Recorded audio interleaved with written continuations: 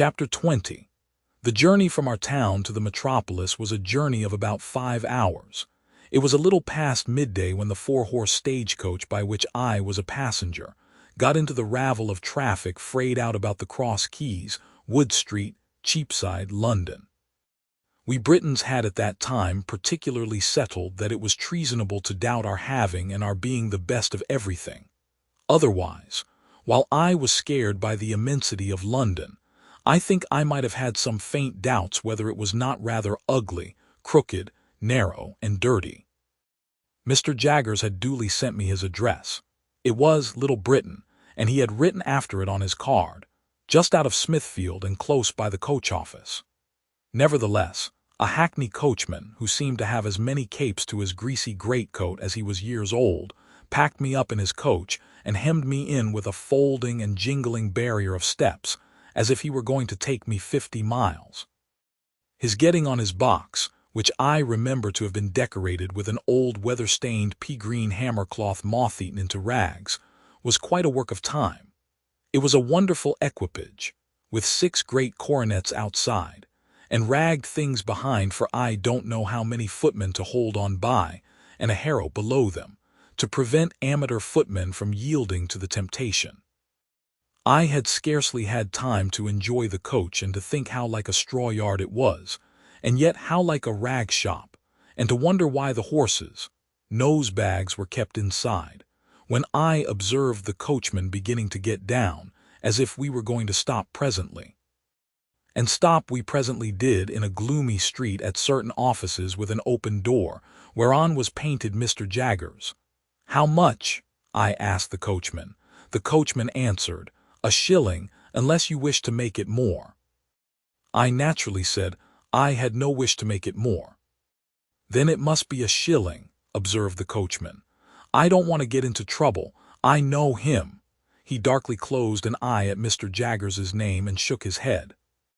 When he had got his shilling, and had in course of time completed the ascent to his box, and had got away, which appeared to relieve his mind, I went into the front office with my little portmanteau in my hand and asked, "Was Mr. Jaggers at home?" "He is not," returned the clerk. "He is in court at present." "Am I addressing Mr. Pip?" I signified that he was addressing Mr. Pip. "Mr. Jaggers left word. Would you wait in his room? He couldn't say how long he might be, having a case on, but it stands to reason, his time being valuable, that he won't be longer than he can help." With those words, the clerk opened a door, and ushered me into an inner chamber at the back.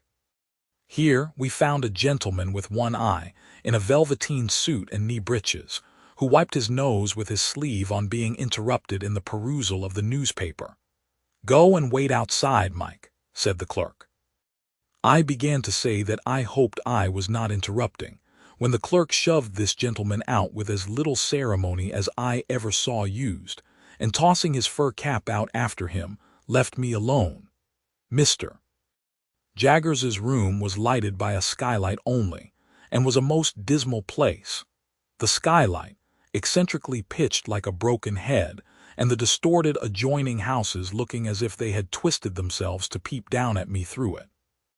There were not so many papers about as I should have expected to see, and there were some odd objects about that I should not have expected to see, such as an old rusty pistol, a sword in a scabbard, several strange-looking boxes and packages, and 2 dreadful casts on a shelf, of faces peculiarly swollen and twitchy about the nose.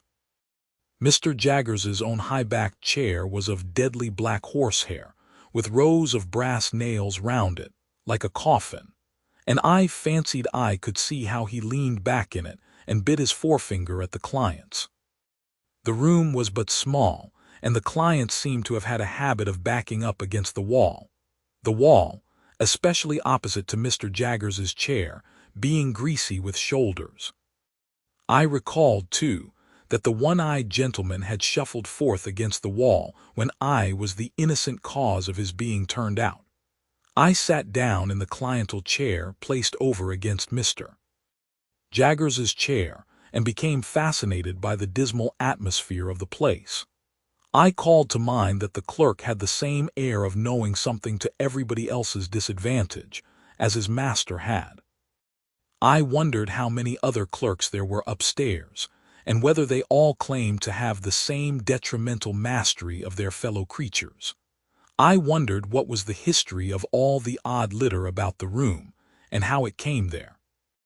I wondered whether the two swollen faces were of Mr. Jaggers's family, and if he were so unfortunate as to have had a pair of such ill-looking relations, why he stuck them on that dusty perch for the blacks and flies to settle on, instead of giving them a place at home.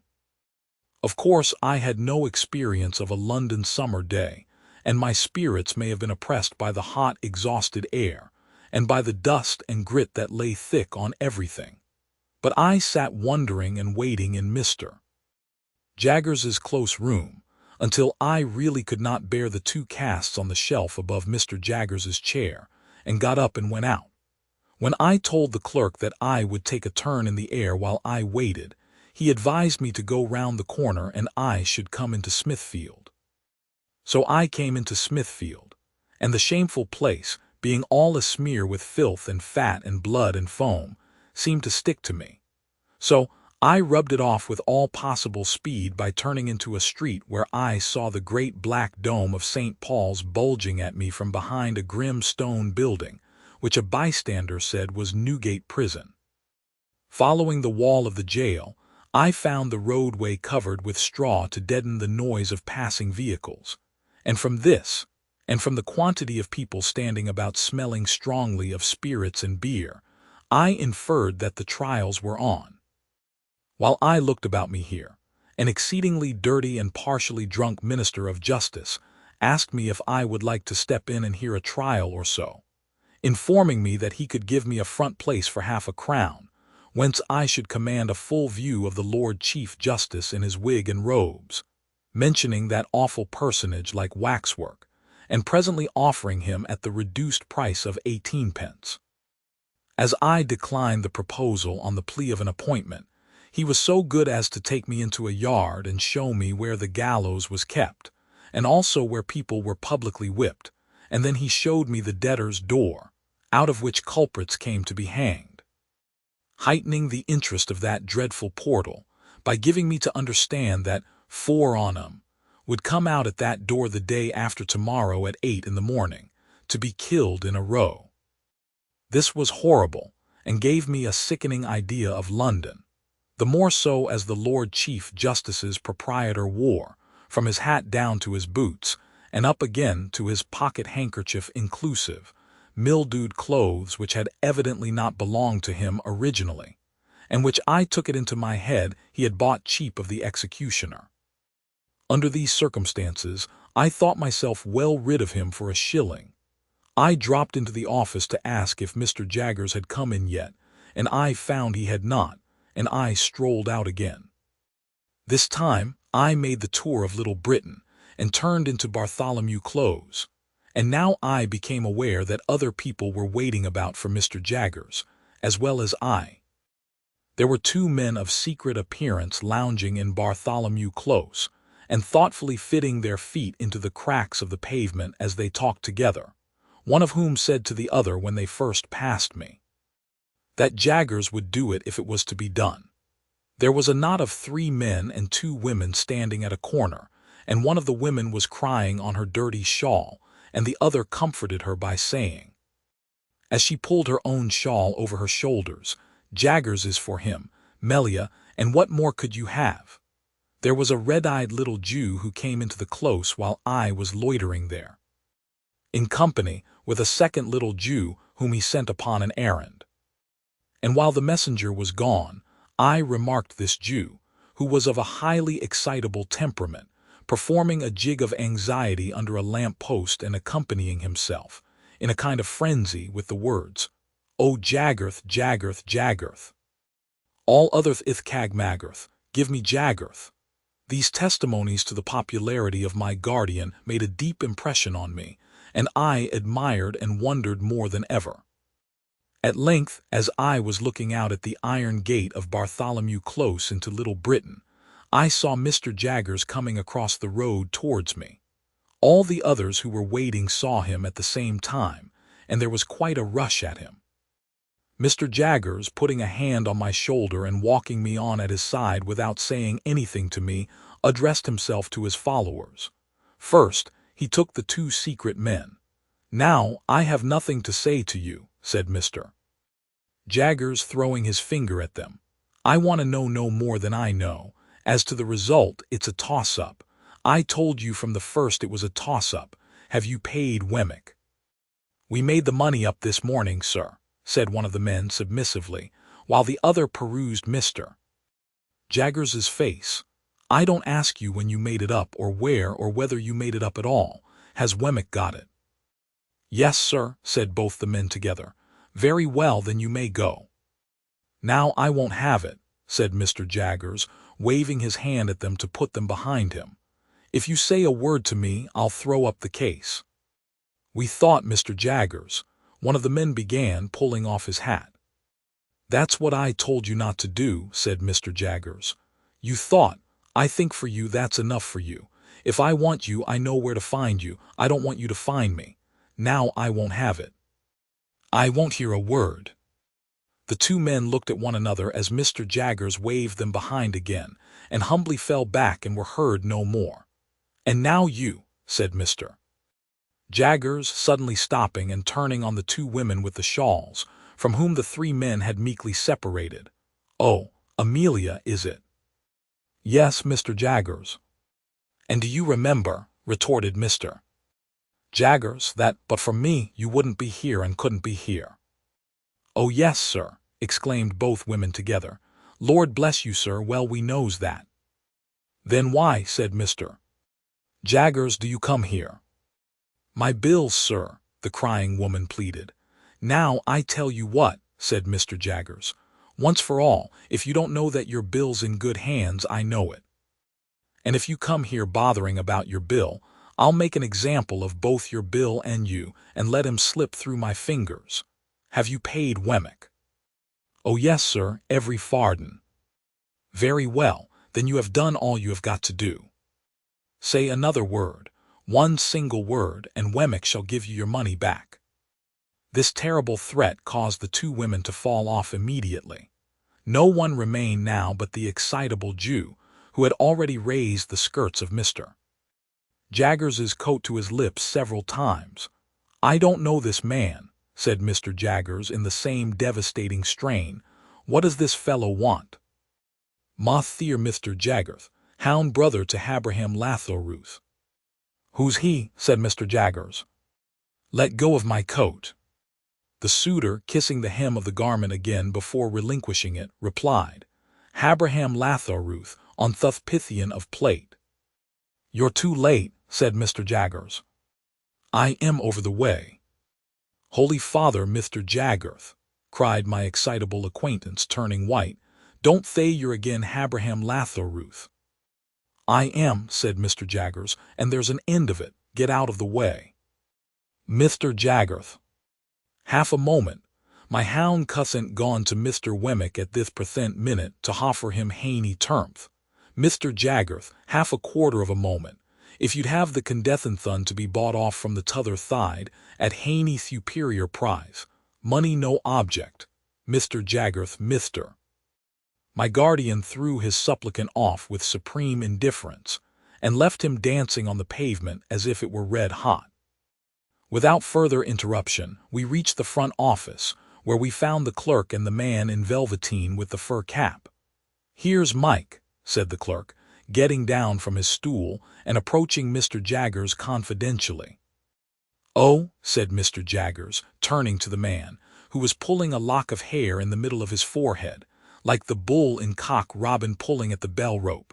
"Your man comes on this afternoon." "Well, Mas'r Jaggers," returned Mike, in the voice of a sufferer from a constitutional cold. "Arter a deal o' trouble, I've found one, sir, as might do." "What is he prepared to swear?" "Well, Mas'r Jaggers," said Mike, wiping his nose on his fur cap this time, "in a general way, anythink." Mr. Jaggers suddenly became most irate. "Now, I warned you before," said he, throwing his forefinger at the terrified client, "that if you ever presume to talk in that way here, I'd make an example of you. You infernal scoundrel, how dare you tell me that?" The client looked scared but bewildered too, as if he were unconscious what he had done. "Spoony," said the clerk in a low voice, giving him a stir with his elbow. "Soft head. Need you say it face to face?" "Now I ask you, you blundering booby," said my guardian very sternly, "once more and for the last time, what the man you have brought here is prepared to swear." Mike looked hard at my guardian, as if he were trying to learn a lesson from his face, and slowly replied, "Either to character, or to having been in his company and never left him all the night in question." "Now be careful. In what station of life is this man?" Mike looked at his cap and looked at the floor and looked at the ceiling and looked at the clerk and even looked at me, before beginning to reply in a nervous manner, "We've dressed him up like," when my guardian blustered out, "What? You will you?"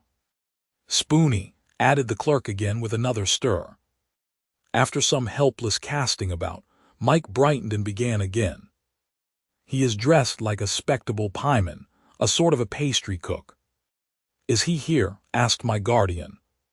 "I left him," said Mike, "a-setting on some doorsteps round the corner." "Take him past that window and let me see him." The window indicated was the office window. We all three went to it, behind the wire blind, and presently saw the client go by in an accidental manner, with a murderous-looking tall individual, in a short suit of white linen and a paper cap. This guileless confectioner was not by any means sober, and had a black eye in the green stage of recovery, which was painted over. "Tell him to take his witness away directly," said my guardian to the clerk, in extreme disgust, "and ask him what he means by bringing such a fellow as that." My guardian then took me into his own room, and while he lunched, standing from a sandwich box and a pocket flask of sherry, he seemed to bully his very sandwich as he ate it, informed me what arrangements he had made for me. I was to go to Barnard's Inn, to young Mr. Pocket's rooms, where a bed had been sent in for my accommodation. I was to remain with young Mr. Pocket until Monday.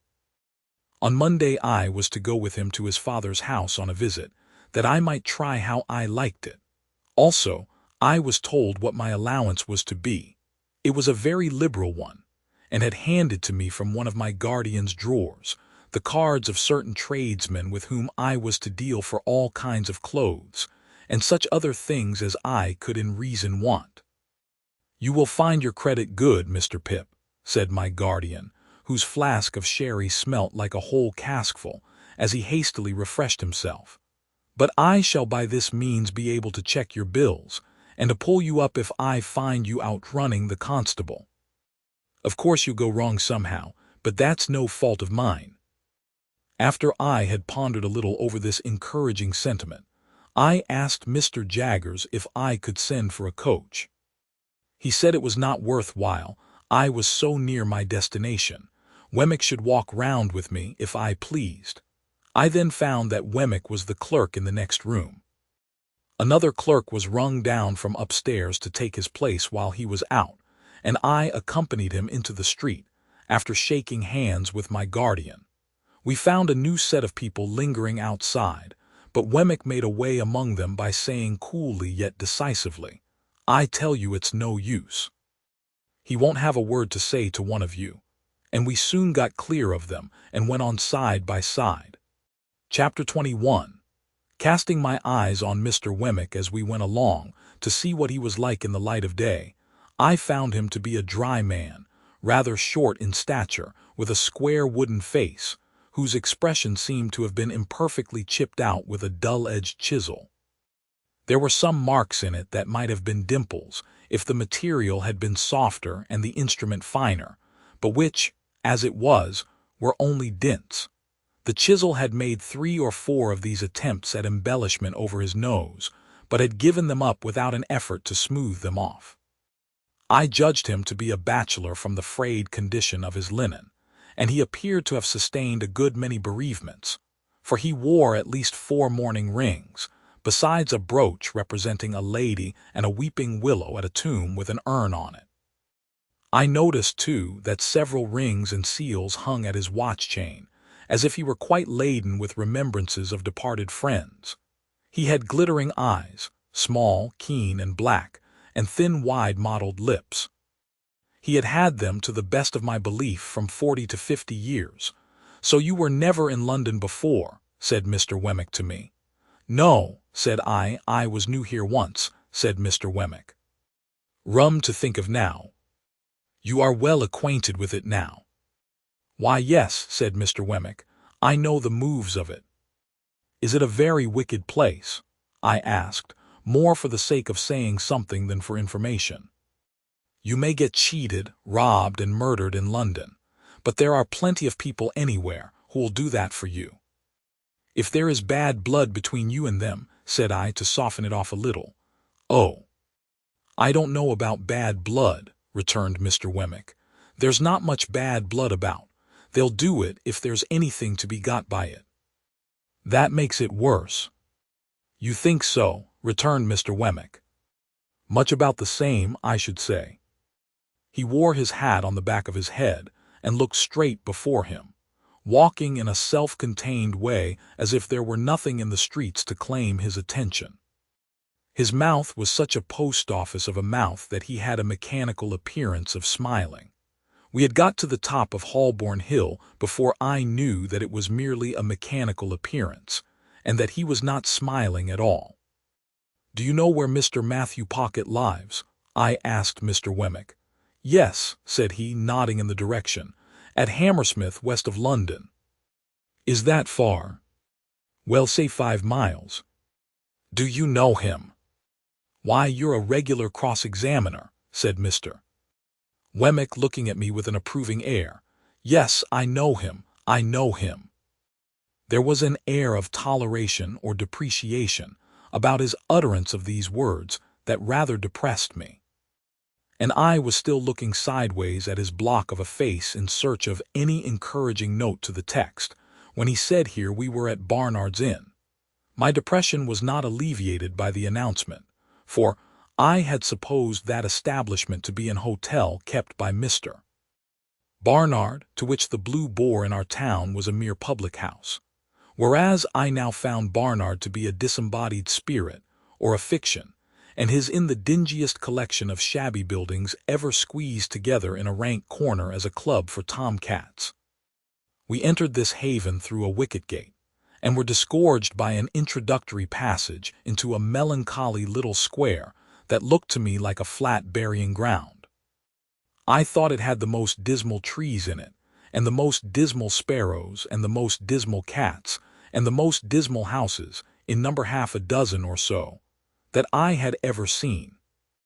I thought the windows of the sets of chambers into which those houses were divided were in every stage of dilapidated blind and curtain, crippled flower-pot, cracked glass, dusty decay, and miserable makeshift. While to let glared at me from empty rooms, as if no new wretches ever came there, and the vengeance of the soul of Barnard were being slowly appeased by the gradual suicide of the present occupants and their unholy interment under the gravel. A frowsy morning of soot and smoke attired this forlorn creation of Barnard, and it had strewn ashes on its head, and was undergoing penance and humiliation as a mere dust-hole. Thus far my sense of sight. While dry rot and wet rot and all the silent rots that rot in neglected roof and cellar, rot of rat and mouse and bug and coaching stables near at hand besides, addressed themselves faintly to my sense of smell, and moaned, "Try Barnard, mixture." So imperfect was this realization of the first of my great expectations, that I looked in dismay at Mr. Wemmick. "Ah," said he, mistaking me, "the retirement reminds you of the country, so it does me." He led me into a corner and conducted me up a flight of stairs, which appeared to me to be slowly collapsing into sawdust, so that one of those days the upper lodgers would look out at their doors and find themselves without the means of coming down to a set of chambers on the top floor. Mr. Pocket Jun was painted on the door, and there was a label on the letter box, "Return shortly." "He hardly thought you'd come so soon," Mr. Wemmick explained. "You don't want me any more?" "No, thank you," said I. "As I keep the cash," Mr. Wemmick observed, "we shall most likely meet pretty often. Good day." "Good day." I put out my hand, and Mr. Wemmick at first looked at it as if he thought I wanted something. Then he looked at me and said, correcting himself, "To be sure, yes, you're in the habit of shaking hands." I was rather confused, thinking it must be out of the London fashion, but said yes. "I have got so out of it," said Mr. Wemmick, except at last. "Very glad, I'm sure, to make your acquaintance. Good day."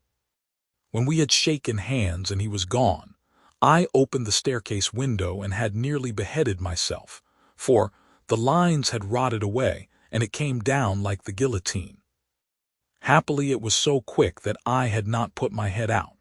After this escape, I was content to take a foggy view of the inn through the windows encrusting dirt, and to stand dolefully looking out, saying to myself that London was decidedly overrated.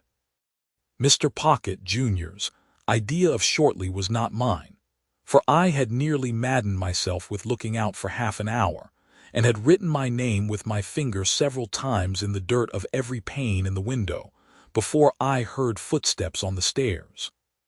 Gradually there arose before me the hat, head, neckcloth, waistcoat, trousers, boots, of a member of society of about my own standing. He had a paper bag under each arm and a pottle of strawberries in one hand, and was out of breath. "Mr. Pip," said he. "Mr. Pocket," said I. "Dear me," he exclaimed. "I am extremely sorry, but I knew there was a coach from your part of the country at midday, and I thought you would come by that one. The fact is, I have been out on your account, not that that is any excuse, for I thought, coming from the country, you might like a little fruit after dinner, and I went to Covent Garden Market to get it good." For a reason that I had, I felt as if my eyes would start out of my head. I acknowledged his attention incoherently and began to think this was a dream. "Dear me," said Mr. Pocket Jr., "this door sticks so." As he was fast making jam of his fruit by wrestling with the door while the paper bags were under his arms, I begged him to allow me to hold them. He relinquished them with an agreeable smile, and combated with the door as if it were a wild beast. It yielded so suddenly at last that he staggered back upon me, and I staggered back upon the opposite door, and we both laughed. But still I felt as if my eyes must start out of my head, and as if this must be a dream. "Pray come in," said Mr. Pocket Jr. "Allow me to lead the way. I am rather bare here, but I hope you'll be able to make out tolerably well till Monday. My father thought you would get on more agreeably through tomorrow with me than with him, and might like to take a walk about London. I am sure I shall be very happy to show London to you. As to our table, you won't find that bad, I hope, for it will be supplied from our coffee house here, and it is only right I should add, at your expense, such being Mr. Jaggers's directions. As to our lodging, it's not by any means splendid, because I have my own bread to earn, and my father hasn't anything to give me, and I shouldn't be willing to take it if he had. This is our sitting room, just such chairs and tables and carpet and so forth, you see, as they could spare from home. You mustn't give me credit for the tablecloth and spoons and casters, because they come for you from the coffee house. This is my little bedroom, rather musty, but Barnard is musty. This is your bedroom. The furniture's hired for the occasion, but I trust it will answer the purpose. If you should want anything, I'll go and fetch it. The chambers are retired, and we shall be alone together, but we shan't fight, I dare say. But dear me, I beg your pardon, you're holding the fruit all this time. Pray let me take these bags from you. I am quite ashamed." As I stood opposite to Mr. Pocket Jr., delivering him the bags, 1, 2, I saw the starting appearance come into his own eyes that I knew to be in mine, and he said, falling back, "Lord bless me, you're the prowling boy." "And you," said I, "are the pale young gentleman." Chapter 22. The pale young gentleman and I stood contemplating one another in Barnard's Inn until we both burst out laughing. "The idea of its being you," said he. "The idea of its being you," said I. And then we contemplated one another afresh and laughed again. "Well," said the pale young gentleman, reaching out his hand good-humoredly, "it's all over now, I hope, and it will be magnanimous in you if you'll forgive me for having knocked you about so." I derived from this speech that Mr. Herbert Pocket, for Herbert was the pale young gentleman's name, still rather confounded his intention with his execution. But I made a modest reply, and we shook hands warmly. "You hadn't come into your good fortune at that time," said Herbert Pocket. "No," said I. "No," he acquiesced. "I heard it had happened very lately. I was rather on the lookout for good fortune then." "Indeed?" "Yes. Miss Havisham had sent for me to see if she could take a fancy to me, but she couldn't. At all events, she didn't." I thought it polite to remark that I was surprised to hear that. "Bad taste," said Herbert, laughing, "but a fact." "Yes, she had sent for me on a trial visit, and if I had come out of it successfully, I suppose I should have been provided for. Perhaps I should have been what you may called it to Estella." "What's that?" I asked with sudden gravity. He was arranging his fruit in plates while we talked, which divided his attention and was the cause of his having made this lapse of a word. "Affianced," he explained, still busy with the fruit. "Betrothed, engaged, what's his named?" "Any word of that sort." "How did you bear your disappointment?" I asked. "Pooh," said he, "I didn't care much for it. She's a Tartar." "Miss Havisham." "I don't say no to that, but I meant Estella. That girl's hard and haughty and capricious to the last degree, and has been brought up by Miss Havisham to wreak revenge on all the male sex." "What relation is she to Miss Havisham?" "None," said he. "Only adopted." "Why should she wreak revenge on all the male sex? What revenge?" "Lord, Mr. Pip," said he, "don't you know?" "No," said I. "Dear me, it's quite a story and shall be saved till dinner time. And now let me take the liberty of asking you a question. How did you come there that day?" I told him, and he was attentive until I had finished, and then burst out laughing again, and asked me if I was sore afterwards. I didn't ask him if he was, for my conviction on that point was perfectly established. "Mr. Jaggers is your guardian, I understand," he went on. "Yes. You know he is Miss Havisham's man of business and solicitor, and has her confidence when nobody else has." This was bringing me, I felt, towards dangerous ground. I answered with a constraint I made no attempt to disguise, that I had seen Mr. Jaggers in Miss Havisham's house on the very day of our combat, but never at any other time, and that I believed he had no recollection of having ever seen me there. He was so obliging as to suggest my father for your tutor, and he called on my father to propose it. Of course, he knew about my father from his connection with Miss Havisham. My father is Miss Havisham's cousin. Not that that implies familiar intercourse between them, for he is a bad courtier and will not propitiate her. Herbert Pocket had a frank and easy way with him that was very taking. I had never seen anyone then, and I have never seen anyone since, who more strongly expressed to me, in every look and tone, a natural incapacity to do anything secret and mean. There was something wonderfully hopeful about his general air, and something that at the same time whispered to me he would never be very successful or rich. I don't know how this was. I became imbued with the notion on that first occasion before we sat down to dinner, but I cannot define by what means. He was still a pale young gentleman, and had a certain conquered languor about him in the midst of his spirits and briskness, that did not seem indicative of natural strength. He had not a handsome face, but it was better than handsome, being extremely amiable and cheerful. His figure was a little ungainly, as in the days when my knuckles had taken such liberties with it, but it looked as if it would always be light and young. Whether Mr. Trabb's local work would have sat more gracefully on him than on me may be a question, but I am conscious that he carried off his rather old clothes much better than I carried off my new suit. As he was so communicative, I felt that reserve on my part would be a bad return unsuited to our years. I therefore told him my small story, and laid stress on my being forbidden to inquire who my benefactor was. I further mentioned that, as I had been brought up a blacksmith in a country place, and knew very little of the ways of politeness, I would take it as a great kindness in him if he would give me a hint whenever he saw me at a loss or going wrong. "With pleasure," said he, "though I venture to prophesy that you'll want very few hints. I dare say we shall be often together, and I should like to banish any needless restraint between us. Will you do me the favor to begin at once to call me by my Christian name, Herbert?"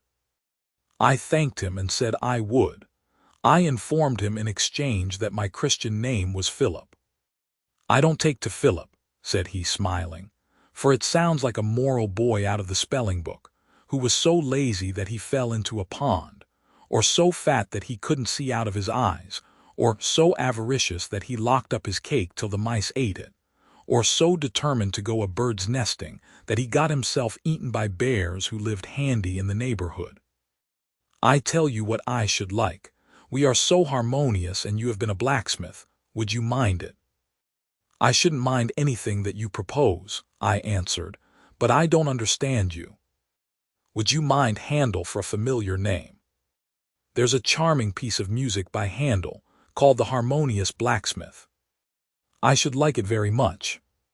"Then, my dear Handel," said he, turning round as the door opened, "here is the dinner, and I must beg of you to take the top of the table, because the dinner is of your providing." This I would not hear of, so he took the top and I faced him. It was a nice little dinner, seemed to me then a very Lord Mayor's feast, and it acquired additional relish from being eaten under those independent circumstances, with no old people by, and with London all around us. This again was heightened by a certain gypsy character that set the banquet off, for while the table was, as Mr. Pumblechook might have said, the lap of luxury, being entirely furnished forth from the coffee-house, the circumjacent region of sitting-room was of a comparatively pastureless and shifty character, imposing on the waiter the wandering habits of putting the covers on the floor, where he fell over them, the melted butter in the armchair, the bread on the bookshelves, the cheese in the coal scuttle, and the boiled fowl into my bed in the next room, where I found much of its parsley and butter in a state of congelation when I retired for the night. All this made the feast delightful, and when the waiter was not there to watch me, my pleasure was without alloy. We had made some progress in the dinner, when I reminded Herbert of his promise to tell me about Miss Havisham. "True," he replied. "I'll redeem it at once. Let me introduce the topic, Handel, by mentioning that in London it is not the custom to put the knife in the mouth, for fear of accidents, and that while the fork is reserved for that use, it is not put further in than necessary. It is scarcely worth mentioning, only it's as well to do as other people do. Also, the spoon is not generally used overhand but under. This has two advantages. You get at your mouth better, which after all is the object, and you save a good deal of the attitude of opening oysters on the part of the right elbow." He offered these friendly suggestions in such a lively way that we both laughed and I scarcely blushed. "Now," he pursued, "concerning Miss Havisham. Miss Havisham, you must know, was a spoilt child. Her mother died when she was a baby, and her father denied her nothing. Her father was a country gentleman down in your part of the world and was a brewer. I don't know why it should be a crack thing to be a brewer, but it is indisputable that while you cannot possibly be genteel and bake, you may be as genteel as never was and brew. You see it every day. Yet a gentleman may not keep a public house, may he?" said I. "Not on any account," returned Herbert, "but a public house may keep a gentleman.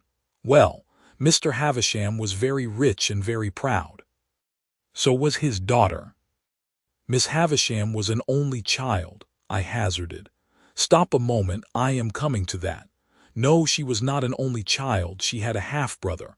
Her father privately married again, his cook, I rather think.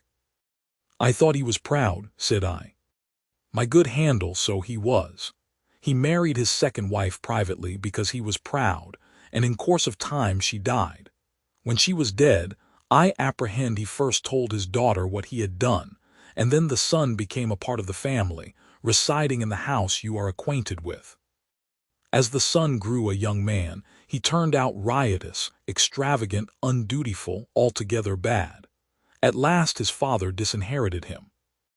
But he softened when he was dying, and left him well off, though not nearly so well off as Miss Havisham.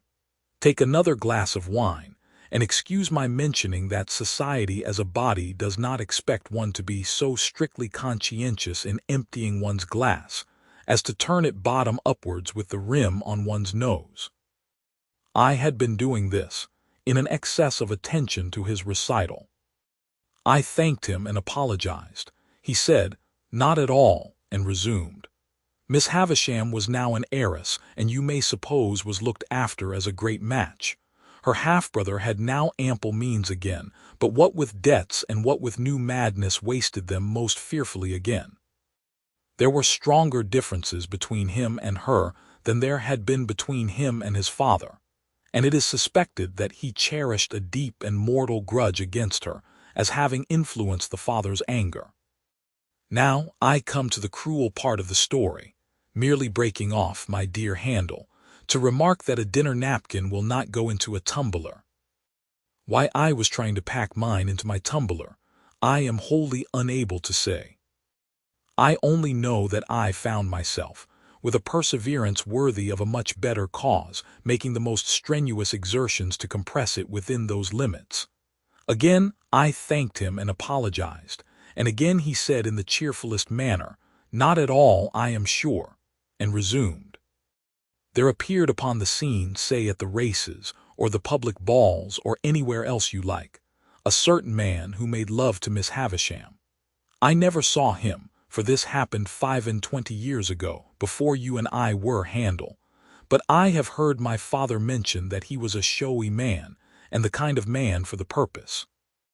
But that he was not to be, without ignorance or prejudice, mistaken for a gentleman, my father most strongly asseverates, because it is a principle of his that no man who was not a true gentleman at heart ever was, since the world began, a true gentleman in manner. He says no varnish can hide the grain of the wood, and that the more varnish you put on, the more the grain will express itself. Well, this man pursued Miss Havisham closely, and professed to be devoted to her.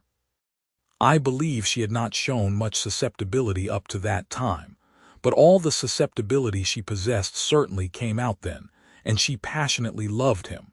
There is no doubt that she perfectly idolized him. He practiced on her affection in that systematic way that he got great sums of money from her, and he induced her to buy her brother out of a share in the brewery, which had been weakly left him by his father, at an immense price, on the plea that when he was her husband he must hold and manage it all. Your guardian was not at that time in Miss Havisham's counsels, and she was too haughty and too much in love to be advised by anyone. Her relations were poor and scheming, with the exception of my father. He was poor enough, but not time-serving or jealous. The only independent one among them, he warned her that she was doing too much for this man, and was placing herself too unreservedly in his power. She took the first opportunity of angrily ordering my father out of the house, in his presence, and my father has never seen her since. I thought of her having said, "Matthew will come and see me at last when I am laid dead upon that table," and I asked Herbert whether his father was so inveterate against her. "It's not that," said he, but she charged him in the presence of her intended husband with being disappointed in the hope of fawning upon her for his own advancement, and if he were to go to her now it would look true, even to him, and even to her. To return to the man and make an end of him. The marriage day was fixed, the wedding dresses were bought, the wedding tour was planned out, the wedding guests were invited. The day came, but not the bridegroom. He wrote her a letter, which she received, I struck in, when she was dressing for her marriage, at 20 minutes to 9. At the hour and minute, said Herbert, nodding, at which she afterwards stopped all the clocks. What was in it, further than that it most heartlessly broke the marriage off, I can't tell you because I don't know. When she recovered from a bad illness that she had, she laid the whole place waste, as you have seen it, and she has never since looked upon the light of day. Is that all the story? I asked after considering it. All I know of it, and indeed I only know so much, through piecing it out for myself, for my father always avoids it, and even when Miss Havisham invited me to go there, told me no more of it than it was absolutely requisite I should understand. But I have forgotten one thing. It has been supposed that the man to whom she gave her misplaced confidence acted throughout in concert with her half-brother, that it was a conspiracy between them, and that they shared the profits. I wonder he didn't marry her and get all the property, said I.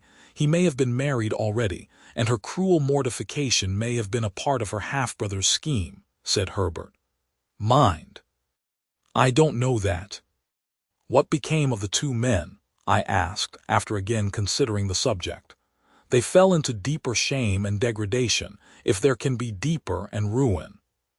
Are they alive now? I don't know. You said just now that Estella was not related to Miss Havisham, but adopted. When adopted? Herbert shrugged his shoulders.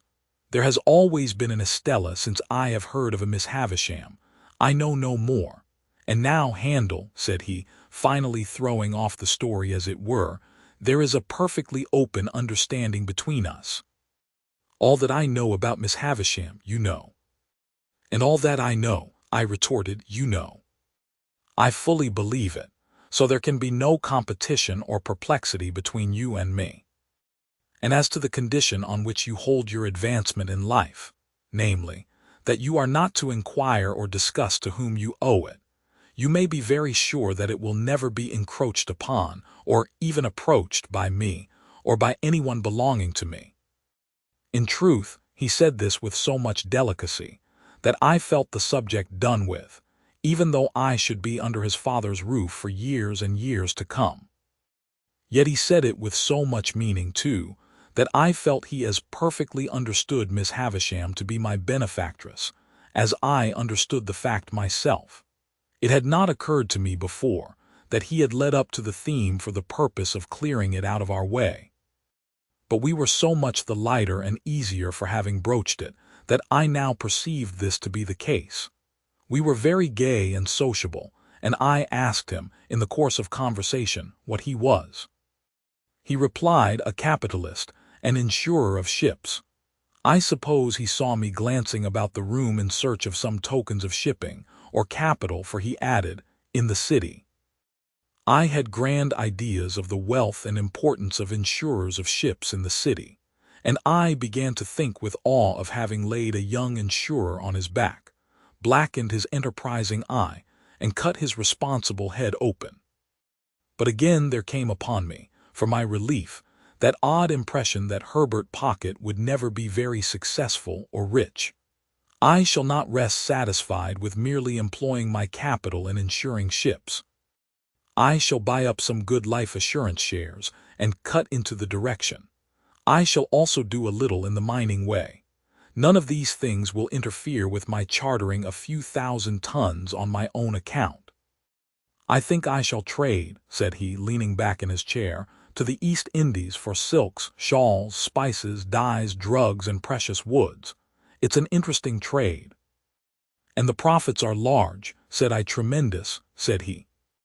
I wavered again and began to think here were greater expectations than my own. I think I shall trade also, said he, putting his thumbs in his waistcoat pockets, to the West Indies for sugar, tobacco, and rum. Also to Ceylon, especially for elephant tusks. You will want a good many ships, said I. A perfect fleet, said he. Quite overpowered by the magnificence of these transactions, I asked him where the ships he insured mostly traded to at present. "I haven't begun insuring yet," he replied. "I am looking about me." Somehow that pursuit seemed more in keeping with Barnard's Inn. I said in a tone of conviction, "Ah, yes, I am in a counting house and looking about me." "Is a counting house profitable?" I asked. "Do you mean to the young fellow who's in it?" he asked in reply. "Yes, to you." "Why, no, not to me." He said this with the air of one carefully reckoning up and striking a balance. "Not directly profitable. That is, it doesn't pay me anything and I have to keep myself." This certainly had not a profitable appearance, and I shook my head as if I would imply that it would be difficult to lay by much accumulative capital from such a source of income. "But the thing is," said Herbert Pocket, "that you look about you. That's the grand thing. You are in a counting house, you know, and you look about you." It struck me as a singular implication that you couldn't be out of a counting house, you know, and look about you. But I silently deferred to his experience. "Then the time comes," said Herbert, "when you see your opening, and you go in and you swoop upon it and you make your capital, and then there you are. When you have once made your capital, you have nothing to do but employ it." This was very like his way of conducting that encounter in the garden, very like. His manner of bearing his poverty, too, exactly corresponded to his manner of bearing that defeat. It seemed to me that he took all blows and buffets now with just the same air as he had taken mine then. It was evident that he had nothing around him but the simplest necessaries, for everything that I remarked upon turned out to have been sent in on my account from the coffee house or somewhere else. Yet, having already made his fortune in his own mind, he was so unassuming with it that I felt quite grateful to him for not being puffed up. It was a pleasant addition to his naturally pleasant ways, and we got on famously. In the evening we went out for a walk in the streets, and went half-price to the theatre, and next day we went to church at Westminster Abbey, and in the afternoon we walked in the parks. And I wondered who shod all the horses there and wished Joe did. On a moderate computation, it was many months, that Sunday, since I had left Joe and Biddy. The space interposed between myself and them partook of that expansion, and our marshes were any distance off. That I could have been at our old church in my old church-going clothes, on the very last Sunday that ever was, seemed a combination of impossibilities, geographical and social, solar and lunar. Yet in the London streets so crowded with people, and so brilliantly lighted in the dusk of evening, there were depressing hints of reproaches for that I had put the poor old kitchen at home so far away. And in the dead of night, the footsteps of some incapable impostor of a porter mooning about Barnard's Inn, under pretense of watching it, fell hollow on my heart. On the Monday morning at 9:15, Herbert went to the counting-house to report himself, to look about him too, I suppose, and I bore him company. He was to come away in an hour or two to attend me to Hammersmith, and I was to wait about for him. It appeared to me that the eggs from which young insurers were hatched were incubated in dust and heat, like the eggs of ostriches, judging from the places to which those incipient giants repaired on a Monday morning. Nor did the counting-house where Herbert assisted show in my eyes as at all a good observatory, being a back second floor up a yard, of a grimy presence in all particulars, and with a look into another back second floor, rather than a look out. I waited about until it was noon, and I went upon 'Change, and I saw fluey men sitting there under the bills about shipping, whom I took to be great merchants, though I couldn't understand why they should all be out of spirits. When Herbert came, we went and had lunch at a celebrated house which I then quite venerated, but now believed to have been the most abject superstition in Europe, and where I could not help noticing, even then, that there was much more gravy on the tablecloths and knives and waiters' clothes than in the steaks. This collation disposed of at a moderate price, considering the grease, which was not charged for. We went back to Barnard's Inn and got my little portmanteau, and then took coach for Hammersmith. We arrived there at 2 or 3 o'clock in the afternoon, and had very little way to walk to Mr. Pocket's house. Lifting the latch of a gate, we passed direct into a little garden overlooking the river, where Mr. Pocket's children were playing about, and unless I deceive myself on a point where my interests or prepossessions are certainly not concerned, I saw that Mr. and Mrs. Pocket's children were not growing up or being brought up, but were tumbling up. Mrs. Pocket was sitting on a garden chair under a tree, reading with her legs upon another garden chair, and Mrs. Pocket's 2 nursemaids were looking about them while the children played. "Mamma," said Herbert, "this is young Mr. Pip," upon which Mrs. Pocket received me with an appearance of amiable dignity. "Master Alick and Miss Jane," cried one of the nurses to 2 of the children, "if you go a-bouncing up against them bushes, you'll fall over into the river and be drownded, and what'll your pa say then?" At the same time this nurse picked up Mrs. Pocket's handkerchief and said, "If that don't make 6 times you've dropped it, mum," upon which Mrs. Pocket laughed and said, "Thank you, Flopson," and settling herself in one chair only, resumed her book. Her countenance immediately assumed a knitted and intent expression, as if she had been reading for a week. But before she could have read half a dozen lines, she fixed her eyes upon me and said, "I hope your mamma is quite well." This unexpected inquiry put me into such a difficulty that I began saying in the absurdest way that if there had been any such person I had no doubt she would have been quite well, and would have been very much obliged, and would have sent her compliments. When the nurse came to my rescue, "Well," she cried, picking up the pocket handkerchief, "if that don't make 7 times, what are you a-doing of this afternoon, mum?" Mrs. Pocket received her property, at first with a look of unutterable surprise as if she had never seen it before, and then with a laugh of recognition, and said, "Thank you, Flopson," and forgot me, and went on reading.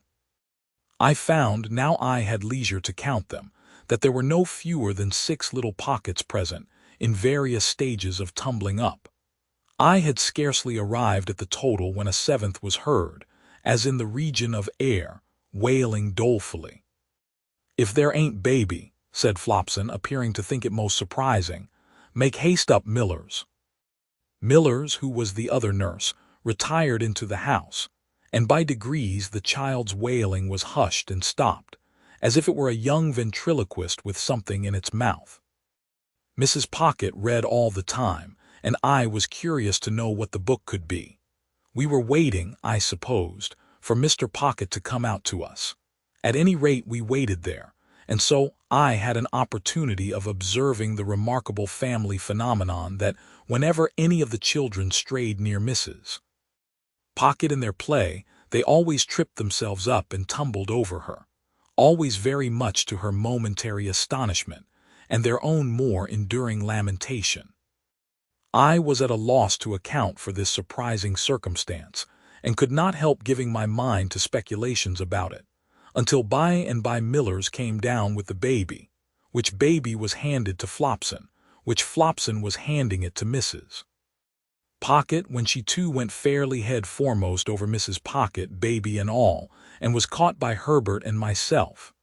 "Gracious me, Flopson," said Mrs. Pocket, looking off her book for a moment, "everybody's tumbling." "Gracious you indeed, mum," returned Flopson, very red in the face. "What have you got there?" "I got here, Flopson?" asked Mrs. Pocket. "Why, if it ain't your footstool," cried Flopson.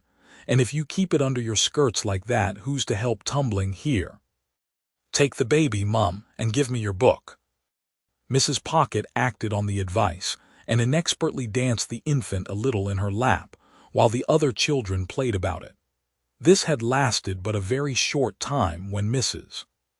Pocket issued summary orders that they were all to be taken into the house for a nap. Thus I made the second discovery on that first occasion, that the nurture of the little Pockets consisted of alternately tumbling up and lying down. Under these circumstances, when Flopson and Millers had got the children into the house, like a little flock of sheep, and Mr. Pocket came out of it to make my acquaintance, I was not much surprised to find that Mr. Pocket was a gentleman with a rather perplexed expression of face, and with his very gray hair disordered on his head, as if he didn't quite see his way to putting anything straight. Chapter 23. Mr. Pocket said he was glad to see me, and he hoped I was not sorry to see him. "For I really am not," he added with his son's smile, "an alarming personage." He was a young-looking man in spite of his perplexities and his very gray hair, and his manner seemed quite natural. I use the word natural in the sense of its being unaffected. There was something comic in his distraught way, as though it would have been downright ludicrous, but for his own perception that it was very near being so. When he had talked with me a little, he said to Mrs. Pocket, with a rather anxious contraction of his eyebrows, which were black and handsome, "Belinda, I hope you have welcomed Mr. Pip," and she looked up from her book and said, "Yes."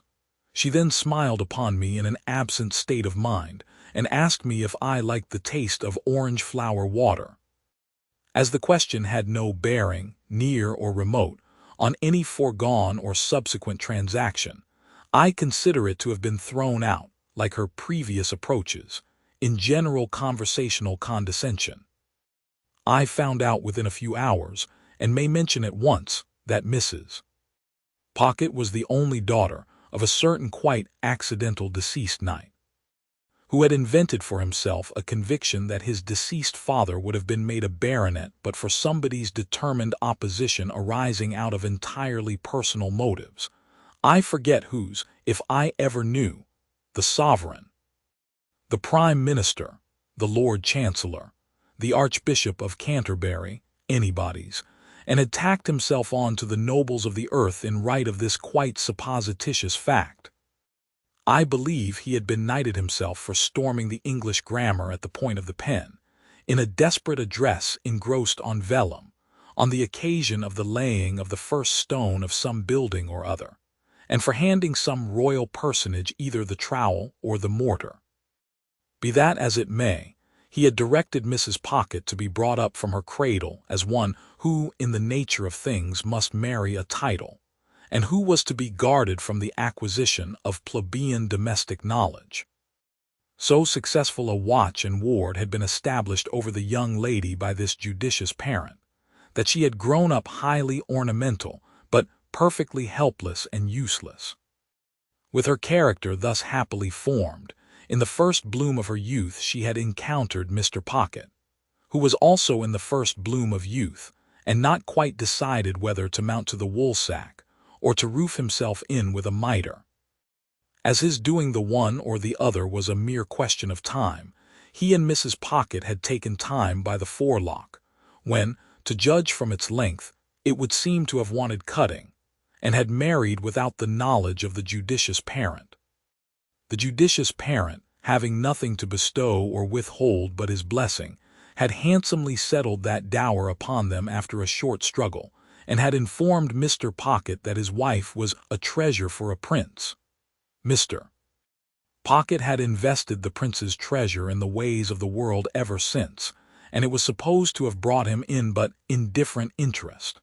Still, Mrs. Pocket was in general the object of a queer sort of respectful pity, because she had not married a title, while Mr. Pocket was the object of a queer sort of forgiving reproach, because he had never got one. Mr. Pocket took me into the house and showed me my room, which was a pleasant one, and so furnished as that I could use it with comfort for my own private sitting-room. He then knocked at the doors of two other similar rooms, and introduced me to their occupants, by name Drummle and Startop. Drummle, an old-looking young man of a heavy order of architecture, was whistling. Startop, younger in years and appearance, was reading and holding his head, as if he thought himself in danger of exploding it with too strong a charge of knowledge. Both Mr. and Mrs. Pocket had such a noticeable air of being in somebody else's hands, that I wondered who really was in possession of the house and let them live there, until I found this unknown power to be the servants. It was a smooth way of going on, perhaps, in respect of saving trouble, but it had the appearance of being expensive, for the servants felt it a duty they owed to themselves to be nice in their eating and drinking, and to keep a deal of company downstairs. They allowed a very liberal table to Mr. and Mrs. Pocket, yet it always appeared to me that by far the best part of the house to have boarded in would have been the kitchen, always supposing the boarder capable of self-defense. For, before I had been there a week, a neighboring lady with whom the family were personally unacquainted wrote in to say that she had seen Millers slapping the baby. This greatly distressed Mrs. Pocket, who burst into tears on receiving the note, and said that it was an extraordinary thing that the neighbors couldn't mind their own business. By degrees I learnt, and chiefly from Herbert, that Mr. Pocket had been educated at Harrow and at Cambridge, where he had distinguished himself, but that when he had had the happiness of marrying Mrs. Pocket very early in life, he had impaired his prospects and taken up the calling of a grinder. After grinding a number of dull blades, of whom it was remarkable that their fathers, when influential, were always going to help him to preferment, but always forgot to do it when the blades had left the grindstone, he had wearied of that poor work and had come to London. Here, after gradually failing in loftier hopes, he had read with divers who had lacked opportunities or neglected them, and had refurbished divers others for special occasions, and had turned his acquirements to the account of literary compilation and correction, and on such means, added to some very moderate private resources, still maintained the house I saw. Mr. and Mrs. Pocket had a toady neighbor, a widow lady of that highly sympathetic nature that she agreed with everybody, blessed everybody, and shed smiles and tears on everybody, according to circumstances. This lady's name was Mrs. Coiler, and I had the honor of taking her down to dinner on the day of my installation. She gave me to understand on the stairs that it was a blow to dear Mrs. Pocket that dear Mr. Pocket should be under the necessity of receiving gentlemen to read with him. That did not extend to me, she told me in a gush of love and confidence. At that time, I had known her something less than 5 minutes.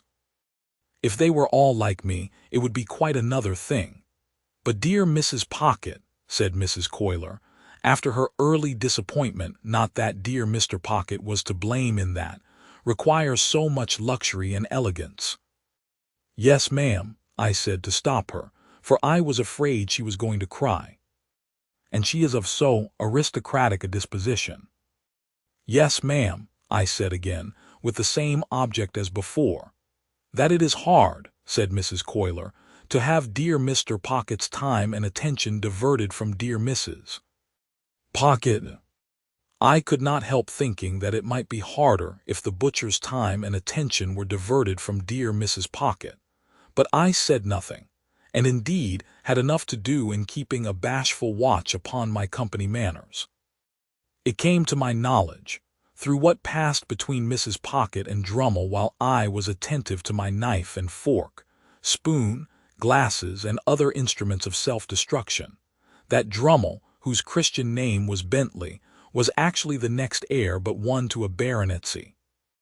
It further appeared that the book I had seen Mrs. Pocket reading in the garden was all about titles, and that she knew the exact date at which her grandpapa would have come into the book, if he ever had come at all.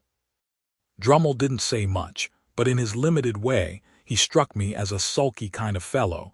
He spoke as one of the elect, and recognized Mrs. Pocket as a woman and a sister. No one but themselves and Mrs. Coiler, the toady neighbor, showed any interest in this part of the conversation, and it appeared to me that it was painful to Herbert, but it promised to last a long time, when the page came in with the announcement of a domestic affliction. It was, in effect, that the cook had mislaid the beef. To my unutterable amazement, I now, for the first time, saw Mr. Pocket relieve his mind by going through a performance that struck me as very extraordinary, but which made no impression on anybody else, and with which I soon became as familiar as the rest. He laid down the carving knife and fork, being engaged in carving at the moment, put his 2 hands into his disturbed hair, and appeared to make an extraordinary effort to lift himself up by it. When he had done this, and had not lifted himself up at all, he quietly went on with what he was about. Mrs. Coiler then changed the subject and began to flatter me. I liked it for a few moments, but she flattered me so very grossly that the pleasure was soon over. She had a serpentine way of coming close at me when she pretended to be vitally interested in the friends and localities I had left, which was altogether snaky and fork-tongued. And when she made an occasional bounce upon Startop, who said very little to her, or upon Drummle, who said less, I rather envied them for being on the opposite side of the table. After dinner the children were introduced, and Mrs. Coiler made admiring comments on their eyes, noses, and legs, a sagacious way of improving their minds. There were 4 little girls and 2 little boys, besides the baby who might have been either, and the baby's next successor who was as yet neither.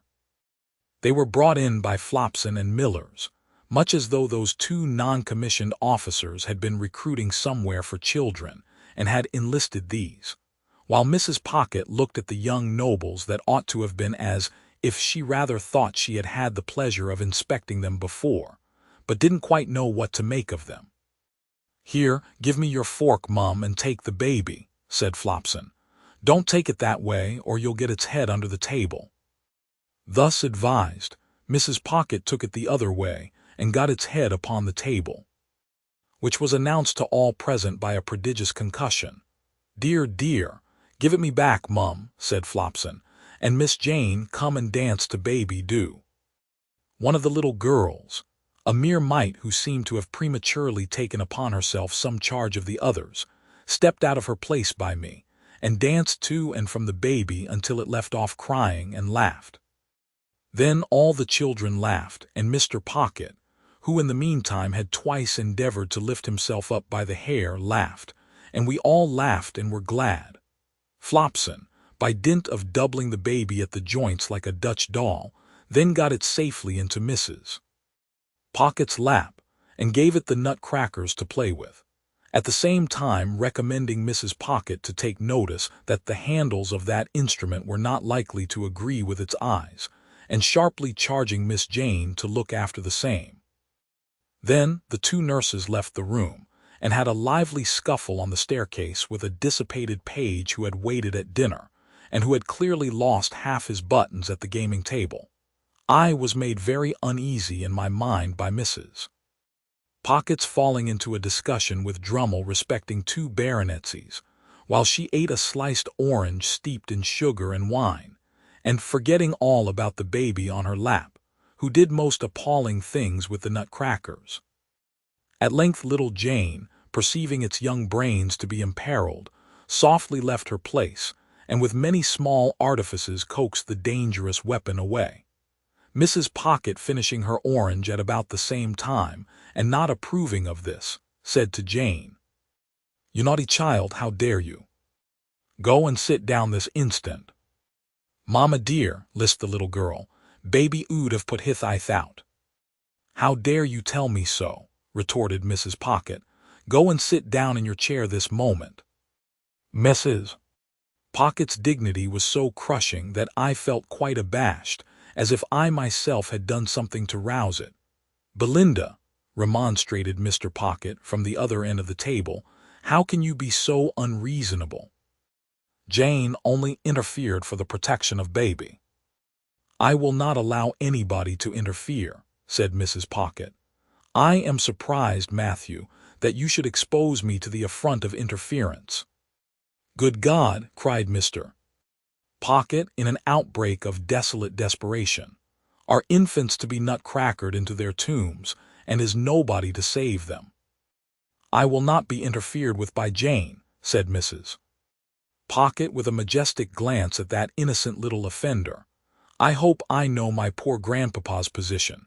Jane, indeed." Mr. Pocket got his hands in his hair again, and this time really did lift himself some inches out of his chair. "Hear this," he helplessly exclaimed to the elements. Babies are to be nutcracker dead for people's poor grandpapa's positions. Then he let himself down again and became silent. We all looked awkwardly at the tablecloth while this was going on.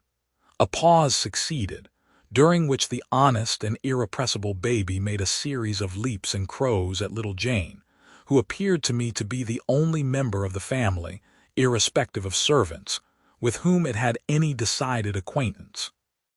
"Mr. Drummle," said Mrs. Pocket, "will you ring for Flopson? Jane, you undutiful little thing, go and lie down. Now, baby darling, come with ma." The baby was the soul of honor, and protested with all its might.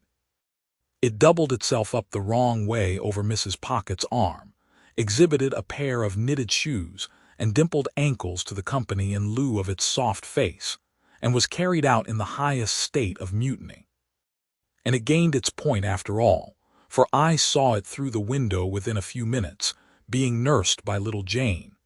It happened that the other 5 children were left behind at the dinner table, through Flopson's having some private engagement, and there not being anybody else's business.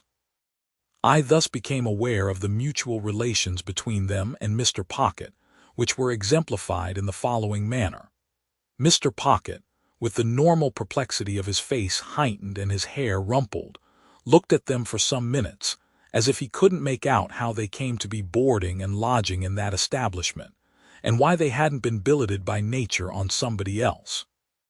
Then, in a distant missionary way, he asked them certain questions, as why little Joe had that hole in his frill, who said, "Pa, Flopson was going to mend it when she had time," and how little Fanny came by that Whitlow, who said, "Pa, Millers was going to poultice it when she didn't forget." Then he melted into parental tenderness, and gave them a shilling apiece, and told them to go and play. And then, as they went out, with one very strong effort to lift himself up by the hair, he dismissed the hopeless subject. In the evening there was rowing on the river. As Drummle and Startop had each a boat, I resolved to set up mine, and to cut them both out. I was pretty good at most exercises in which country boys are adepts, but as I was conscious of wanting elegance of style for the Thames, not to say for other waters, I at once engaged to place myself under the tuition of the winner of a prize-wherry who plied at our stairs, and to whom I was introduced by my new allies. This practical authority confused me very much by saying I had the arm of a blacksmith. If he could have known how nearly the compliment lost him his pupil, I doubt if he would have paid it. There was a supper tray after we got home at night, and I think we should all have enjoyed ourselves, but for a rather disagreeable domestic occurrence. Mr. Pocket was in good spirits when a housemaid came in and said, "If you please, sir, I should wish to speak to you." "Speak to your master," said Mrs. Pocket, whose dignity was roused again. "How can you think of such a thing? Go and speak to Flopson, or speak to me at some other time." "Begging your pardon, ma'am," returned the housemaid, "I should wish to speak at once and to speak to master." Hereupon Mr. Pocket went out of the room, and we made the best of ourselves until he came back. "This is a pretty thing, Belinda," said Mr. Pocket, returning with a countenance expressive of grief and despair. Here, the cook lying insensibly drunk on the kitchen floor, with a large bundle of fresh butter made up in the cupboard ready to sell for grease. Mrs. Pocket instantly showed much amiable emotion and said, "This is that odious Sophia's doing." "What do you mean, Belinda?" demanded Mr. Pocket. "Sophia has told you," said Mrs. Pocket. "Did I not see her with my own eyes and hear her with my own ears come into the room just now and ask to speak to you?" "But has she not taken me downstairs, Belinda," returned Mr. Pocket, "and shown me the woman, and the bundle too?" "And do you defend her, Matthew," said Mrs. Pocket, "for making mischief?" Mr. Pocket uttered a dismal groan. "Am I, grandpapa's granddaughter, to be nothing in the house?" said Mrs. Pocket. "Besides, the cook has always been a very nice, respectful woman, and said in the most natural manner when she came to look after the situation, that she felt I was born to be a duchess." There was a sofa where Mr. Pocket stood, and he dropped upon it in the attitude of the dying gladiator. Still in that attitude, he said, with a hollow voice, "Good night, Mr. Pip," when I deemed it advisable to go to bed and leave him. Chapter 24. After 2 or 3 days, when I had established myself in my room, and had gone backwards and forwards to London several times, and had ordered all I wanted of my tradesman, Mr. Pocket and I had a long talk together. He knew more of my intended career than I knew myself, for he referred to his having been told by Mr. Jaggers that I was not designed for any profession, and that I should be well enough educated for my destiny if I could hold my own with the average of young men in prosperous circumstances. I acquiesced, of course, knowing nothing to the contrary. He advised my attending certain places in London for the acquisition of such mere rudiments as I wanted, and my investing him with the functions of explainer and director of all my studies. He hoped that with intelligent assistance I should meet with little to discourage me, and should soon be able to dispense with any aid but his. Through his way of saying this, and much more to similar purpose, he placed himself on confidential terms with me in an admirable manner. And I may state at once that he was always so zealous and honorable in fulfilling his compact with me, that he made me zealous and honorable in fulfilling mine with him. If he had shown indifference as a master, I have no doubt I should have returned the compliment as a pupil. He gave me no such excuse, and each of us did the other justice. Nor did I ever regard him as having anything ludicrous about him, or anything but what was serious, honest, and good, in his tutor communication with me. When these points were settled, and so far carried out as that I had begun to work in earnest, it occurred to me that if I could retain my bedroom in Barnard's Inn, my life would be agreeably varied, while my manners would be none the worse for Herbert's society. Mr. Pocket did not object to this arrangement, but urged that before any step could possibly be taken in it, it must be submitted to my guardian.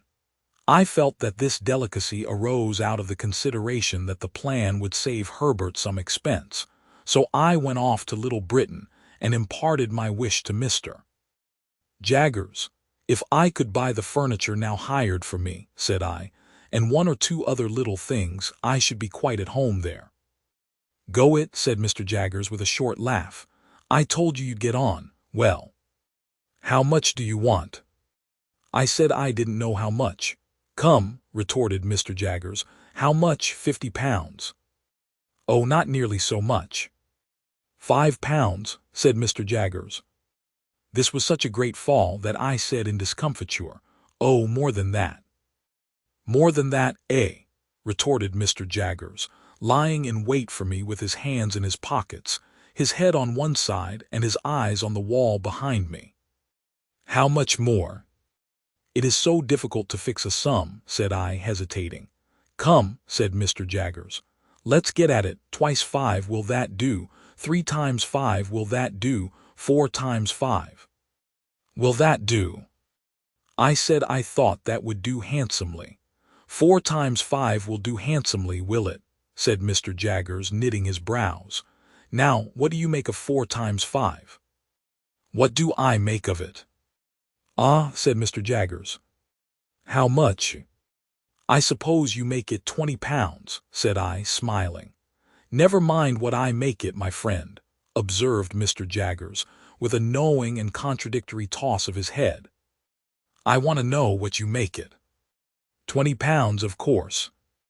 "Wemmick," said Mr. Jaggers, opening his office door, "take Mr. Pip's written order and pay him £20. This strongly marked way of doing business made a strongly marked impression on me, and that not of an agreeable kind. Mr. Jaggers never laughed, but he wore great bright creaking boots, and in poising himself on these boots, with his large head bent down and his eyebrows joined together, awaiting an answer, he sometimes caused the boots to creak, as if they laughed in a dry and suspicious way. As he happened to go out now, and as Wemmick was brisk and talkative, I said to Wemmick that I hardly knew what to make of Mr. Jaggers's manner. Tell him that, and he'll take it as a compliment, answered Wemmick. He don't mean that you should know what to make of it. Oh, for I looked surprised. It's not personal, it's professional, only professional. Wemmick was at his desk, lunching and crunching on a dry hard biscuit, pieces of which he threw from time to time into his slit of a mouth, as if he were posting them. Always seems to me, said Wemmick, as if he had set a man-trap and was watching it. Suddenly, click, you're caught. Without remarking that man-traps were not among the amenities of life, I said I supposed he was very skillful. Deep, said Wemmick, as Australia, pointing with his pen at the office floor, to express that Australia was understood, for the purposes of the figure, to be symmetrically on the opposite spot of the globe. If there was anything deeper, added Wemmick, bringing his pen to paper, he'd be it. Then I said I supposed he had a fine business, and Wemmick said, "Kapitao." Then I asked if there were many clerks. To which he replied, "We don't run much into clerks because there's only one Jaggers and people won't have him at second hand. There are only 4 of us. Would you like to see him? You are one of us, as I may say." I accepted the offer. When Mr. Wemmick had put all the biscuit into the post, and had paid me my money from a cash box in a safe, the key of which safe he kept somewhere down his back and produced from his coat collar like an iron pigtail, we went upstairs. The house was dark and shabby, and the greasy shoulders that had left their mark in Mr. Jaggers's room seemed to have been shuffling up and down the staircase for years. In the front first floor, a clerk who looked something between a publican and a rat-catcher, a large, pale, puffed, swollen man, was attentively engaged with 3 or 4 people of shabby appearance, whom he treated as unceremoniously as everybody seemed to be treated who contributed to Mr. Jaggers's coffers. "Getting evidence together," said Mr. Wemmick as we came out, "for the Bailey."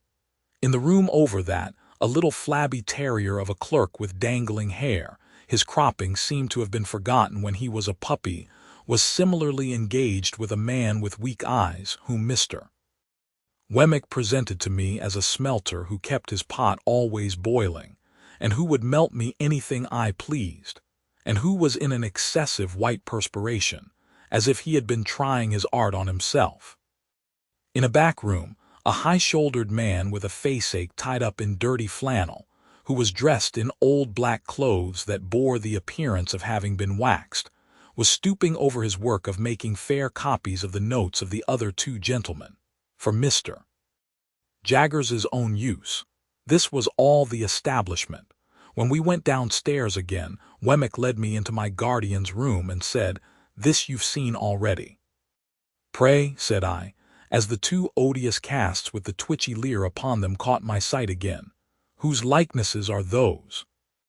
"These," said Wemmick, getting upon a chair and blowing the dust off the horrible heads before bringing them down. "These are 2 celebrated ones, famous clients of ours that got us a world of credit. This chap, why you must have come down in the night and been peeping into the inkstand to get this blot upon your eyebrow, you old rascal. Murdered his master, and considering that he wasn't brought up to evidence, didn't plan it badly." "Is it like him?" I asked, recoiling from the brute, as Wemmick spat upon his eyebrow and gave it a rub with his sleeve. "Like him, it's himself, you know. The cast was made in Newgate directly after he was taken down. You had a particular fancy for me, hadn't you, old artful?" said Wemmick. He then explained this affectionate apostrophe by touching his brooch representing the lady and the weeping willow at the tomb with the urn upon it, and saying, "Had it made for me, express." "Is the lady anybody?" said I. "No," returned Wemmick, "only his game. You liked your bit of game, didn't you? No, deuce a bit of a lady in the case, Mr. Pip, except one, and she wasn't of this slender ladylike sort, and you wouldn't have caught her looking after this urn, unless there was something to drink in it." Wemmick's attention being thus directed to his brooch, he put down the cast and polished the brooch with his pocket handkerchief. "Did that other creature come to the same end?" I asked. "He has the same look." "You're right," said Wemmick. "It's the genuine look, much as if one nostril was caught up with a horsehair and a little fish hook. Yes, he came to the same end. Quite the natural end here, I assure you. He forged wills, this Blade did, if he didn't also put the supposed testators to sleep too. You were a gentlemanly cove, though, mister. Wemmick was again apostrophizing, and you said you could write Greek. Yah, bounceable, what a liar you were. I never met such a liar as you. Before putting his late friend on his shelf again, Wemmick touched the largest of his mourning rings and said, "Sent out to buy it for me, only the day before." While he was putting up the other cast and coming down from the chair, the thought crossed my mind that all his personal jewelry was derived from like sources. As he had shown no diffidence on the subject, I ventured on the liberty of asking him the question when he stood before me dusting his hands. "Oh yes," he returned, "these are all gifts of that kind. One brings another, you see. That's the way of it. I always take 'em. They're curiosities, and they're property. They may not be worth much, but after all they're property and portable. It don't signify to you with your brilliant lookout, but as to myself, my guiding star always is, get hold of portable property." When I had rendered homage to this light, he went on to say, in a friendly manner, "If at any odd time when you have nothing better to do, you wouldn't mind coming over to see me at Walworth, I could offer you a bed, and I should consider it an honor. I have not much to show you, but such 2 or 3 curiosities as I have got you might like to look over, and I am fond of a bit of garden and a summer house." I said I should be delighted to accept his hospitality. "Thank ye," said he. "Then we'll consider that it's to come off when convenient to you. Have you dined with Mr. Jaggers yet?" "Not yet." "Well," said Wemmick, "he'll give you wine and good wine. I'll give you punch and not bad punch. And now I'll tell you something. When you go to dine with Mr. Jaggers, look at his housekeeper." "Shall I see something very uncommon?" "Well," said Wemmick, "you'll see a wild beast tamed. Not so very uncommon, you'll tell me." I reply, that depends on the original wildness of the beast and the amount of taming. It won't lower your opinion of Mr. Jaggers's powers. Keep your eye on it. I told him I would do so, with all the interest and curiosity that his preparation awakened. As I was taking my departure, he asked me if I would like to devote 5 minutes to seeing Mr. Jaggers at it.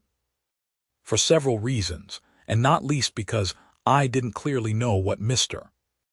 Jaggers would be found to be at, I replied in the affirmative. We dived into the city and came up in a crowded police court, where a blood relation in the murderous sense of the deceased, with the fanciful taste in brooches, was standing at the bar, uncomfortably chewing something, while my guardian had a woman under examination or cross-examination, I don't know which, and was striking her, and the bench, and everybody present with awe. If anybody, of whatsoever degree, said a word that he didn't approve of, he instantly required to have it taken down. If anybody wouldn't make an admission, he said, "I'll have it out of you." And if anybody made an admission, he said, "Now I have got you." The magistrates shivered under a single bite of his finger. Thieves and thief-takers hung in dread rapture on his words, and shrank when a hair of his eyebrows turned in their direction. Which side he was on I couldn't make out, for he seemed to me to be grinding the whole place in a mill. I only know that when I stole out on tiptoe, he was not on the side of the bench, for he was making the legs of the old gentleman who presided, quite convulsive under the table, by his denunciations of his conduct as the representative of British law and justice in that chair that day. Chapter 25. Bentley Drummle, who was so sulky a fellow that he even took up a book as if its writer had done him an injury, did not take up an acquaintance in a more agreeable spirit. Heavy in figure, movement, and comprehension, in the sluggish complexion of his face, and in the large, awkward tongue that seemed to loll about in his mouth as he himself lolled about in a room, he was idle, proud, niggardly, reserved, and suspicious. He came of rich people down in Somersetshire, who had nursed this combination of qualities until they made the discovery that it was just of age and a blockhead. Thus, Bentley Drummle had come to Mr. Pocket when he was a head taller than that gentleman, and half a dozen heads thicker than most gentlemen. Startop had been spoilt by a weak mother and kept at home when he ought to have been at school, but he was devotedly attached to her, and admired her beyond measure. He had a woman's delicacy of feature and was, as you may see though you never saw her, said Herbert to me, exactly like his mother. It was but natural that I should take to him much more kindly than to Drummle, and that, even in the earliest evenings of our boating, he and I should pull homeward abreast of one another, conversing from boat to boat, while Bentley Drummle came up in our wake alone, under the overhanging banks and among the rushes. He would always creep inshore like some uncomfortable amphibious creature, even when the tide would have sent him fast upon his way, and I always think of him as coming after us in the dark or by the backwater, when our own two boats were breaking the sunset or the moonlight in midstream. Herbert was my intimate companion and friend. I presented him with a half-share in my boat, which was the occasion of his often coming down to Hammersmith, and my possession of a half-share in his chambers often took me up to London. We used to walk between the two places at all hours. I have an affection for the road yet, though it is not so pleasant a road as it was then, formed in the impressibility of untried youth and hope. When I had been in Mr. Pocket's family a month or two, Mr. and Mrs. Camilla turned up. Camilla was Mr. Pocket's sister. Georgiana, whom I had seen at Miss Havisham's on the same occasion, also turned up. She was a cousin, an indigestive single woman who called her rigidity religion and her liver love. These people hated me with the hatred of cupidity and disappointment. As a matter of course, they fawned upon me in my prosperity with the basest meanness. Towards Mr. Pocket, as a grown-up infant with no notion of his own interests, they showed the complacent forbearance I had heard them express. Mrs. Pocket they held in contempt, but they allowed the poor soul to have been heavily disappointed in life, because that shed a feeble reflected light upon themselves. These were the surroundings among which I settled down and applied myself to my education. I soon contracted expensive habits, and began to spend an amount of money that within a few short months I should have thought almost fabulous, but through good and evil I stuck to my books. There was no other merit in this than my having sense enough to feel my deficiencies. Between Mr. Pocket and Herbert I got on fast, and with one or the other always at my elbow to give me the start I wanted and clear obstructions out of my road, I must have been as great a dolt as Drummle if I had done less. I had not seen Mr. Wemmick for some weeks, when I thought I would write him a note and propose to go home with him on a certain evening. He replied that it would give him much pleasure, and that he would expect me at the office at 6 o'clock. Thither I went, and there I found him, putting the key of his safe down his back as the clock struck. "Did you think of walking down to Walworth?" said he. "Certainly," said I, "if you approve." "Very much," was Wemmick's reply, "for I have had my legs under the desk all day, and shall be glad to stretch them. Now I'll tell you what I have got for supper, Mr. Pip. I have got a stewed steak, which is of home preparation, and a cold roast fowl, which is from the cook's shop. I think it's tender, because the master of the shop was a juryman in some cases of ours the other day, and we let him down easy. I reminded him of it when I bought the fowl, and I said, 'Pick us out a good one, old Briton, because if we had chosen to keep you in the box another day or two, we could easily have done it.' He said to that, 'Let me make you a present of the best fowl in the shop.' I let him, of course. As far as it goes, it's property and portable. You don't object to an aged parent, I hope." I really thought he was still speaking of the fowl, until he added, "Because I have got an aged parent at my place." I then said what politeness required. "So you haven't dined with Mr. Jaggers yet?" he pursued as we walked along. "Not yet. He told me so this afternoon when he heard you were coming. I expect you'll have an invitation tomorrow. He's going to ask your pals, too. 3 of 'em ain't there." Although I was not in the habit of counting Drummle as one of my intimate associates, I answered, "Yes." "Well, he's going to ask the whole gang." I hardly felt complimented by the word. "And whatever he gives you, he'll give you good. Don't look forward to variety, but you'll have excellence. And there's another rum thing in his house," proceeded Wemmick after a moment's pause, as if the remark followed on the housekeeper understood. "He never lets a door or window be fastened at night." "Is he never robbed?" "That's it," returned Wemmick. "He says and gives it out publicly, 'I want to see the man who'll rob me.' Lord bless you, I have heard him 100 times, if I have heard him once, say to regular cracksmen in our front office, 'You know where I live. Now no bolt is ever drawn there. Why don't you do a stroke of business with me? Come, can't I tempt you?' Not a man of them, sir, would be bold enough to try it on for love or money." "They dread him so much," said I. "Dread him," said Wemmick. "I believe you they dread him, not but what he's artful even in his defiance of them. No silver, sir, Britannia metal every spoon." "So they wouldn't have much," I observed, "even if they—" "La, but he would have much," said Wemmick, cutting me short, "and they know it. He'd have their lives and the lives of scores of 'em. He'd have all he could get, and it's impossible to say what he couldn't get if he gave his mind to it." I was falling into meditation on my guardian's greatness when Wemmick remarked, "As to the absence of plate, that's only his natural depth, you know. A river's its natural depth, and he's his natural depth. Look at his watch chain, that's real enough." "It's very massive," said I. "Massive," repeated Wemmick. "I think so, and his watch is a gold repeater and worth £100 if it's worth a penny. Mr. Pip, there are about 700 thieves in this town who know all about that watch. There's not a man, a woman, or a child among them who wouldn't identify the smallest link in that chain, and drop it as if it was red hot if inveigled into touching it. At first with such discourse, and afterwards with conversation of a more general nature, did Mr. Wemmick and I beguile the time and the road, until he gave me to understand that we had arrived in the district of Walworth. It appeared to be a collection of back lanes, ditches, and little gardens, and to present the aspect of a rather dull retirement.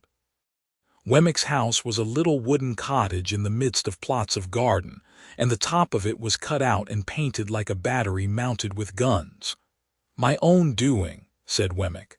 "Looks pretty, don't it?" I highly commended it. I think it was the smallest house I ever saw, with the queerest Gothic windows, by far the greater part of them sham, and a Gothic door almost too small to get in at. "That's a real flagstaff, you see," said Wemmick, "and on Sundays I run up a real flag. Then look here. After I have crossed this bridge, I hoist it up so and cut off the communication." The bridge was a plank, and it crossed a chasm about 4 feet wide and 2 deep. But it was very pleasant to see the pride with which he hoisted it up and made it fast, smiling as he did so, with a relish and not merely mechanically. "At 9 o'clock every night, Greenwich time," said Wemmick, "the gun fires. There he is, you see, and when you hear him go, I think you'll say he's a stinger." The piece of ordnance referred to was mounted in a separate fortress, constructed of lattice-work. It was protected from the weather by an ingenious little tarpaulin contrivance in the nature of an umbrella.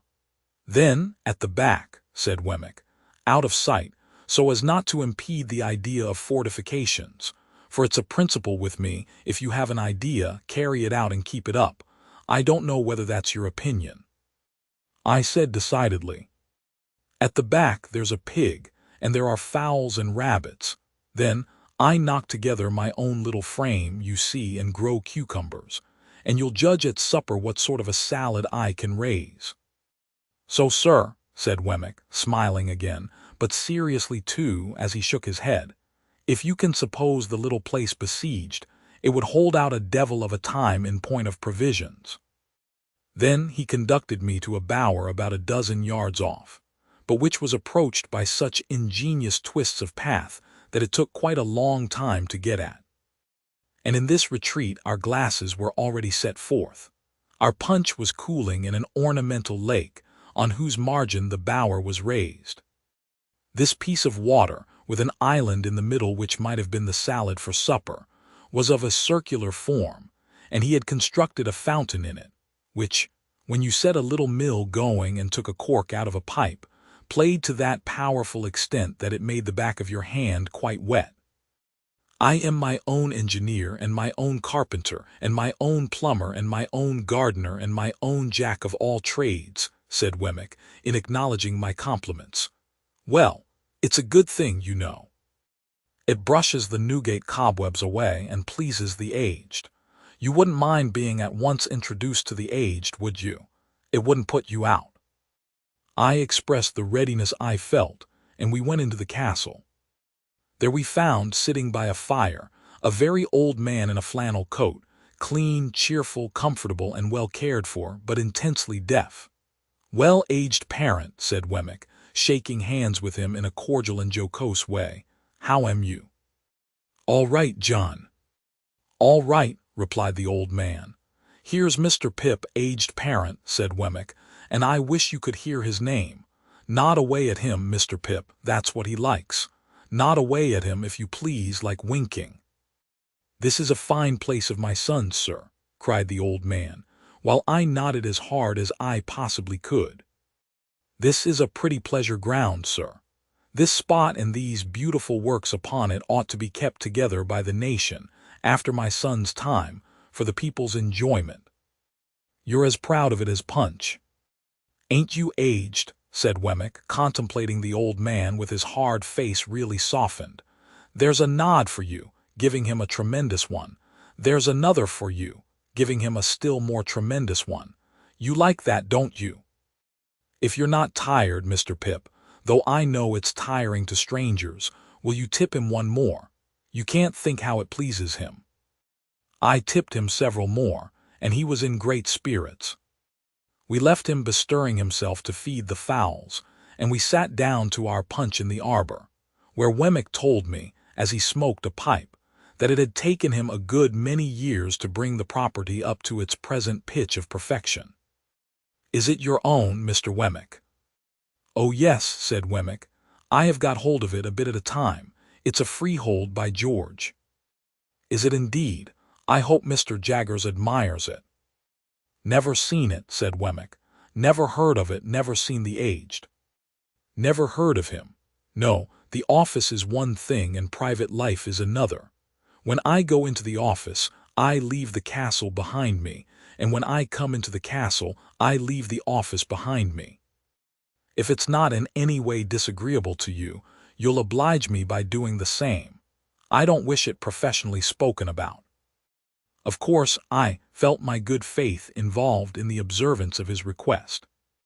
The punch being very nice, we sat there drinking it and talking until it was almost 9 o'clock. Getting near gunfire, said Wemmick then, as he laid down his pipe. It's the aged treat. Proceeding into the castle again, we found the aged heating the poker, with expectant eyes, as a preliminary to the performance of this great nightly ceremony. Wemmick stood with his watch in his hand until the moment was come for him to take the red-hot poker from the aged and repair to the battery. He took it and went out, and presently the stinger went off with a bang that shook the crazy little box of a cottage as if it must fall to pieces, and made every glass and teacup in it ring. Upon this the aged, who I believe would have been blown out of his armchair but for holding on by the elbows, cried out exultingly, "He's fired! I heard him." And I nodded at the old gentleman until it is no figure of speech to declare that I absolutely could not see him. The interval between that time and supper Wemmick devoted to showing me his collection of curiosities. They were mostly of a felonious character, comprising the pen with which a celebrated forgery had been committed, a distinguished razor or two, some locks of hair, and several manuscript confessions written under condemnation, upon which Mr. Wemmick set particular value as being, to use his own words, "every one of 'em lies, sir."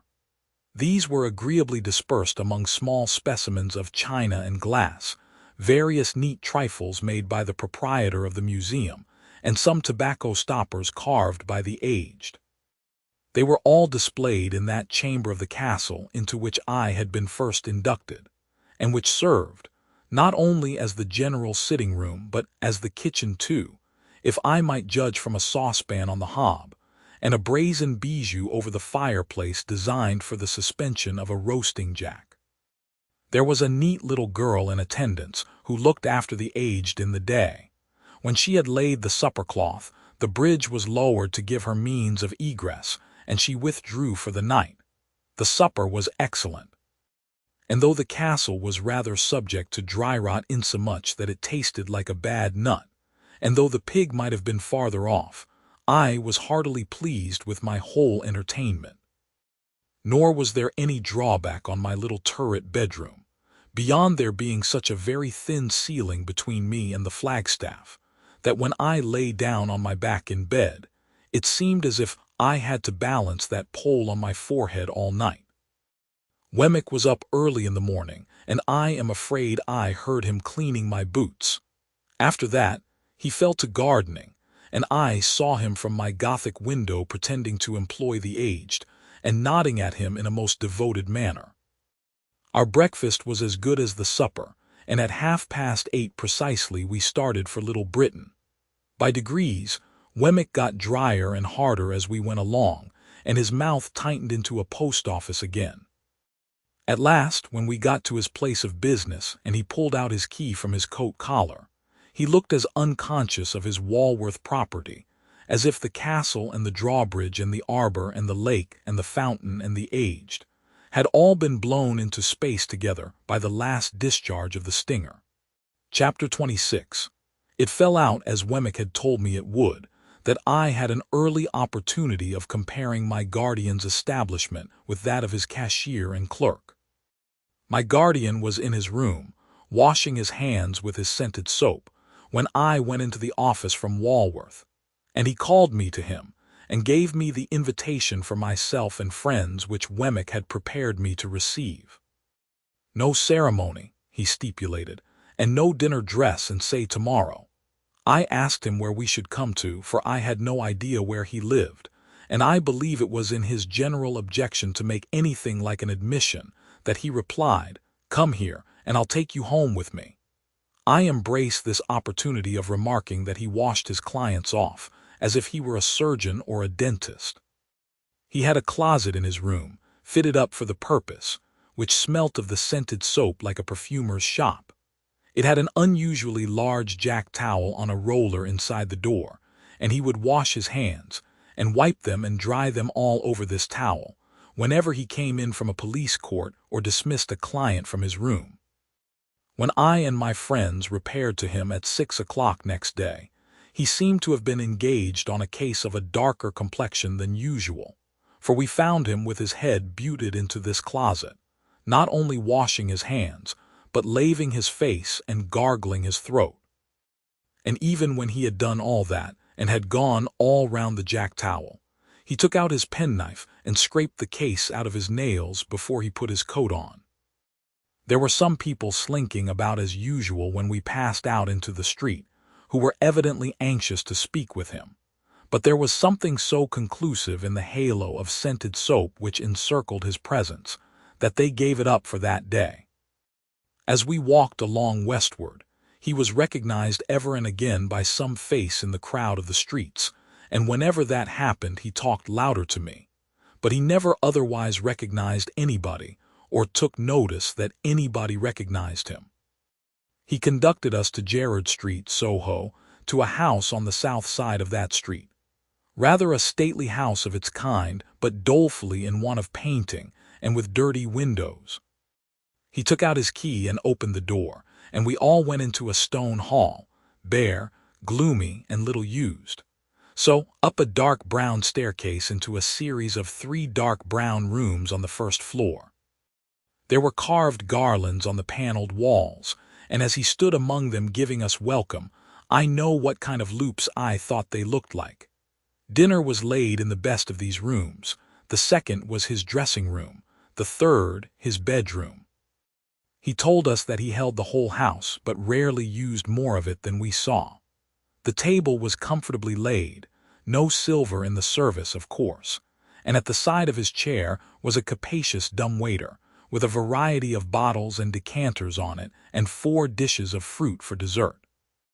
I noticed throughout that he kept everything under his own hand and distributed everything himself. There was a bookcase in the room. I saw from the backs of the books that they were about evidence, criminal law, criminal biography, trials, acts of parliament, and such things. The furniture was all very solid and good, like his watch chain. It had an official look, however, and there was nothing merely ornamental to be seen. In a corner was a little table of papers with a shaded lamp. So that he seemed to bring the office home with him in that respect too, and to wheel it out of an evening and fall to work. As he had scarcely seen my 3 companions until now, for he and I had walked together, he stood on the hearthrug after ringing the bell and took a searching look at them. To my surprise, he seemed at once to be principally, if not solely, interested in Drummle. "Pip," said he, putting his large hand on my shoulder and moving me to the window, "I don't know one from the other." "Who's the spider?" "The spider," said I, "the blotchy, sprawly, sulky fellow." "That's Bentley Drummle," I replied. "The one with the delicate face is Startop." "Not making the least account of the one with the delicate face," he returned. "Bentley Drummle is his name, is it? I like the look of that fellow." He immediately began to talk to Drummle, not at all deterred by his replying in his heavy, reticent way, but apparently led on by it to screw discourse out of him. I was looking at the two, when there came between me and them the housekeeper, with the first dish for the table. She was a woman of about 40, I supposed, but I may have thought her younger than she was. Rather tall, of a lithe, nimble figure, extremely pale, with large faded eyes, and a quantity of streaming hair. I cannot say whether any diseased affection of the heart caused her lips to be parted as if she were panting, and her face to bear a curious expression of suddenness and flutter. But I know that I had been to see Macbeth at the theater, a night or 2 before, and that her face looked to me as if it were all disturbed by fiery air, like the faces I had seen rise out of the witch's cauldron. She set the dish on, touched my guardian quietly on the arm with a finger to notify that dinner was ready, and vanished. We took our seats at the round table, and my guardian kept Drummle on one side of him, while Startop sat on the other. It was a noble dish of fish that the housekeeper had put on table, and we had a joint of equally choice mutton afterwards, and then an equally choice bird. Sauces, wines, all the accessories we wanted, and all of the best, were given out by our host from his dumbwaiter. And when they had made the circuit of the table, he always put them back again. Similarly, he dealt us clean plates and knives and forks for each course, and dropped those just disused into 2 baskets on the ground by his chair. No other attendant than the housekeeper appeared. She set on every dish, and I always saw in her face a face rising out of the cauldron. Years afterwards, I made a dreadful likeness of that woman, by causing a face that had no other natural resemblance to it than it derived from flowing hair to pass behind a bowl of flaming spirits in a dark room.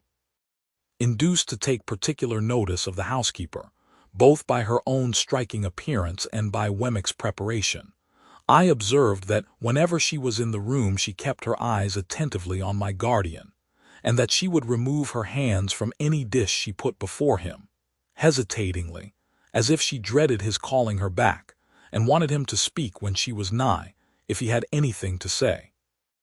I fancied that I could detect in his manner a consciousness of this, and a purpose of always holding her in suspense. Dinner went off gaily, and although my guardian seemed to follow rather than originate subjects, I knew that he wrenched the weakest part of our dispositions out of us. For myself, I found that I was expressing my tendency to lavish expenditure, and to patronize Herbert, and to boast of my great prospects, before I quite knew that I had opened my lips.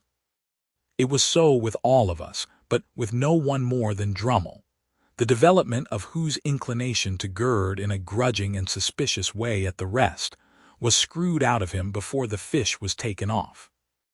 It was not then, but when we had got to the cheese, that our conversation turned upon our rowing feats, and that Drummle was rallied for coming up behind of a night in that slow, amphibious way of his.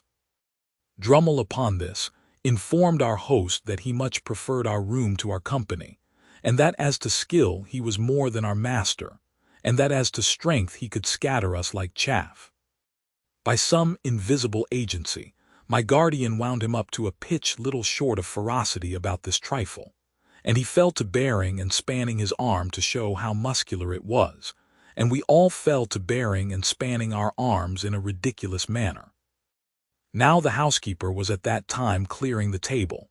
My guardian, taking no heed of her but with the side of his face turned from her, was leaning back in his chair biting the side of his forefinger and showing an interest in Drummle that to me was quite inexplicable. Suddenly he clapped his large hand on the housekeeper, like a trap, as she stretched it across the table. So suddenly and smartly did he do this that we all stopped in our foolish contention. "If you talk of strength," said Mr. Jaggers, "I'll show you a wrist. Molly, let them see your wrist." Her entrapped hand was on the table, but she had already put her other hand behind her waist. "Master," she said, in a low voice, with her eyes attentively and entreatingly fixed upon him. "Don't." "I'll show you a wrist," repeated Mr. Jaggers, with an immovable determination to show it. "Molly, let them see your wrist." "Master," she again murmured, "please." "Molly," said Mr. Jaggers, not looking at her but obstinately looking at the opposite side of the room, "let them see both your wrists. Show them. Come." He took his hand from hers and turned that wrist up on the table. She brought her other hand from behind her and held the two out side by side. The last wrist was much disfigured, deeply scarred and scarred across and across. When she held her hands out, she took her eyes from Mr. Jaggers and turned them watchfully on every one of the rest of us in succession. "There's power here," said Mr. Jaggers, coolly tracing out the sinews with his forefinger. "Very few men have the power of wrist that this woman has. It's remarkable what mere force of grip there is in these hands. I have had occasion to notice many hands, but I never saw stronger in that respect, man's or woman, than these." While he said these words in a leisurely, critical style, she continued to look at every one of us in regular succession as we sat. The moment he ceased, she looked at him again. "That'll do, Molly," said Mr. Jaggers, giving her a slight nod. "You have been admired and can go." She withdrew her hands and went out of the room, and Mr. Jaggers, putting the decanters on from his dumbwaiter, filled his glass and passed round the wine. "At 9:30, gentlemen," said he, "we must break up. Pray make the best use of your time. I am glad to see you all. Mr. Drummle, I drink to you." If his object in singling out Drummle were to bring him out still more, it perfectly succeeded. In a sulky triumph, Drummle showed his morose depreciation of the rest of us in a more and more offensive degree, until he became downright intolerable. Through all his stages, Mr. Jaggers followed him with the same strange interest. He actually seemed to serve as a zest to Mr. Jaggers's wine. In our boyish want of discretion, I dare say, we took too much to drink, and I know we talked too much. We became particularly hot upon some boorish sneer of Drummle, to the effect that we were too free with our money. It led to my remarking, with more zeal than discretion, that it came with a bad grace from him, to whom Startop had lent money in my presence but a week or so before. "Well," retorted Drummle, "he'll be paid." "I don't mean to imply that he won't," said I, "but it might make you hold your tongue about us and our money, I should think." "You should think," retorted Drummle. "Oh, Lord!" "I dare say," I went on, meaning to be very severe, "that you wouldn't lend money to any of us if we wanted it. "You are right," said Drummle. "I wouldn't lend one of you a sixpence." "I wouldn't lend anybody a sixpence." "Rather mean to borrow under those circumstances, I should say." "You should say," repeated Drummle, "Oh, Lord." This was so very aggravating, the more especially as I found myself making no way against his surly obtuseness, that I said, disregarding Herbert's efforts to check me, "Come, Mr. Drummle, since we are on the subject, I'll tell you what passed between Herbert here and me, when you borrowed that money." "I don't want to know what passed between Herbert there and you," growled Drummle. And I think he added in a lower growl that we might both go to the devil and shake ourselves. "I'll tell you, however," said I, "whether you want to know or not. We said that as you put it in your pocket, very glad to get it, you seemed to be immensely amused at his being so weak as to lend it." Drummle laughed outright, and sat laughing in our faces, with his hands in his pockets and his round shoulders raised, plainly signifying that it was quite true, and that he despised us as asses all. Hereupon Startop took him in hand, though with a much better grace than I had shown, and exhorted him to be a little more agreeable. Startop being a lively, bright young fellow, and Drummle being the exact opposite, the latter was always disposed to resent him as a direct personal affront. He now retorted in a coarse, lumpish way, and Startop tried to turn the discussion aside with some small pleasantry that made us all laugh. Resenting this little success more than anything, Drummle, without any threat or warning, pulled his hands out of his pockets, dropped his round shoulders, swore, took up a large glass, and would have flung it at his adversary's head, but for our entertainers dexterously seizing it at the instant when it was raised for that purpose. "Gentlemen," said Mr. Jaggers, deliberately putting down the glass, and hauling out his gold repeater by its massive chain, "I am exceedingly sorry to announce that it's 9:30. On this hint we all rose to depart. Before we got to the street door, Startop was cheerily calling Drummle "old boy," as if nothing had happened. But the old boy was so far from responding that he would not even walk to Hammersmith on the same side of the way. So Herbert and I, who remained in town, saw them going down the street on opposite sides, Startop leading and Drummle lagging behind in the shadow of the houses, much as he was wont to follow in his boat. As the door was not yet shut, I thought I would leave Herbert there for a moment and run upstairs again to say a word to my guardian. I found him in his dressing-room surrounded by his stock of boots, already hard at it, washing his hands of us. I told him I had come up again to say how sorry I was that anything disagreeable should have occurred, and that I hoped he would not blame me much. "Pooh," said he, sluicing his face and speaking through the water drops. "It's nothing, Pip. I like that spider, though." He had turned towards me now and was shaking his head and blowing and toweling himself. "I am glad you like him, sir," said I, "but I don't." "No, no," my guardian assented. "Don't have too much to do with him. Keep as clear of him as you can. But I like the fellow, Pip. He is one of the true sort. Why, if I was a fortune-teller—" Looking out of the towel, he caught my eye. "But I am not a fortune-teller," he said, letting his head drop into a festoon of towel and toweling away at his 2 ears. "You know what I am, don't you? Good night, Pip." "Good night, sir."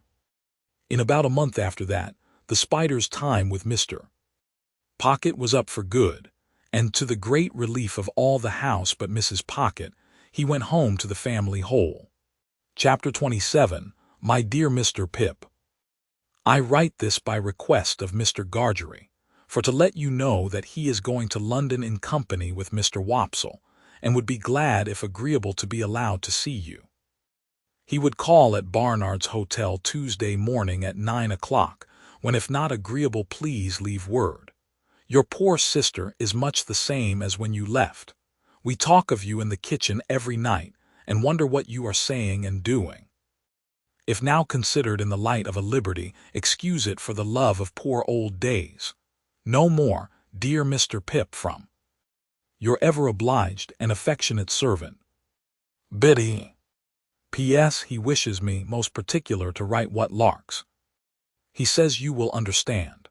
I hope and do not doubt it will be agreeable to see him, even though a gentleman, for you had ever a good heart, and he is a worthy, worthy man. I have read him all, excepting only the last little sentence, and he wishes me most particular to write again what larks. I received this letter by the post on Monday morning, and therefore its appointment was for next day. Let me confess exactly with what feelings I looked forward to Joe coming. Not with pleasure, though I was bound to him by so many ties. No, with considerable disturbance, some mortification, and a keen sense of incongruity. If I could have kept him away by paying money, I certainly would have paid money. My greatest reassurance was that he was coming to Barnard's Inn, not to Hammersmith, and consequently would not fall in Bentley Drummle's way. I had little objection to his being seen by Herbert or his father, for both of whom I had a respect, but I had the sharpest sensitiveness as to his being seen by Drummle, whom I held in contempt. So, throughout life, our worst weaknesses and meannesses are usually committed for the sake of the people whom we most despise. I had begun to be always decorating the chambers in some quite unnecessary and inappropriate way or other, and very expensive those wrestles with Barnard proved to be. By this time, the rooms were vastly different from what I had found them, and I enjoyed the honor of occupying a few prominent pages in the books of a neighboring upholsterer. I had got on so fast of late that I had even started a boy in boots, top boots, in bondage and slavery, to whom I might have been said to pass my days. For after I had made the monster out of the refuse of my washerwoman's family, and had clothed him with a blue coat, canary waistcoat, white cravat, creamy breeches, and the boots already mentioned, I had to find him a little to do and a great deal to eat. And with both of those horrible requirements he haunted my existence. This avenging phantom was ordered to be on duty at 8 on Tuesday morning in the hall. It was 2 feet square, as charged for floorcloth, and Herbert suggested certain things for breakfast that he thought Joe would like. While I felt sincerely obliged to him for being so interested and considerate, I had an odd half-provoked sense of suspicion upon me, that if Joe had been coming to see him, he wouldn't have been quite so brisk about it. However, I came into town on the Monday night to be ready for Joe, and I got up early in the morning, and caused the sitting-room and breakfast table to assume their most splendid appearance. Unfortunately, the morning was drizzly, and an angel could not have concealed the fact that Barnard was shedding sooty tears outside the window, like some weak giant of a sweep. As the time approached, I should have liked to run away, but the avenger pursuant to orders was in the hall, and presently I heard Joe on the staircase. I knew it was Joe by his clumsy manner of coming upstairs, his state boots being always too big for him, and by the time it took him to read the names on the other floors in the course of his ascent. When at last he stopped outside our door, I could hear his finger tracing over the painted letters of my name, and I afterwards distinctly heard him breathing in at the keyhole. Finally he gave a faint single rap, and Pepper, such was the compromising name of the avenging boy, announced Mr. Gargery. I thought he never would have done wiping his feet, and that I must have gone out to lift him off the mat, but at last he came in. "Joe, how are you, Joe?" "Pip, how air you, Pip?" With his good honest face all glowing and shining, and his hat put down on the floor between us, he caught both my hands and worked them straight up and down, as if I had been the last patented pump. "I am glad to see you, Joe. Give me your hat." But Joe, taking it up carefully with both hands, like a bird's nest with eggs in it, wouldn't hear of parting with that piece of property, and persisted in standing talking over it in a most uncomfortable way. "Which you have that growed," said Joe, "and that swelled, and that gentlefolked." Joe considered a little before he discovered this word, "as to be sure you are a honor to your king and country. And you, Joe, look wonderfully well." "Thank God," said Joe, "I'm a Kervil to most. And your sister, she's no worse than she were. And Biddy, she's ever right and ready. And all friends is no backarder if not no forarder. Septin Wopsle, he's had a drop." All this time, still with both hands taking great care of the bird's nest, Joe was rolling his eyes round and round the room, and round the flowered pattern of my dressing gown. "Had a drop, Joe?" "Why, yes," said Joe, lowering his voice.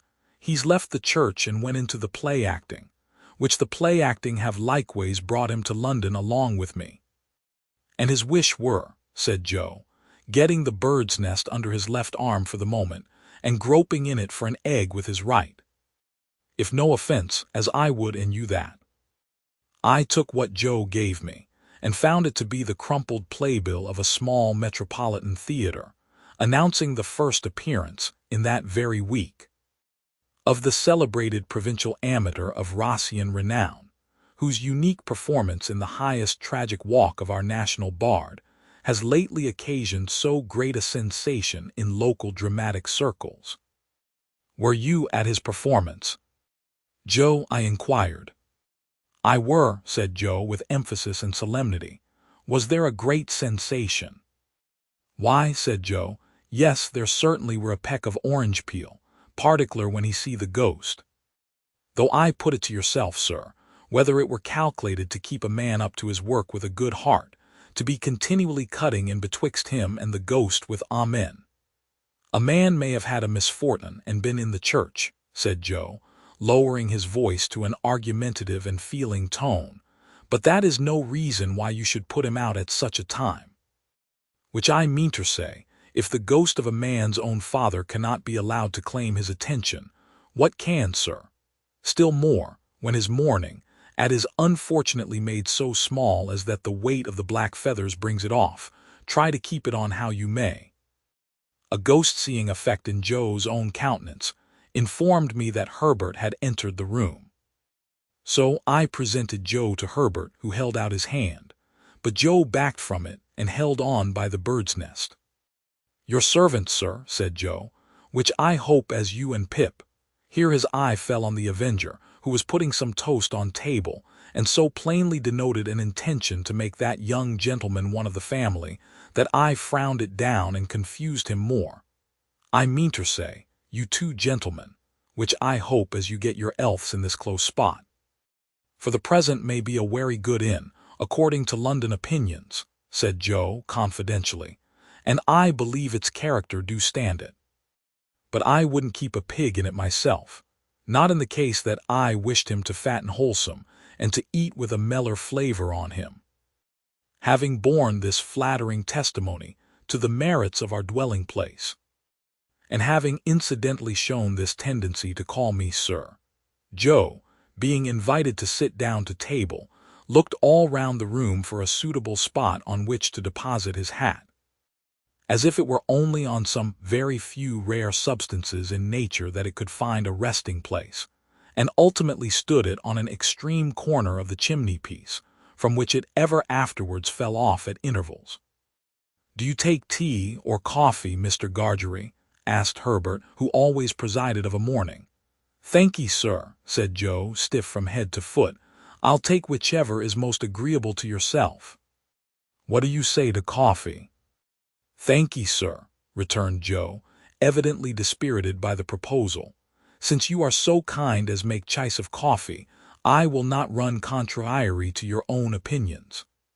But don't you never find it a little eating?" "Say tea then," said Herbert, pouring it out.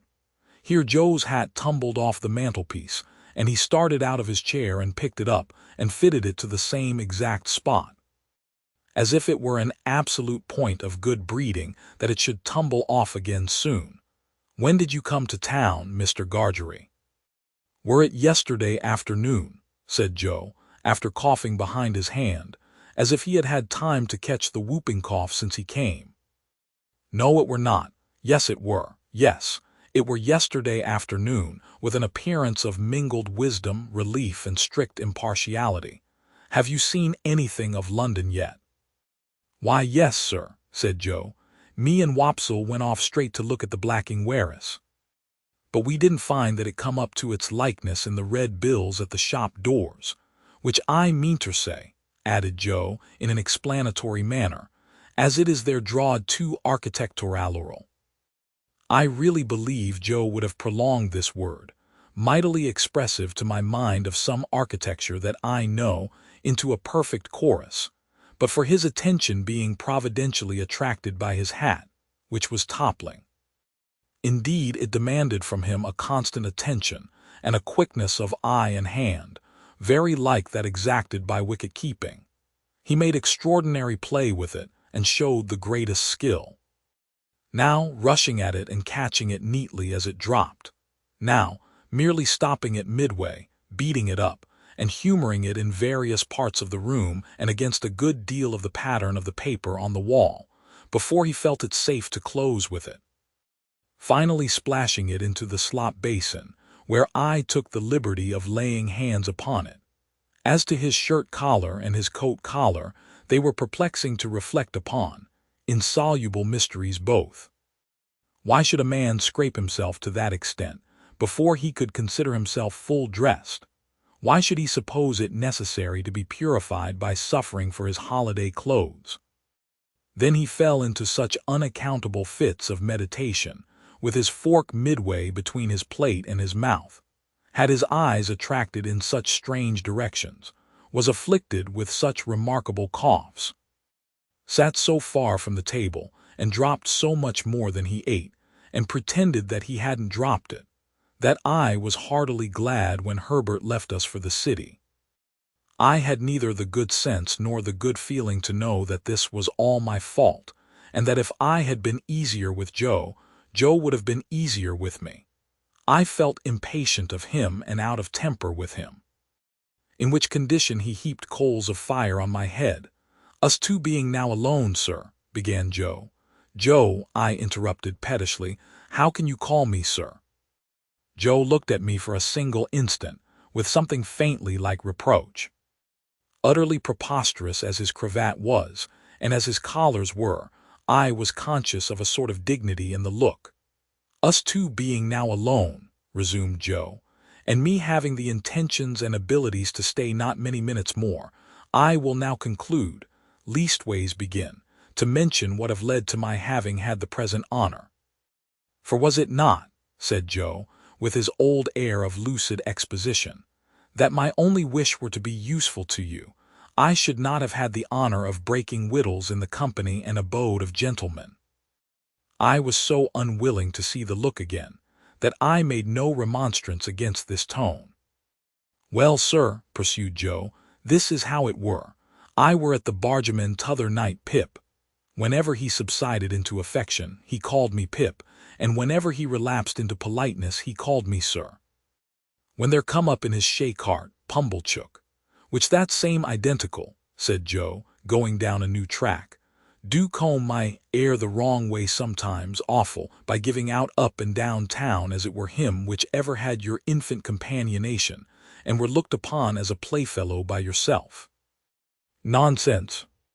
It was you, Joe. Which I fully believed it were, Pip, said Joe, slightly tossing his head, though it signify little now, sir. Well, Pip. This same identical which his manners is given to blusterous, come to me at the bargeman, wad a pipe, and a pint of beer do give refreshment to the working man, sir, and do not overstimulate. And his word were, Joseph, Miss Havisham, she wished to speak to you. Miss Havisham, Joe. She wish, were Pumblechook's word, to speak to you. Joe sat and rolled his eyes at the ceiling. Yes, Joe, go on, please. Next day, sir, said Joe, looking at me as if I were a long way off. Having cleaned myself, I go and I see Miss Joe. Miss Havisham. Which I say, sir, replied Joe, with an air of legal formality as if he were making his will Miss or otherways Havisham. Her expression air then as following, Mr. Gargery, you air in correspondence with Mr. Pip, having had a letter from you, I were able to say I am. When I married your sister, sir, I said I will, and when I answered your friend Pip, I said I am. "Would you tell him then," said she, "that which Estella has come home and would be glad to see him?" I felt my face fire up as I looked at Joe. I hope one remote cause of its firing may have been my consciousness that if I had known his errand, I should have given him more encouragement. "Biddy," pursued Joe, "when I got home and asked her fur to write the message to you, a little hung back. Biddy says, 'I know he will be very glad to have it by word of mouth. It is holiday time, you want to see him go.' I have now concluded, sir," said Joe, rising from his chair, "and Pip, I wish you ever well and ever prospering to a greater and a greater height." "But you are not going now, Joe." "Yes, I am," said Joe. "But you are coming back to dinner, Joe." "No, I am not," said Joe. Our eyes met, and all the "sir" melted out of that manly heart as he gave me his hand. "Pip, dear old chap, life is made of ever so many partings welded together, as I may say, and one man's a blacksmith, and one's a whitesmith, and one's a goldsmith, and one's a coppersmith. Divisions among such must come, and must be met as they come. If there's been any fault at all today, it's mine. You and me is not two figures to be together in London, nor yet anywheres else but what is private and beknown and understood among friends. It ain't that I am proud, but that I want to be right, as you shall never see me no more in these clothes. I'm wrong in these clothes. I'm wrong out of the forge, the kitchen, or off meshes. You won't find half so much fault in me if you think of me in my forge dress, with my hammer in my hand, or even my pipe. You won't find half so much fault in me if, supposing as you should ever wish to see me, you come and put your head in at the forge window and see Joe the blacksmith, there, at the old anvil in the old burnt apron, sticking to the old work. I'm awful dull, but I hope I've beat out something nigh the rights of this at last. And so God bless you, dear old Pip, old chap, God bless you." I had not been mistaken in my fancy that there was a simple dignity in him. The fashion of his dress could no more come in its way when he spoke these words than it could come in its way in heaven. He touched me gently on the forehead and went out. As soon as I could recover myself sufficiently, I hurried out after him and looked for him in the neighboring streets. But he was gone. Chapter 28. It was clear that I must repair to our town next day, and in the first flow of my repentance, it was equally clear that I must stay at Joe's. But when I had secured my box place by tomorrow's coach, and had been down to Mr. Pocket's and back, I was not by any means convinced on the last point, and began to invent reasons and make excuses for putting up at the Blue Boar. I should be an inconvenience at Joe's. I was not expected, and my bed would not be ready. I should be too far from Miss Havisham's, and she was exacting and mightn't like it. All other swindlers upon earth are nothing to the self-swindlers, and with such pretenses did I cheat myself. Surely a curious thing, that I should innocently take a bad half-crown of somebody else's manufacture is reasonable enough. But that I should knowingly reckon the spurious coin of my own make as good money. An obliging stranger, under pretense of compactly folding up my banknotes for security's sake, abstracts the notes and gives me nutshells. But what is his sleight of hand to mine, when I fold up my own nutshells and pass them on myself as notes? Having settled that I must go to the Blue Boar, my mind was much disturbed by indecision whether or not to take the Avenger. It was tempting to think of that expensive mercenary publicly airing his boots in the archway of the Blue Boar's posting-yard. It was almost solemn to imagine him casually produced in the tailor's shop, and confounding the disrespectful senses of Trabb's boy. On the other hand, Trabb's boy might worm himself into his intimacy and tell him things, or, reckless and desperate wretch as I knew he could be, might hoot him in the High Street. My patroness, too, might hear of him and not approve. On the whole, I resolved to leave the Avenger behind. It was the afternoon coach by which I had taken my place, and, as winter had now come round, I should not arrive at my destination until 2 or 3 hours after dark. Our time of starting from the Cross Keys was 2 o'clock. I arrived on the ground with a quarter of an hour to spare, attended by the Avenger, if I may connect that expression with one who never attended on me if he could possibly help it. At that time, it was customary to carry convicts down to the dockyards by stagecoach. As I had often heard of them in the capacity of outside passengers, and had more than once seen them on the high road dangling their iron legs over the coach roof, I had no cause to be surprised when Herbert, meeting me in the yard, came up and told me there were 2 convicts going down with me. But I had a reason that was an old reason now for constitutionally faltering whenever I heard the word convict. "You don't mind them, Handel," said Herbert. "Oh, no. I thought you seemed as if you didn't like them." "I can't pretend that I do like them, and I suppose you don't particularly. But I don't mind them." "See, there they are," said Herbert, "coming out of the tap. What a degraded and vile sight it is." They had been treating their guard, I suppose, for they had a jailer with them, and all 3 came out wiping their mouths on their hands. The 2 convicts were handcuffed together and had irons on their legs, irons of a pattern that I knew well. They wore the dress that I likewise knew well. Their keeper had a brace of pistols and carried a thick-knobbed bludgeon under his arm. But he was on terms of good understanding with them, and stood with them beside him, looking on at the putting to of the horses, rather with an air as if the convicts were an interesting exhibition not formally open at the moment, and he the curator.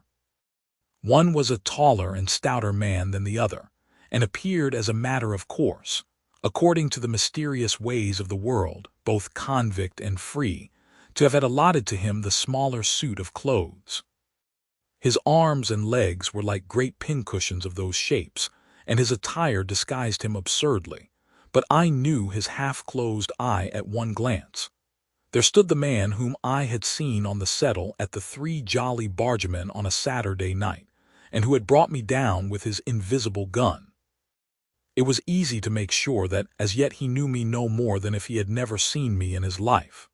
He looked across at me, and his eye appraised my watch-chain, and then he incidentally spat and said something to the other convict, and they laughed and slewed themselves round with a clink of their coupling manacle, and looked at something else.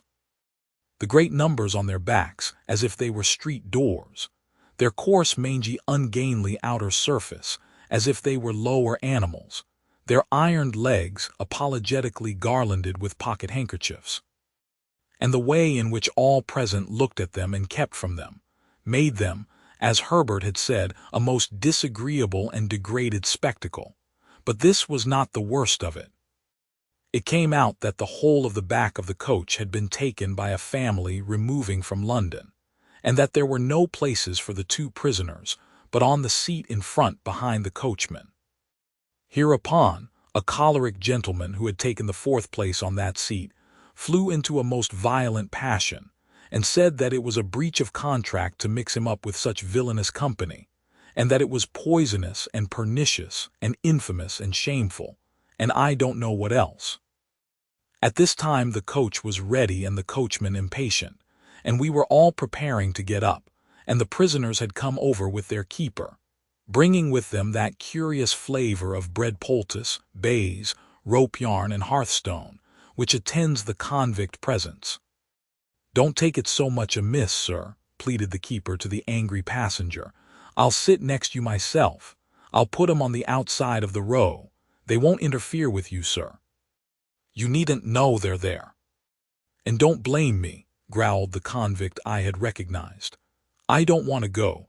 I am quite ready to stay behind. As far as I am concerned, anyone's welcome to my place." "Or mine," said the other gruffly. "I wouldn't have incommoded none of you if I'd had my way." Then they both laughed and began cracking nuts and spitting the shells about, as I really think I should have liked to do myself if I had been in their place and so despised.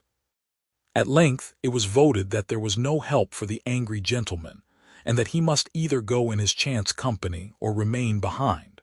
So he got into his place, still making complaints, and the keeper got into the place next him, and the convicts hauled themselves up as well as they could, and the convict I had recognized sat behind me with his breath on the hair of my head. "Goodbye, Handel," Herbert called out as we started. I thought what a blessed fortune it was that he had found another name for me than Pip. It is impossible to express with what acuteness I felt the convict's breathing, not only on the back of my head, but all along my spine. The sensation was like being touched in the marrow with some pungent and searching acid. It set my very teeth on edge. He seemed to have more breathing business to do than another man, and to make more noise in doing it. And I was conscious of growing high-shouldered on one side, in my shrinking endeavors to fend him off. The weather was miserably raw, and the two cursed the cold. It made us all lethargic before we had gone far, and when we had left the halfway house behind, we habitually dozed and shivered and were silent. I dozed off myself, in considering the question whether I ought to restore a couple of pounds sterling to this creature before losing sight of him, and how it could best be done. In the act of dipping forward as if I were going to bathe among the horses, I woke in a fright and took the question up again. But I must have lost it longer than I had thought, since, although I could recognize nothing in the darkness and the fitful lights and shadows of our lamps, I traced marsh country in the cold, damp wind that blew at us. Cowering forward for warmth and to make me a screen against the wind, the convicts were closer to me than before. The very first words I heard them interchange as I became conscious were the words of my own thought, 2 one-pound notes. "How did he get 'em?" said the convict I had never seen. "How should I know?" returned the other.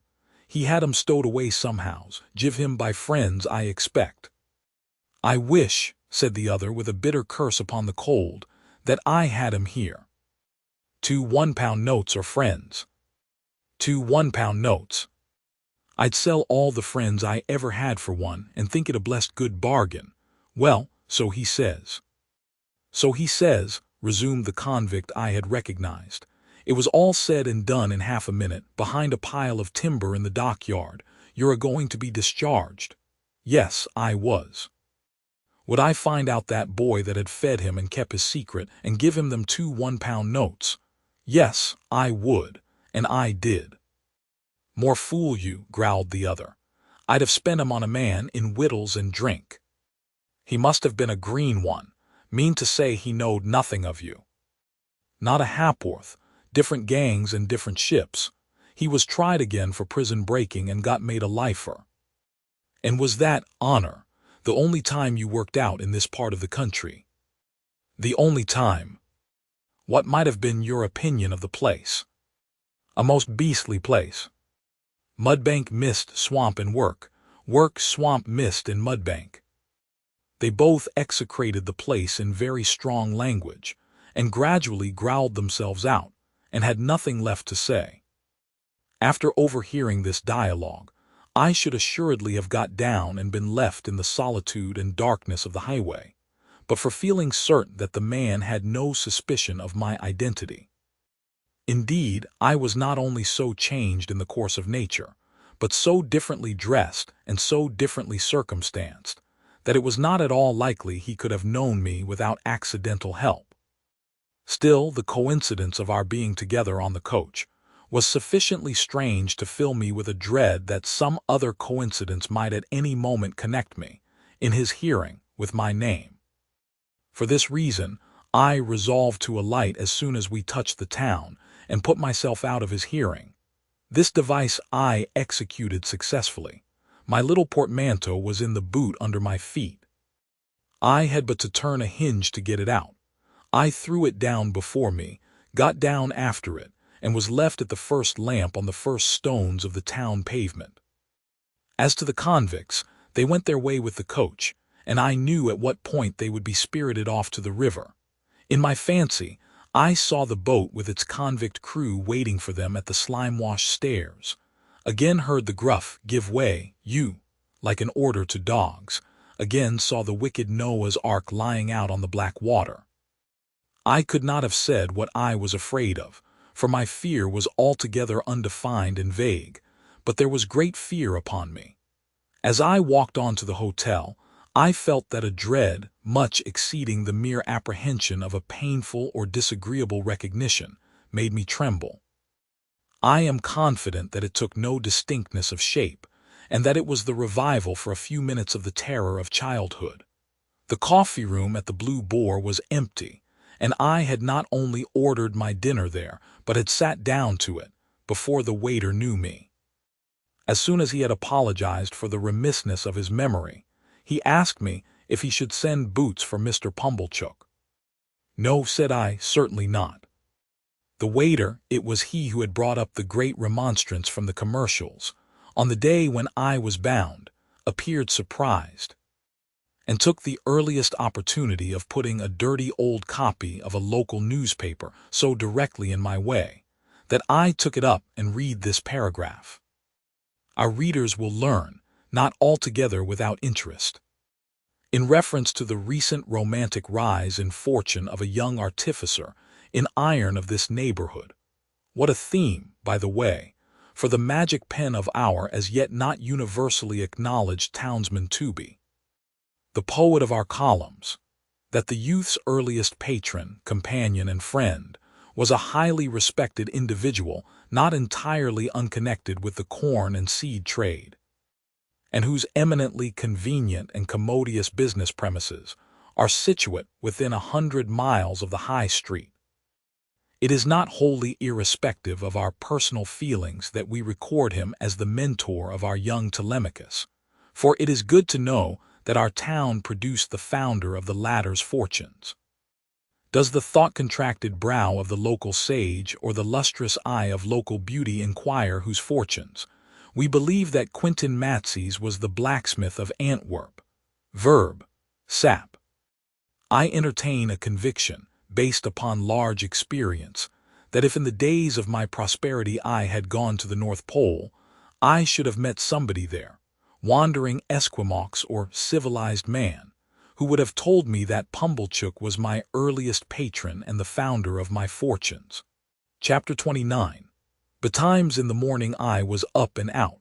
It was too early yet to go to Miss Havisham's, so I loitered into the country on Miss Havisham's side of town, which was not Joe's side.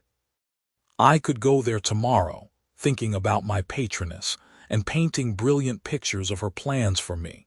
She had adopted Estella, she had as good as adopted me, and it could not fail to be her intention to bring us together. She reserved it for me to restore the desolate house, admit the sunshine into the dark rooms, set the clocks a-going and the cold hearths a-blazing, tear down the cobwebs, destroy the vermin, in short, do all the shining deeds of the young knight of romance and marry the princess. I had stopped to look at the house as I passed, and its seared red brick walls, blocked windows, and strong green ivy clasping even the stacks of chimneys with its twigs and tendons, as if with sinewy old arms, had made up a rich attractive mystery, of which I was the hero. Estella was the inspiration of it, and the heart of it, of course. But though she had taken such strong possession of me, though my fancy and my hope were so set upon her, though her influence on my boyish life and character had been all-powerful, I did not, even that romantic morning, invest her with any attributes save those she possessed. I mention this in this place, of a fixed purpose, because it is the clue by which I am to be followed into my poor labyrinth. According to my experience, the conventional notion of a lover cannot be always true. The unqualified truth is that when I loved Estella with the love of a man, I loved her simply because I found her irresistible. Once for all, I knew to my sorrow often and often, if not always, that I loved her against reason, against promise, against peace, against hope, against happiness, against all discouragement that could be. Once for all, I loved her none the less because I knew it, and it had no more influence in restraining me than if I had devoutly believed her to be human perfection. I so shaped out my walk as to arrive at the gate at my old time. When I had rung at the bell with an unsteady hand, I turned my back upon the gate, while I tried to get my breath and keep the beating of my heart moderately quiet.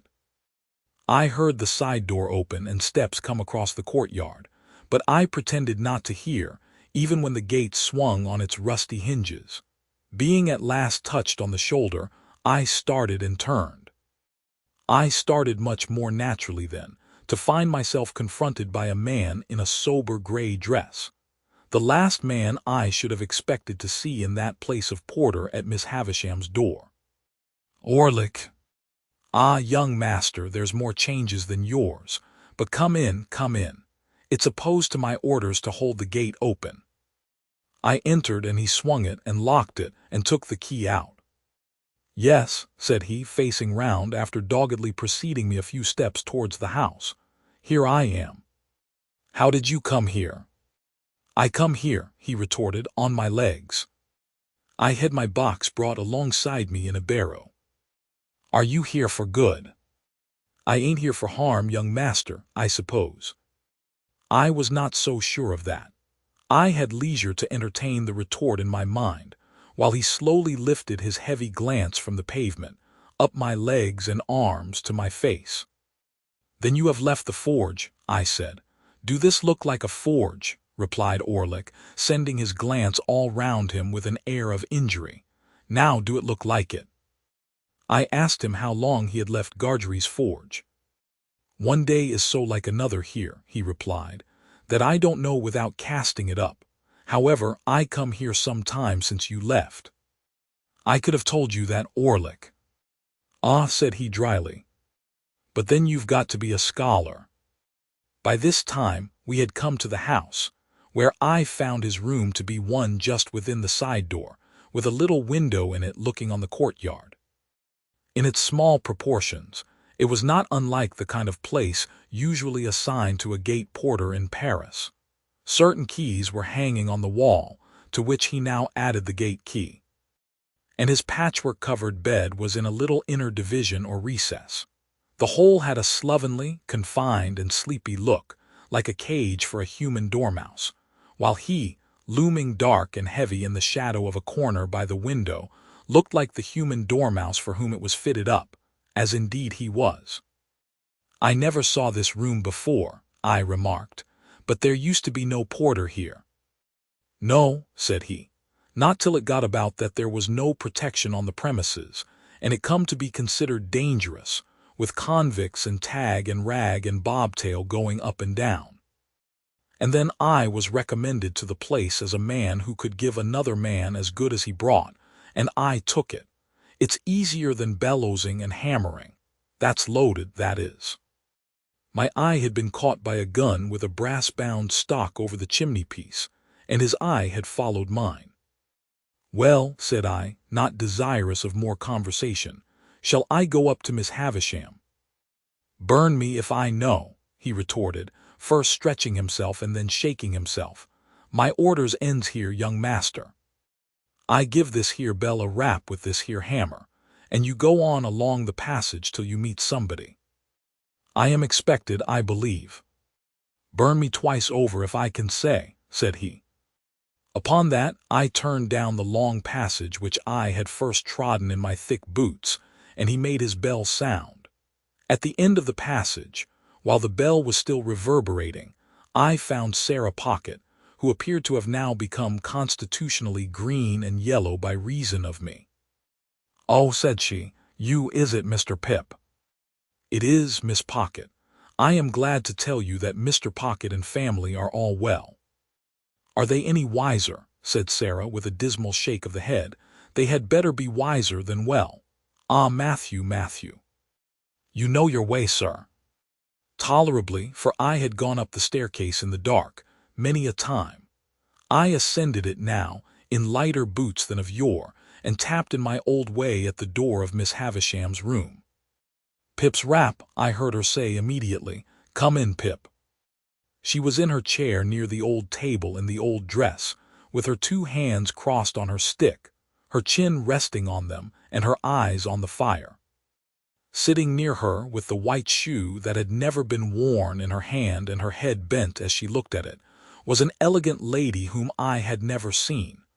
"Come in, Pip," Miss Havisham continued to mutter, without looking round or up. "Come in, Pip. How do you do, Pip? So you kiss my hand as if I were a queen, eh? Well." She looked up at me suddenly, only moving her eyes, and repeated in a grimly playful manner, "Well." "I heard, Miss Havisham," said I, rather at a loss, "that you were so kind as to wish me to come and see you, and I came directly." "Well." The lady, whom I had never seen before, lifted up her eyes and looked archly at me, and then I saw that the eyes were Estella's eyes. But she was so much changed, was so much more beautiful, so much more womanly, in all things winning admiration, had made such wonderful advance, that I seemed to have made none. I fancied, as I looked at her, that I slipped hopelessly back into the coarse and common boy again. Oh, the sense of distance and disparity that came upon me, and the inaccessibility that came about her. She gave me her hand. I stammered something about the pleasure I felt in seeing her again, and about my having looked forward to it for a long, long time. "Do you find her much changed, Pip?" asked Miss Havisham, with her greedy look, and striking her stick upon a chair that stood between them, as a sign to me to sit down there. "When I came in, Miss Havisham, I thought there was nothing of Estella in the face or figure, but now it all settles down so curiously into the old." "What, you are not going to say into the old Estella?" Miss Havisham interrupted. "She was proud and insulting, and you wanted to go away from her. Don't you remember?" I said confusedly that was long ago, and that I knew no better then, and the like. Estella smiled with perfect composure, and said she had no doubt of my having been quite right, and of her having been very disagreeable. "Is he changed?" Miss Havisham asked her. "Very much," said Estella, looking at me. "Less coarse and common," said Miss Havisham, playing with Estella's hair. Estella laughed and looked at the shoe in her hand, and laughed again and looked at me and put the shoe down. She treated me as a boy still, but she lured me on. We sat in the dreamy room among the old strange influences which had so wrought upon me, and I learnt that she had but just come home from France, and that she was going to London. Proud and wilful as of old, she had brought those qualities into such subjection to her beauty that it was impossible and out of nature, or I thought so, to separate them from her beauty.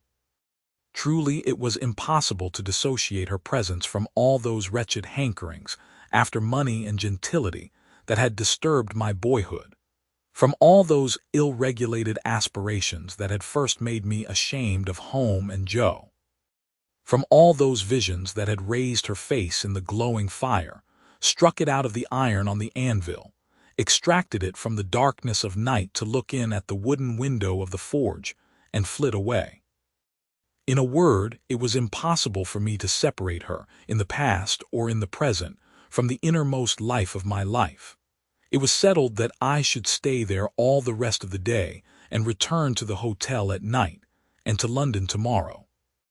When we had conversed for a while, Miss Havisham sent us two out to walk in the neglected garden.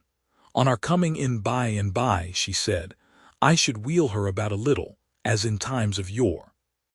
So Estella and I went out into the garden by the gate through which I had strayed to my encounter with the pale young gentleman, now Herbert, I trembling in spirit and worshipping the very hem of her dress. She quite composed and most decidedly not worshipping the hem of mine. As we drew near to the place of encounter, she stopped and said, I must have been a singular little creature to hide and see that fight that day. But I did, and I enjoyed it very much. You rewarded me very much. Did I? She replied, in an incidental and forgetful way. I remember I entertained a great objection to your adversary, because I took it ill that he should be brought here to pester me with his company. He and I are great friends now. Are you? I think I recollect, though, that you read with his father. Yes. I made the admission with reluctance, for it seemed to have a boyish look, and she already treated me more than enough like a boy. Since your change of fortune and prospects, you have changed your companions, said Estella. Naturally, said I, and necessarily, she added in a haughty tone. What was fit company for you once would be quite unfit company for you now. In my conscience, I doubt very much whether I had any lingering intention left of going to see Joe. But if I had, this observation put it to flight. You had no idea of your impending good fortune in those times, said Estella, with a slight wave of her hand, signifying in the fighting times. Not the least. The air of completeness and superiority with which she walked at my side, and the air of youthfulness and submission with which I walked at hers, made a contrast that I strongly felt. It would have rankled in me more than it did, if I had not regarded myself as eliciting it by being so set apart for her and assigned to her. The garden was too overgrown and rank for walking in with ease, and after we had made the round of it twice or thrice, we came out again into the brewery yard. I showed her to a nicety where I had seen her walking on the casks that first old day, and she said, with a cold and careless look in that direction, "Did I?" I reminded her where she had come out of the house and given me my meat and drink, and she said, "I don't remember." "Not remember that you made me cry," said I. "No," said she, and shook her head and looked about her. I verily believe that her not remembering and not minding in the least made me cry again, inwardly, and that is the sharpest crying of all. "You must know," said Estella, condescending to me as a brilliant and beautiful woman might, "that I have no heart, if that has anything to do with my memory." I got through some jargon to the effect that I took the liberty of doubting that. That I knew better, that there could be no such beauty without it. "Oh, I have a heart to be stabbed in or shot in, I have no doubt," said Estella, "and of course if it ceased to beat I should cease to be, but you know what I mean. I have no softness there, no sympathy, sentiment, nonsense." What was it that was borne in upon my mind when she stood still and looked attentively at me? Anything that I had seen in Miss Havisham? No. In some of her looks and gestures there was that tinge of resemblance to Miss Havisham which may often be noticed to have been acquired by children, from grown persons with whom they have been much associated and secluded, and which, when childhood is past, will produce a remarkable occasional likeness of expression between faces that are otherwise quite different. And yet I could not trace this to Miss Havisham.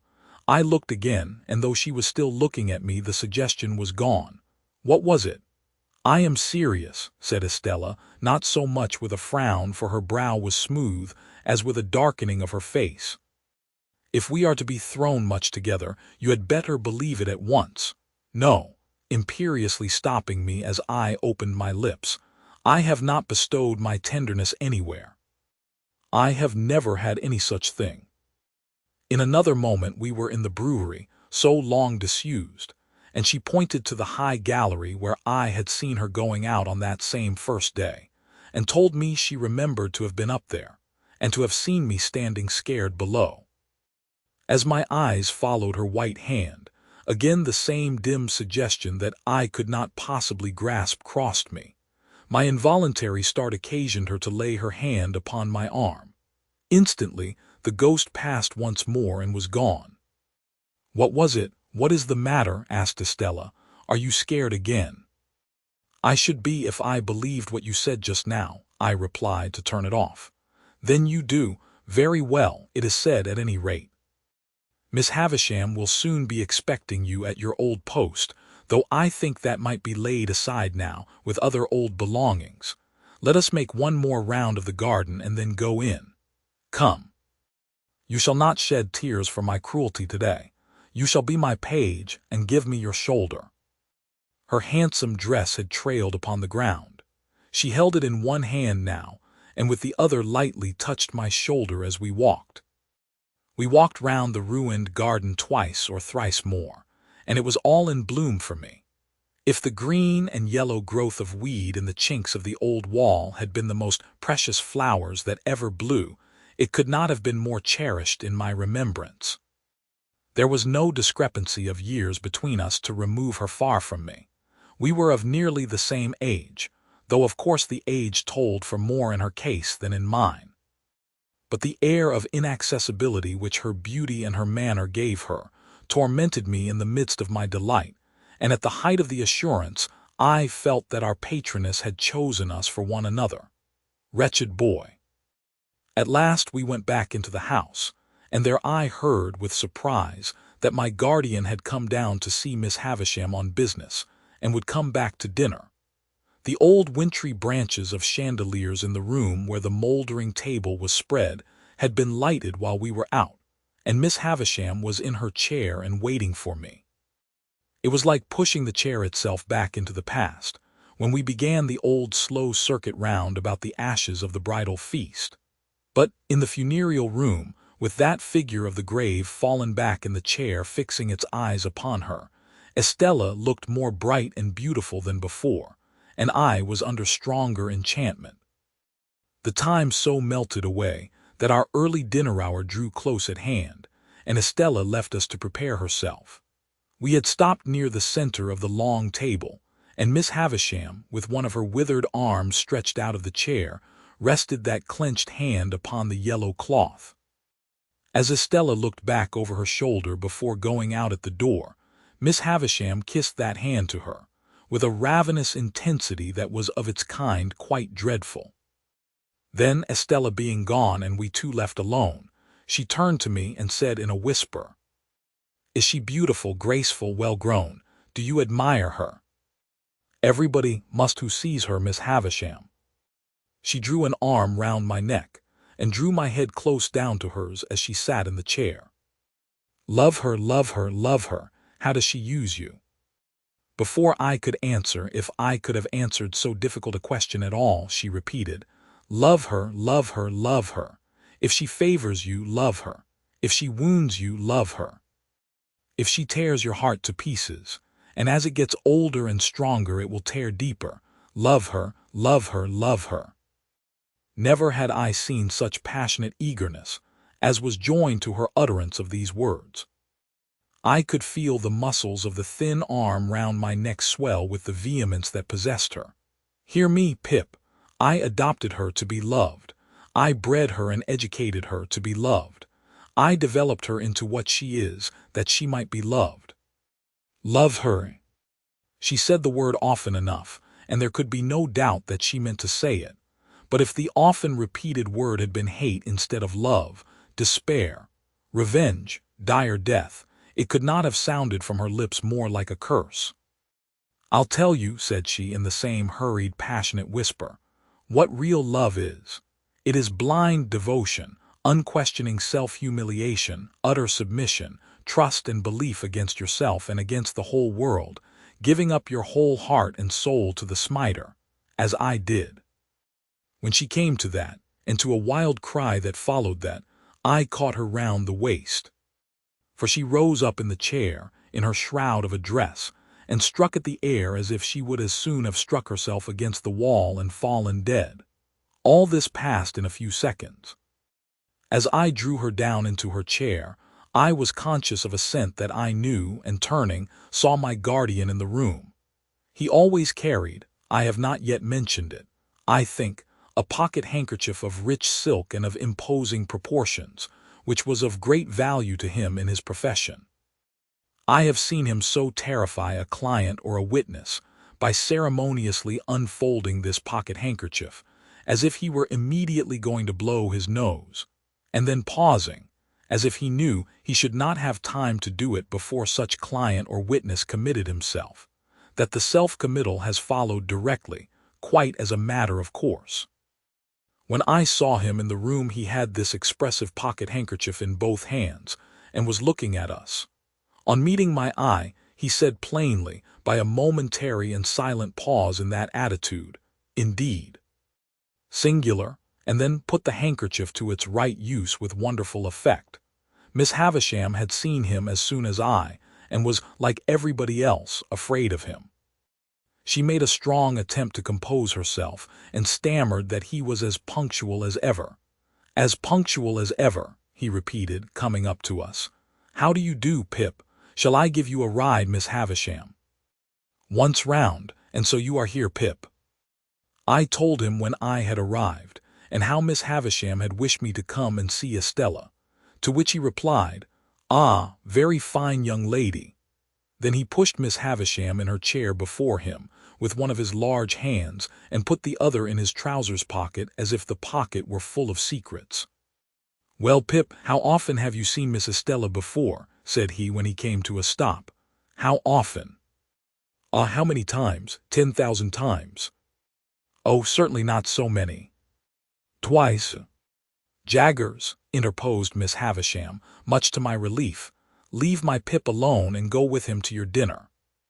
He complied, and we groped our way down the dark stairs together. While we were still on our way to those detached apartments across the paved yard at the back, he asked me how often I had seen Miss Havisham eat and drink, offering me a breadth of choice, as usual, between 100 times and once. I considered and said, "Never." "And never will, Pip," he retorted, with a frowning smile. "She has never allowed herself to be seen doing either since she lived this present life of hers. She wanders about in the night, and then lays hands on such food as she takes." "Pray, sir," said I, "may I ask you a question?" "You may," said he, "and I may decline to answer it. Put your question." "Estella's name. Is it Havisham, or—" I had nothing to add. "Or what?" said he. "Is it Havisham?" "It is Havisham." This brought us to the dinner table, where she and Sarah Pocket awaited us. Mr. Jaggers presided. Estella sat opposite to him. I faced my green and yellow friend. We dined very well and were waited on by a maidservant whom I had never seen in all my comings and goings, but who, for anything I know, had been in that mysterious house the whole time. After dinner, a bottle of choice old port was placed before my guardian. He was evidently well acquainted with the vintage, and the two ladies left us. Anything to equal the determined reticence of Mr. Jaggers under that roof I never saw elsewhere, even in him. He kept his very looks to himself, and scarcely directed his eyes to Estella's face once during dinner. When she spoke to him, he listened, and in due course answered, but never looked at her that I could see. On the other hand, she often looked at him, with interest and curiosity, if not distrust, but his face never showed the least consciousness. Throughout dinner, he took a dry delight in making Sarah Pocket greener and yellower, by often referring in conversation with me to my expectations. But here again, he showed no consciousness, and even made it appear that he extorted, and even did extort, though I don't know how, those references out of my innocent self. And when he and I were left alone together, he sat with an air upon him of general lying by in consequence of information he possessed, that really was too much for me. He cross-examined his very wine when he had nothing else in hand. He held it between himself and the candle, tasted the port, rolled it in his mouth, swallowed it, looked at his glass again, smelt the port, tried it, drank it, filled again, and cross-examined the glass again, until I was as nervous as if I had known the wine to be telling him something to my disadvantage. 3 or 4 times I feebly thought I would start conversation, but whenever he saw me going to ask him anything, he looked at me with his glass in his hand, and rolling his wine about in his mouth, as if requesting me to take notice that it was of no use, for he couldn't answer. I think Miss Pocket was conscious that the sight of me involved her in the danger of being goaded to madness, and perhaps tearing off her cap, which was a very hideous one, in the nature of a muslin mop, and strewing the ground with her hair, which assuredly had never grown on her head. She did not appear when we afterwards went up to Miss Havisham's room, and we 4 played at whist.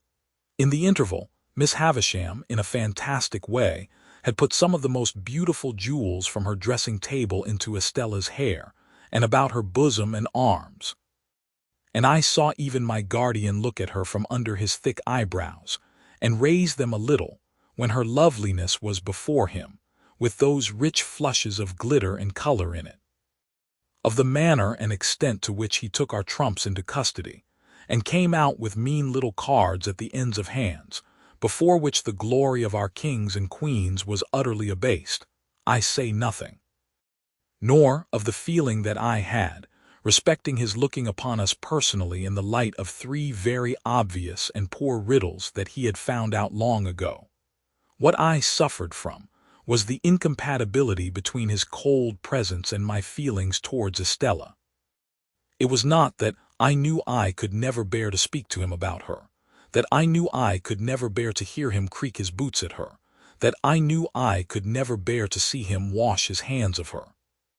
It was that my admiration should be within a foot or 2 of him. It was that my feelings should be in the same place with him. That was the agonizing circumstance. We played until 9 o'clock, and then it was arranged that when Estella came to London, I should be forewarned of her coming and should meet her at the coach.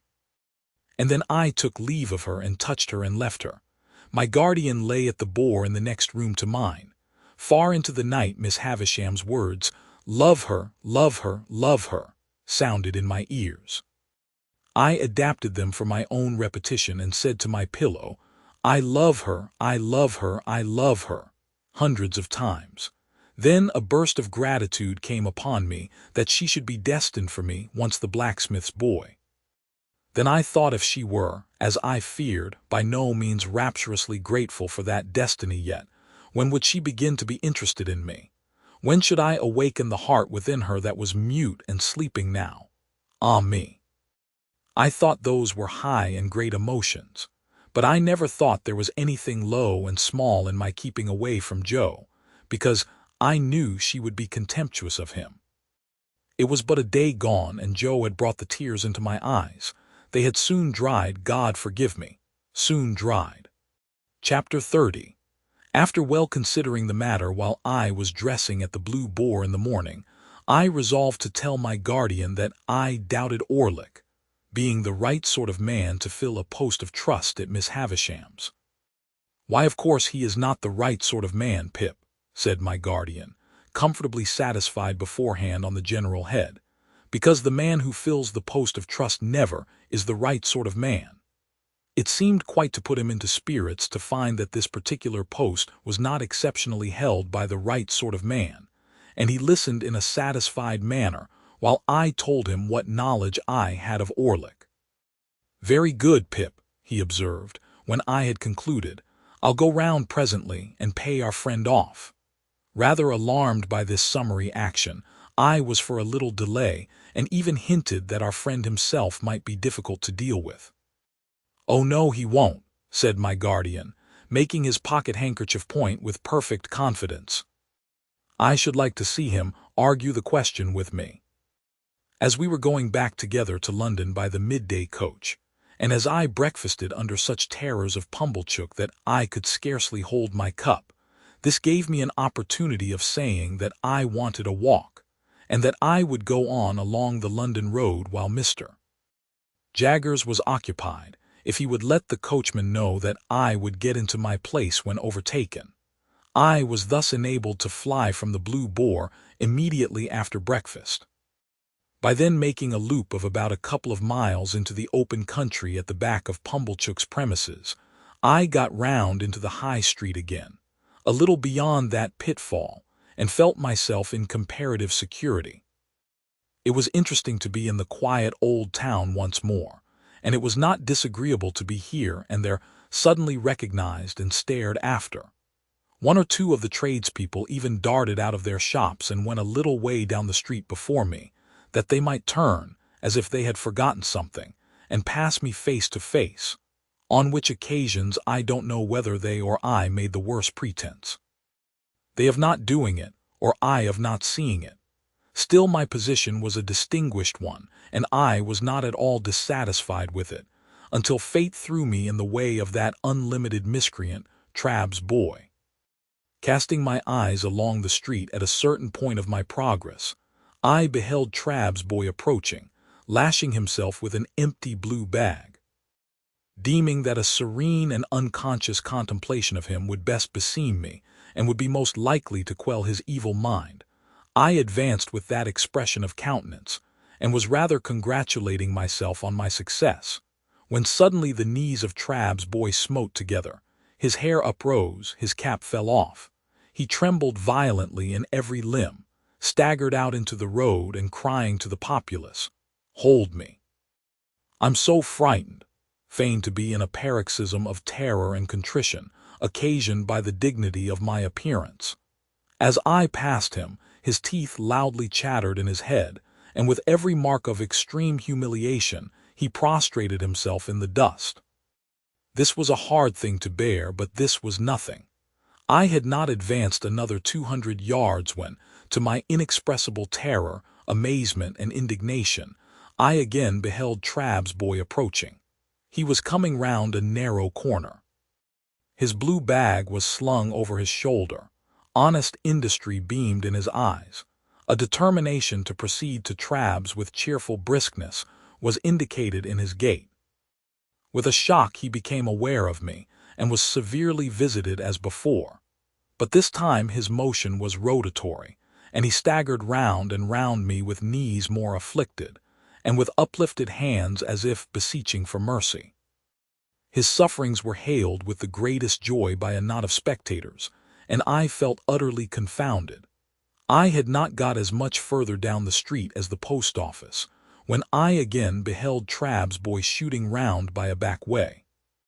This time he was entirely changed. He wore the blue bag in the manner of my greatcoat, and was strutting along the pavement towards me on the opposite side of the street, attended by a company of delighted young friends to whom he from time to time exclaimed, with a wave of his hand, "Don't know ya." Words cannot state the amount of aggravation and injury wreaked upon me by Trabb's boy. When passing abreast of me, he pulled up his shirt collar, twined his side hair, stuck an arm akimbo, and smirked extravagantly by, wriggling his elbows and body and drawling to his attendants, "Don't know ya, don't know ya. 'Pon my soul, don't know ya." The disgrace attendant on his immediately afterwards taking to crowing and pursuing me across the bridge with crows, as from an exceedingly dejected fowl who had known me when I was a blacksmith, culminated the disgrace with which I left the town, and was, so to speak, ejected by it into the open country. But unless I had taken the life of Trabb's boy on that occasion, I really do not even now see what I could have done save endure. To have struggled with him in the street, or to have exacted any lower recompense from him than his heart's best blood, would have been futile and degrading. Moreover, he was a boy whom no man could hurt, an invulnerable and dodging serpent who, when chased into a corner, flew out again between his captor's legs, scornfully yelping. I wrote, however, to Mr. Trabb by next day's post, to say that Mr. Pip must decline to deal further with one who could so far forget what he owed to the best interests of society, as to employ a boy who excited loathing in every respectable mind. The coach with Mr. Jaggers inside came up in due time, and I took my box seat again and arrived in London safe, but not sound, for my heart was gone. As soon as I arrived, I sent a penitential codfish and barrel of oysters to Joe as reparation for not having gone myself, and then went on to Barnard's Inn. I found Herbert dining on cold meat, and delighted to welcome me back. Having dispatched the Avenger to the coffee-house for an addition to the dinner, I felt that I must open my breast that very evening to my friend and chum. As confidence was out of the question with the Avenger in the hall, which could merely be regarded in the light of an antechamber to the keyhole, I sent him to the play. A better proof of the severity of my bondage to that taskmaster could scarcely be afforded than the degrading shifts to which I was constantly driven to find him employment. So mean is extremity, that I sometimes sent him to Hyde Park Corner to see what o'clock it was. Dinner done, and we sitting with our feet upon the fender, I said to Herbert, "My dear Herbert, I have something very particular to tell you." "My dear Handel," he returned, "I shall esteem and respect your confidence." "It concerns myself, Herbert," said I, "and one other person." Herbert crossed his feet, looked at the fire with his head on one side, and having looked at it in vain for some time, looked at me because I didn't go on. Herbert, said I, laying my hand upon his knee, I adore Estella. Instead of being transfixed, Herbert replied in an easy matter-of-course way, exactly. Well. Well, Herbert, is that all you say? Well. What next, I mean, said Herbert. Of course I know that. How do you know it, said I. How do I know it, Handel? Why, from you. I never told you. Told me. You have never told me when you have got your hair cut, but I have had senses to perceive it. You have always adored her, ever since I have known you. You brought your adoration and your portmanteau here together. Told me. Why, you have always told me all day long. When you told me your own story, you told me plainly that you began adoring her the first time you saw her, when you were very young indeed. Very well, then, said I, to whom this was a new and not unwelcome light. I have never left off adoring her. And she has come back, a most beautiful and most elegant creature, and I saw her yesterday, and if I adored her before, I now doubly adore her. Lucky for you then, Handel, said Herbert, that you are picked out for her and allotted to her. Without encroaching on forbidden ground, we may venture to say that there can be no doubt between ourselves of that fact. Have you any idea yet of Estella's views on the adoration question? I shook my head gloomily. Oh. She is thousands of miles away from me, said I. Patience, my dear Handel, time enough, time enough. But you have something more to say. I am ashamed to say it, I returned, and yet it's no worse to say it than to think it. You call me a lucky fellow. Of course, I am. I was a blacksmith's boy but yesterday. I am, what shall I say I am today? Say a good fellow if you want a phrase, returned Herbert, smiling and clapping his hand on the back of mine. A good fellow, with impetuosity and hesitation, boldness and diffidence, action and dreaming curiously mixed in him. I stopped for a moment to consider whether there really was this mixture in my character. On the whole, I by no means recognized the analysis, but thought it not worth disputing. When I ask what I am to call myself today, Herbert, I went on, I suggest what I have in my thoughts. You say I am lucky. I know I have done nothing to raise myself in life, and that fortune alone has raised me. That is being very lucky. And yet, when I think of Estella— And when don't you, you know, Herbert threw in with his eyes on the fire, which I thought kind and sympathetic of him. Then, my dear Herbert, I cannot tell you how dependent and uncertain I feel, and how exposed to hundreds of chances.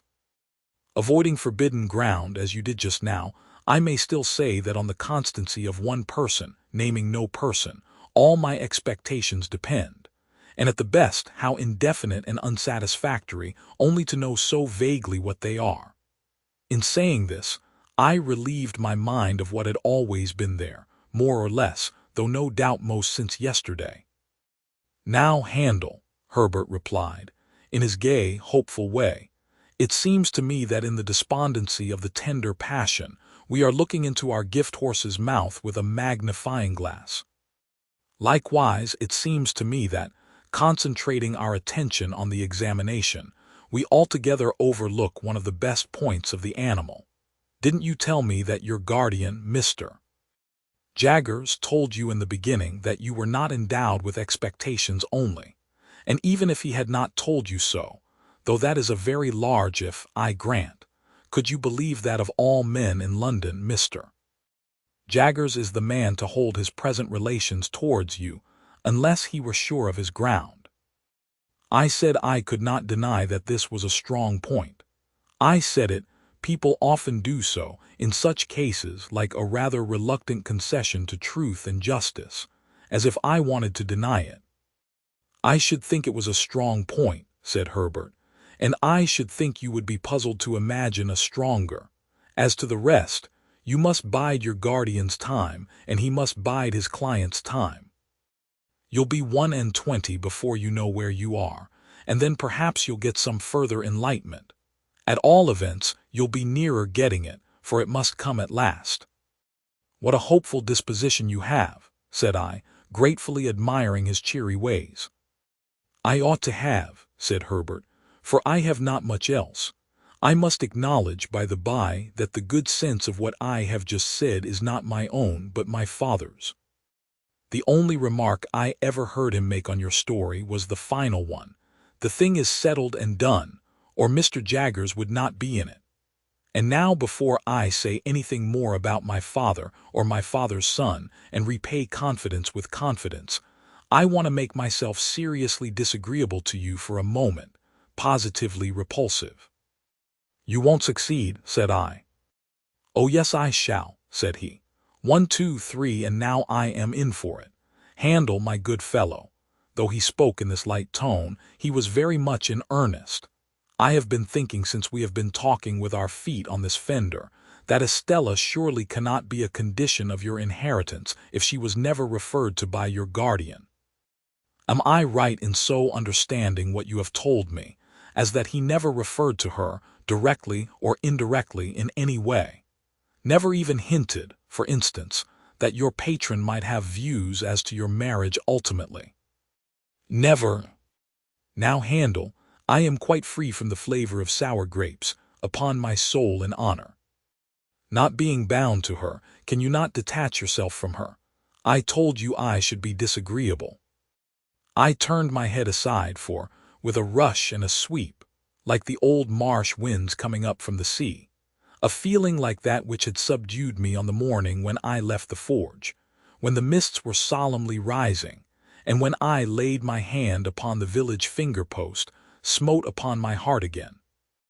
There was silence between us for a little while.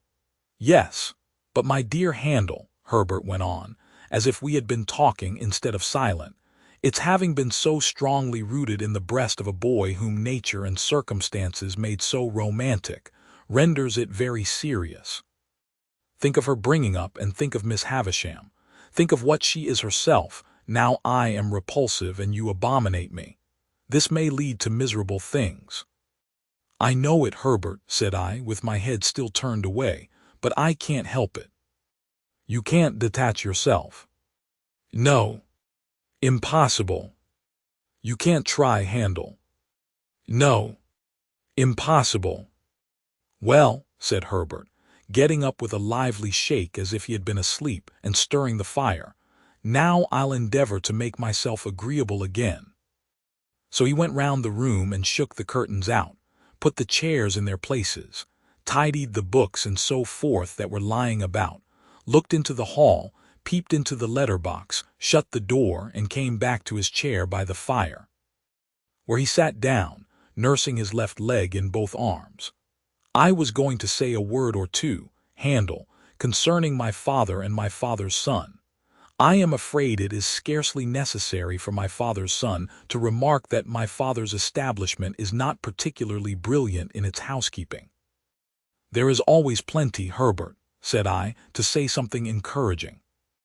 Oh yes, and so the dustman says, I believe, with the strongest approval, and so does the marine store shop in the back street. Gravely, Handel, for the subject is grave enough, you know how it is as well as I do. I suppose there was a time once when my father had not given matters up, but if ever there was, the time is gone. May I ask you if you have ever had an opportunity of remarking, down in your part of the country, that the children of not exactly suitable marriages are always most particularly anxious to be married? This was such a singular question that I asked him in return, is it so? I don't know, said Herbert. That's what I want to know. Because it is decidedly the case with us. My poor sister Charlotte, who was next me and died before she was 14, was a striking example. Little Jane is the same. In her desire to be matrimonially established, you might suppose her to have passed her short existence in the perpetual contemplation of domestic bliss. Little Alec in a frock has already made arrangements for his union with a suitable young person at Kew. And indeed, I think we are all engaged except the baby. Then you are, said I. I am, said Herbert, but it's a secret. I assured him of my keeping the secret, and begged to be favored with further particulars.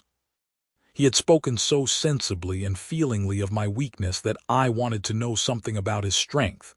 "May I ask the name?" I said. "Name of Clara," said Herbert. "Live in London." "Yes, perhaps I ought to mention," said Herbert, who had become curiously crestfallen and meek since we entered on the interesting theme, "that she is rather below my mother's nonsensical family notions. Her father had to do with the victualling of passenger ships. I think he was a species of purser." "What is he now?" said I. "He's an invalid now," replied Herbert, "living on the first floor," said Herbert, which was not at all what I meant, for I had intended my question to apply to his means.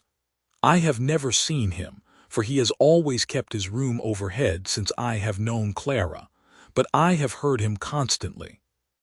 He makes tremendous roars, and pegs at the floor with some frightful instrument."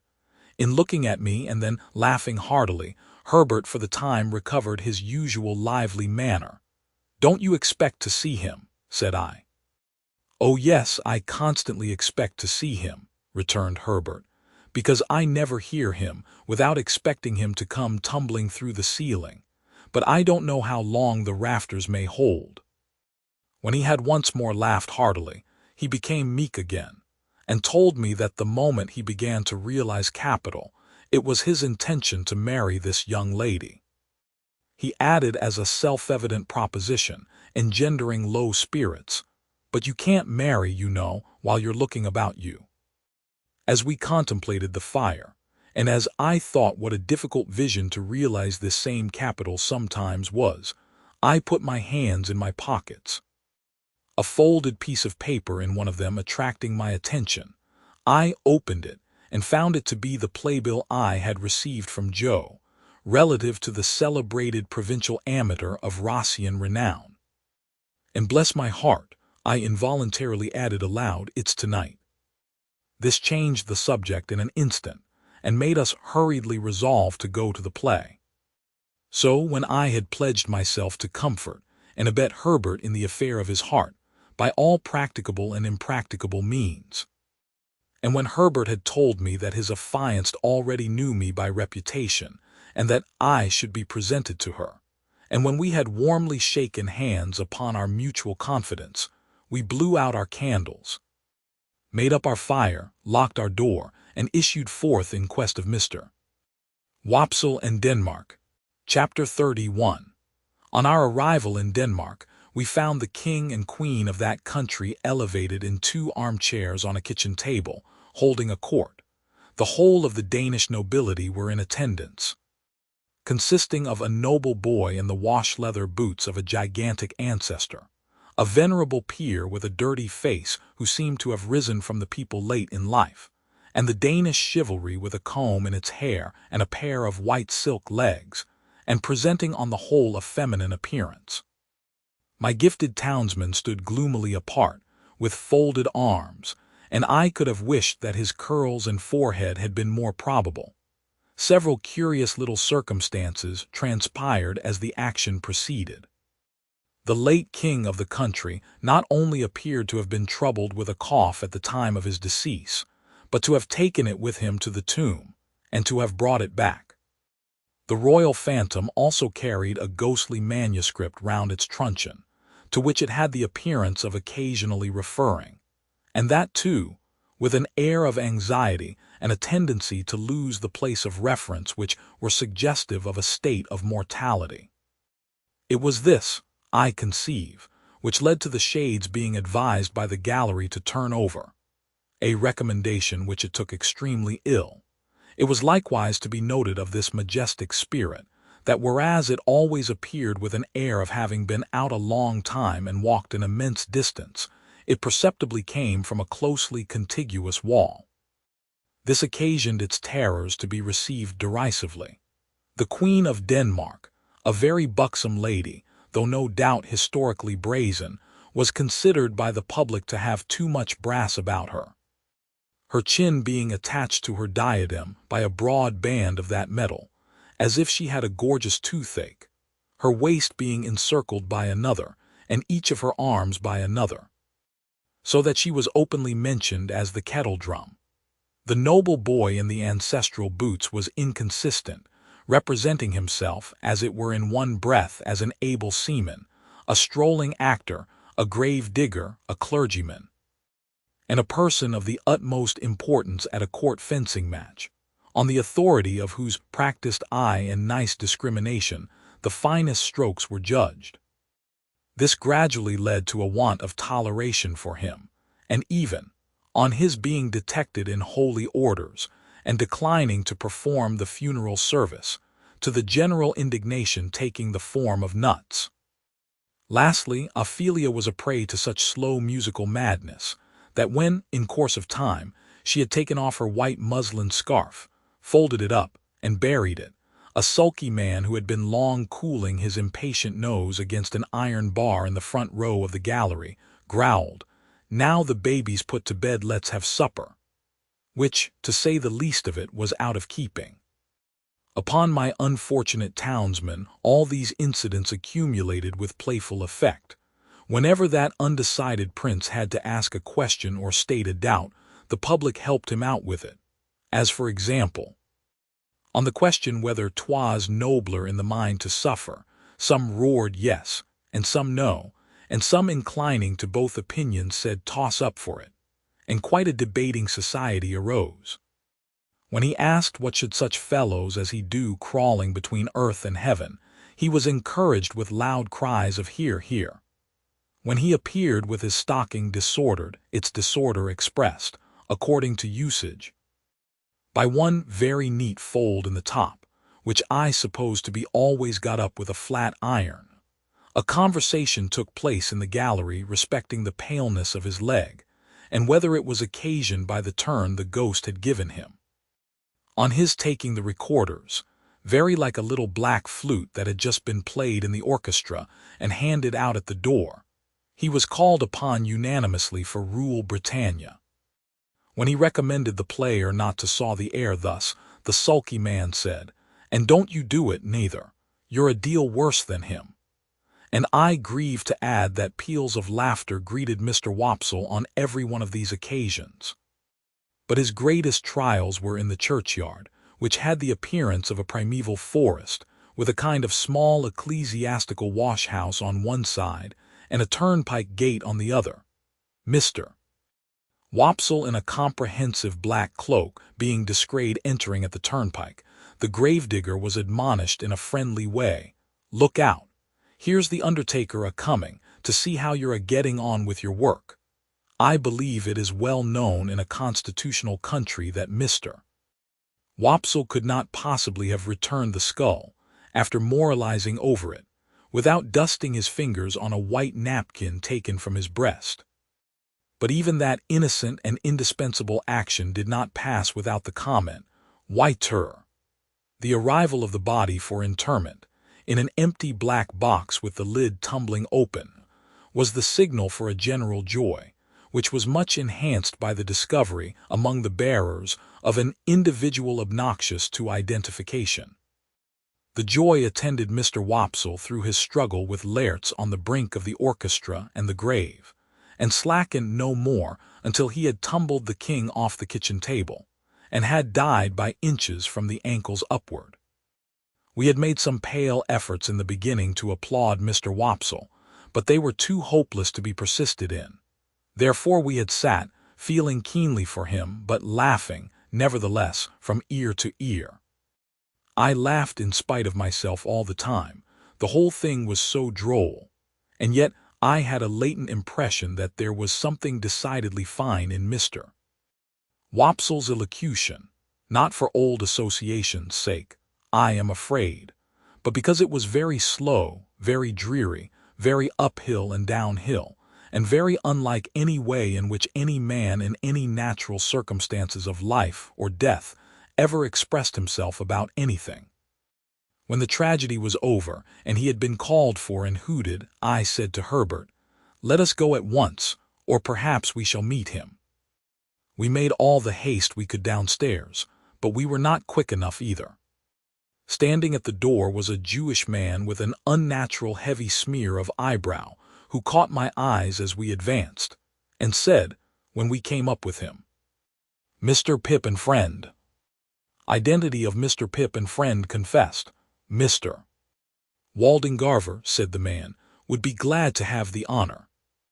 "Waldengarver," I repeated when Herbert murmured in my ear, "probably Wopsle." "Oh," said I, "yes, shall we follow you?" "A few steps, please." When we were in a side alley, he turned and asked, "How did you think he looked?" I dressed him.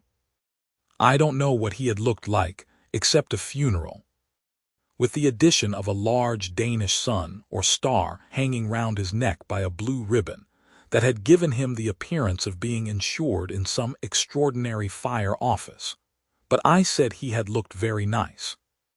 "When he come to the grave," said our conductor, "he showed his cloak beautiful, but judging from the wing, it looked to me that when he see the ghost in the Queen's apartment, he might have made more of his stockings." I modestly assented, and we all fell through a little dirty swing door into a sort of hot packing case immediately behind it. Here Mr. Wopsle was divesting himself of his Danish garments, and here there was just room for us to look at him over one another's shoulders by keeping the packing case door or lid wide open. "Gentlemen," said Mr. Wopsle, "I am proud to see you.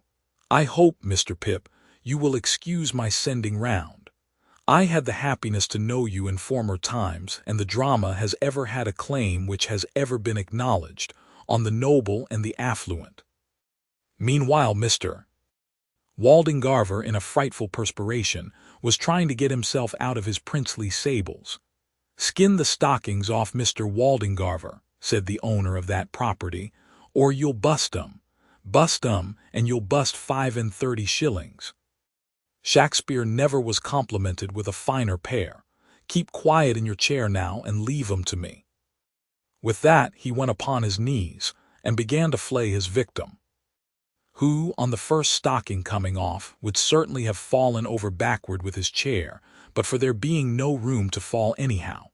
I had been afraid until then to say a word about the play, but then Mr. Waldengarver looked up at us complacently and said, "Gentlemen, how did it seem to you to go in front?" Herbert said from behind, at the same time poking me, "Capitally." So I said, "Capitally." "How did you like my reading of the character, gentlemen?" said Mr. Waldengarver, almost if not quite with patronage. Herbert said from behind, again poking me, "Massive and concrete." So I said boldly, as if I had originated it and must beg to insist upon it, "Massive and concrete." "I am glad to have your approbation, gentlemen," said Mr. Waldengarver with an air of dignity, in spite of his being ground against the wall at the time, and holding on by the seat of the chair. "But I'll tell you one thing, Mr. Waldengarver," said the man who was on his knees, "in which you're out in your reading. Now mind, I don't care who says contrary, I tell you so. You're out in your reading of Hamlet when you get your legs in profile." The last Hamlet, as I dressed, made the same mistakes in his reading at rehearsal, till I got him to put a large red wafer on each of his shins, and then at that rehearsal, which was the last, I went in front, sir, to the back of the pit, and whenever his reading brought him into profile, I called out, "I don't see no wafers." And at night his reading was lovely. Mr. Waldengarver smiled at me, as much as to say, "A faithful dependent, I overlook his folly," and then said aloud, "My view is a little classic and thoughtful for them here. But they will improve, they will improve." Herbert and I said together, "Oh, no doubt they would improve." "Did you observe, gentlemen," said Mr. Waldengarver, "that there was a man in the gallery who endeavored to cast derision on the service, I mean the representation?" We basely replied that we rather thought we had noticed such a man. I added, "He was drunk, no doubt." "Oh dear no, sir," said Mr. Wopsle, "not drunk. His employer would see to that, sir. His employer would not allow him to be drunk." "You know his employer," said I. Mr. Wopsle shut his eyes and opened them again, performing both ceremonies very slowly. "You must have observed, gentlemen," said he, "an ignorant and a blatant ass, with a rasping throat and a countenance expressive of low malignity who went through, I will not say sustained, the role, if I may use a French expression, of Claudius, King of Denmark. That is his employer, gentlemen, such is the profession." Without distinctly knowing whether I should have been more sorry for Mr. Wopsle if he had been in despair, I was so sorry for him as it was, that I took the opportunity of his turning round to have his braces put on, which jostled us out at the doorway, to ask Herbert what he thought of having him home to supper. Herbert said he thought it would be kind to do so. Therefore I invited him, and he went to Barnard with us, wrapped up to the eyes, and we did our best for him, and he sat until 2 o'clock in the morning, reviewing his success and developing his plans. I forget in detail what they were, but I have a general recollection that he was to begin with reviving the drama, and to end with crushing it, inasmuch as his decease would leave it utterly bereft and without a chance or hope. Miserably I went to bed after all, and miserably thought of Estella, and miserably dreamed that my expectations were all cancelled, and that I had to give my hand in marriage to Herbert's Clara, or play Hamlet to Miss Havisham's ghost, before 20,000 people, without knowing 20 words of it. Chapter 32. One day when I was busy with my books and Mr. Pocket, I received a note by the post, the mere outside of which threw me into a great flutter. For though I had never seen the handwriting in which it was addressed, I divined whose hand it was. It had no set beginning, as "Dear Mr. Pip," or "Dear Pip," or "Dear Sir," or "Dear anything," but ran thus: "I am to come to London the day after tomorrow, by the midday coach. I believe it was settled you should meet me. At all events Miss Havisham has that impression, and I write in obedience to it. She sends you her regard. Yours, Estella." If there had been time, I should probably have ordered several suits of clothes for this occasion. But as there was not, I was fain to be content with those I had. My appetite vanished instantly, and I knew no peace or rest until the day arrived. Not that its arrival brought me either. For then I was worse than ever, and began haunting the coach office in Wood Street, Cheapside, before the coach had left the Blue Boar in our town. For all that I knew this perfectly well, I still felt as if it were not safe to let the coach office be out of my sight longer than 5 minutes at a time. And in this condition of unreason I had performed the first half-hour of a watch of 4 or 5 hours, when Wemmick ran against me. "Halloa, Mr. Pip," said he, "how do you do? I should hardly have thought this was your beat." I explained that I was waiting to meet somebody who was coming up by coach, and I inquired after the Castle and the aged. "Both flourishing, thank I," said Wemmick, "and particularly the aged. He's in wonderful feather. He'll be 82 next birthday. I have a notion of firing 82 times if the neighborhood shouldn't complain, and that cannon of mine should prove equal to the pressure. However, this is not London talk. Where do you think I am going to?" "To the office," said I, for he was tending in that direction. "Next thing to it," returned Wemmick. "I am going to Newgate. We are in a banker's parcel case just at present, and I have been down the road taking a squint at the scene of action, and thereupon must have a word or two with our client." "Did your client commit the robbery?" I asked. "Bless your soul and body, no," answered Wemmick very dryly. "But he is accused of it. So might you or I be. Either of us might be accused of it, you know." "Only neither of us is," I remarked. "Yah," said Wemmick, touching me on the breast with his forefinger. "You're a deep one, Mr. Pip. Would you like to have a look at Newgate? Have you time to spare?" I had so much time to spare that the proposal came as a relief, notwithstanding its irreconcilability with my latent desire to keep my eye on the coach office. Muttering that I would make the inquiry whether I had time to walk with him, I went into the office, and ascertained from the clerk with the nicest precision, and much to the trying of his temper, the earliest moment at which the coach could be expected, which I knew beforehand, quite as well as he. I then rejoined Mr. Wemmick, and affecting to consult my watch, and to be surprised by the information I had received, accepted his offer. We were at Newgate in a few minutes, and we passed through the lodge where some fetters were hanging up on the bare walls among the prison rules, into the interior of the jail.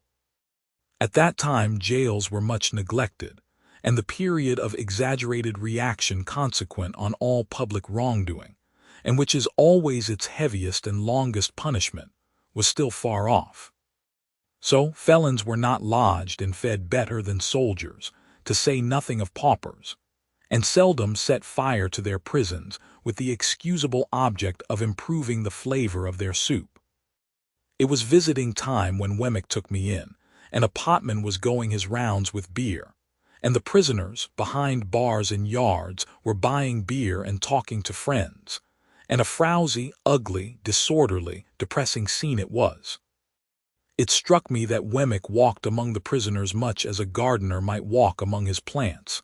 This was first put into my head by his seeing a shoot that had come up in the night, and saying, "What, Captain Tom, are you there?" "Ah, indeed. And also, is that Black Bill behind the cistern? Why, I didn't look for you these 2 months. How do you find yourself?" Equally in his stopping at the bars and attending to anxious whisperers, always singly, Wemmick, with his post office in an immovable state, looked at them while in conference, as if he were taking particular notice of the advance they had made, since last observed, towards coming out in full blow at their trial. He was highly popular, and I found that he took the familiar department of Mr. Jaggers's business, though something of the state of Mr. Jaggers hung about him too, forbidding approach beyond certain limits. His personal recognition of each successive client was comprised in a nod, and in his settling his hat a little easier on his head with both hands, and then tightening the post office, and putting his hands in his pockets. In 1 or 2 instances there was a difficulty respecting the raising of fees, and then Mr. Wemmick, backing as far as possible from the insufficient money produced, said, "It's no use, my boy, I'm only a subordinate. I can't take it." Don't go on in that way with a subordinate. If you are unable to make up your quantum, my boy, you had better address yourself to a principal. There are plenty of principals in the profession, you know, and what is not worth the while of one may be worth the while of another. That's my recommendation to you, speaking as a subordinate. Don't try on useless measures. Why should you? Now who's next? Thus we walked through Wemmick's greenhouse, until he turned to me and said, "Notice the man I shall shake hands with." I should have done so, without the preparation, as he had shaken hands with no one yet. Almost as soon as he had spoken, a portly upright man, whom I can see now, as I write, in a well-worn olive-colored frock coat, with a peculiar pallor overspreading the red in his complexion, and eyes that went wandering about when he tried to fix them, came up to a corner of the bars, and put his hand to his hat, which had a greasy and fatty surface like cold broth, with a half-serious and half-jocose military salute. "Colonel to you," said Wemmick. "How are you, Colonel?" "All right, Mr. Wemmick." Everything was done that could be done, but the evidence was too strong for us, Colonel. "Yes, it was too strong, sir, but I don't care."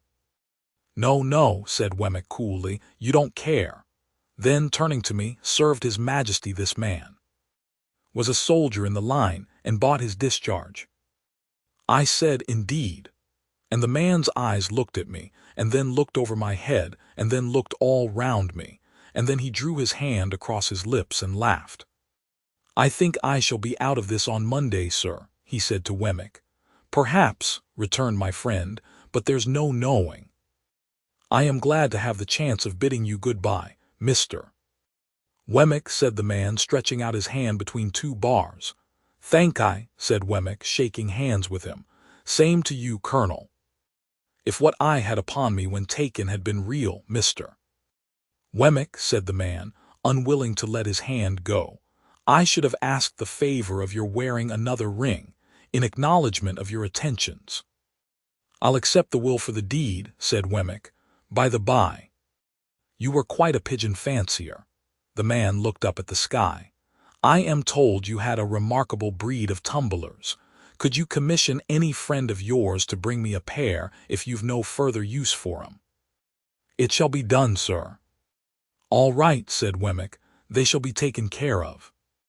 "Good afternoon, Colonel. Good-bye." They shook hands again, and as we walked away Wemmick said to me, "A coiner, a very good workman. The recorder's report is made today, and he is sure to be executed on Monday. Still, you see, as far as it goes, a pair of pigeons are portable property all the same." With that, he looked back, and nodded at this dead plant, and then cast his eyes about him in walking out of the yard, as if he were considering what other pot would go best in its place. As we came out of the prison through the lodge, I found that the great importance of my guardian was appreciated by the turnkeys, no less than by those whom they held in charge. "Well, Mr. Wemmick," said the turnkey, who kept us between the two studded and spiked lodge gates, and who carefully locked one before he unlocked the other, "what's Mr. Jaggers going to do with that waterside murder? Is he going to make it manslaughter, or what's he going to make of it?" "Why don't you ask him?" returned Wemmick. "Oh yes, I dare say," said the turnkey. "Now that's the way with them here, Mr. Pip," remarked Wemmick, turning to me with his post-office elongated. "They don't mind what they ask of me, the subordinate, but you'll never catch 'em asking any questions of my principal." "Is this young gentleman one of the prentices or articled ones of your office?" asked the turnkey, with a grin at Mr. Wemmick's humor. "There he goes again, you see," cried Wemmick. "I told you so. Asks another question of the subordinate before his first is dry. Well, supposing Mr. Pip is one of them?" "Why then," said the turnkey, grinning again, "he knows what Mr. Jaggers is." "Yah," cried Wemmick, suddenly hitting out at the turnkey in a facetious way. "You're dumb as one of your own keys when you have to do with my principal. You know you are. Let us out, you old fox, or I'll get him to bring an action against you for false imprisonment." The turnkey laughed and gave us good day, and stood laughing at us over the spikes of the wicket when we descended the steps into the street. "Mind you, Mr. Pip," said Wemmick, gravely in my ear as he took my arm to be more confidential, "I don't know that Mr. Jaggers does a better thing than the way in which he keeps himself so high. He's always so high. His constant height is of a piece with his immense abilities. That colonel durst no more take leave of him than that turnkey durst ask him his intentions respecting a case. Then between his height and them he slips in his subordinate, don't you see, and so he has soul and body." I was very much impressed, and not for the first time, by my guardian's subtlety. To confess the truth, I very heartily wished, and not for the first time, that I had had some other guardian of minor abilities. Mr. Wemmick and I parted at the office in Little Britain, where suppliants for Mr. Jaggers's notice were lingering about as usual, and I returned to my watch in the street of the coach office, with some 3 hours on hand. I consumed the whole time in thinking how strange it was that I should be encompassed by all this taint of prison and crime. That in my childhood out on our lonely marshes on a winter evening, I should have first encountered it. That it should have reappeared on 2 occasions, starting out like a stain that was faded but not gone. That it should in this new way pervade my fortune and advancement. While my mind was thus engaged, I thought of the beautiful young Estella, proud and refined, coming towards me, and I thought with absolute abhorrence of the contrast between the jail and her. I wished that Wemmick had not met me, or that I had not yielded to him and gone with him, so that, of all days in the year on this day, I might not have had Newgate in my breath and on my clothes. I beat the prison dust off my feet as I sauntered to and fro, and I shook it out of my dress, and I exhaled its air from my lungs. So contaminated did I feel, remembering who was coming, that the coach came quickly after all, and I was not yet free from the soiling consciousness of Mr. Wemmick's conservatory, when I saw her face at the coach window and her hand waving to me. What was the nameless shadow which again in that one instant had passed? Chapter 33. In her furred traveling dress, Estella seemed more delicately beautiful than she had ever seemed yet, even in my eyes. Her manner was more winning than she had cared to let it be to me before, and I thought I saw Miss Havisham's influence in the change. We stood in the inn yard while she pointed out her luggage to me, and when it was all collected I remembered, having forgotten everything but herself in the meanwhile, that I knew nothing of her destination. "I am going to Richmond," she told me. "Our lesson is that there are two Richmonds, one in Surrey and one in Yorkshire, and that mine is the Surrey Richmond. The distance is 10 miles. I am to have a carriage and you are to take me. This is my purse, and you are to pay my charges out of it. Oh, you must take the purse. We have no choice, you and I, but to obey our instructions. We are not free to follow our own devices, you and I." As she looked at me in giving me the purse, I hoped there was an inner meaning in her words. She said them slightingly, but not with displeasure. "A carriage will have to be sent for, Estella. Will you rest here a little?" "Yes, I am to rest here a little, and I am to drink some tea, and you are to take care of me the while." She drew her arm through mine, as if it must be done, and I requested a waiter who had been staring at the coach like a man who had never seen such a thing in his life, to show us a private sitting room. Upon that he pulled out a napkin, as if it were a magic clue without which he couldn't find the way upstairs, and led us to the black hole of the establishment, fitted up with a diminishing mirror, quite a superfluous article, considering the hole's proportions, an anchovy sauce cruet, and somebody's patents. On my objecting to this retreat, he took us into another room with a dinner table for 30, and in the grate a scorched leaf of a copybook under a bushel of coal dust. Having looked at this extinct conflagration and shaken his head, he took my order, which, proving to be merely "some tea for the lady," sent him out of the room in a very low state of mind. I was, and I am, sensible that the air of this chamber, in its strong combination of stable with soup stock, might have led one to infer that the coaching department was not doing well, and that the enterprising proprietor was boiling down the horses for the refreshment department. Yet the room was all in all to me, Estella being in it. I thought that with her I could have been happy there for life. I was not at all happy there at the time, observe, and I knew it well. "Where are you going to at Richmond?" I asked Estella.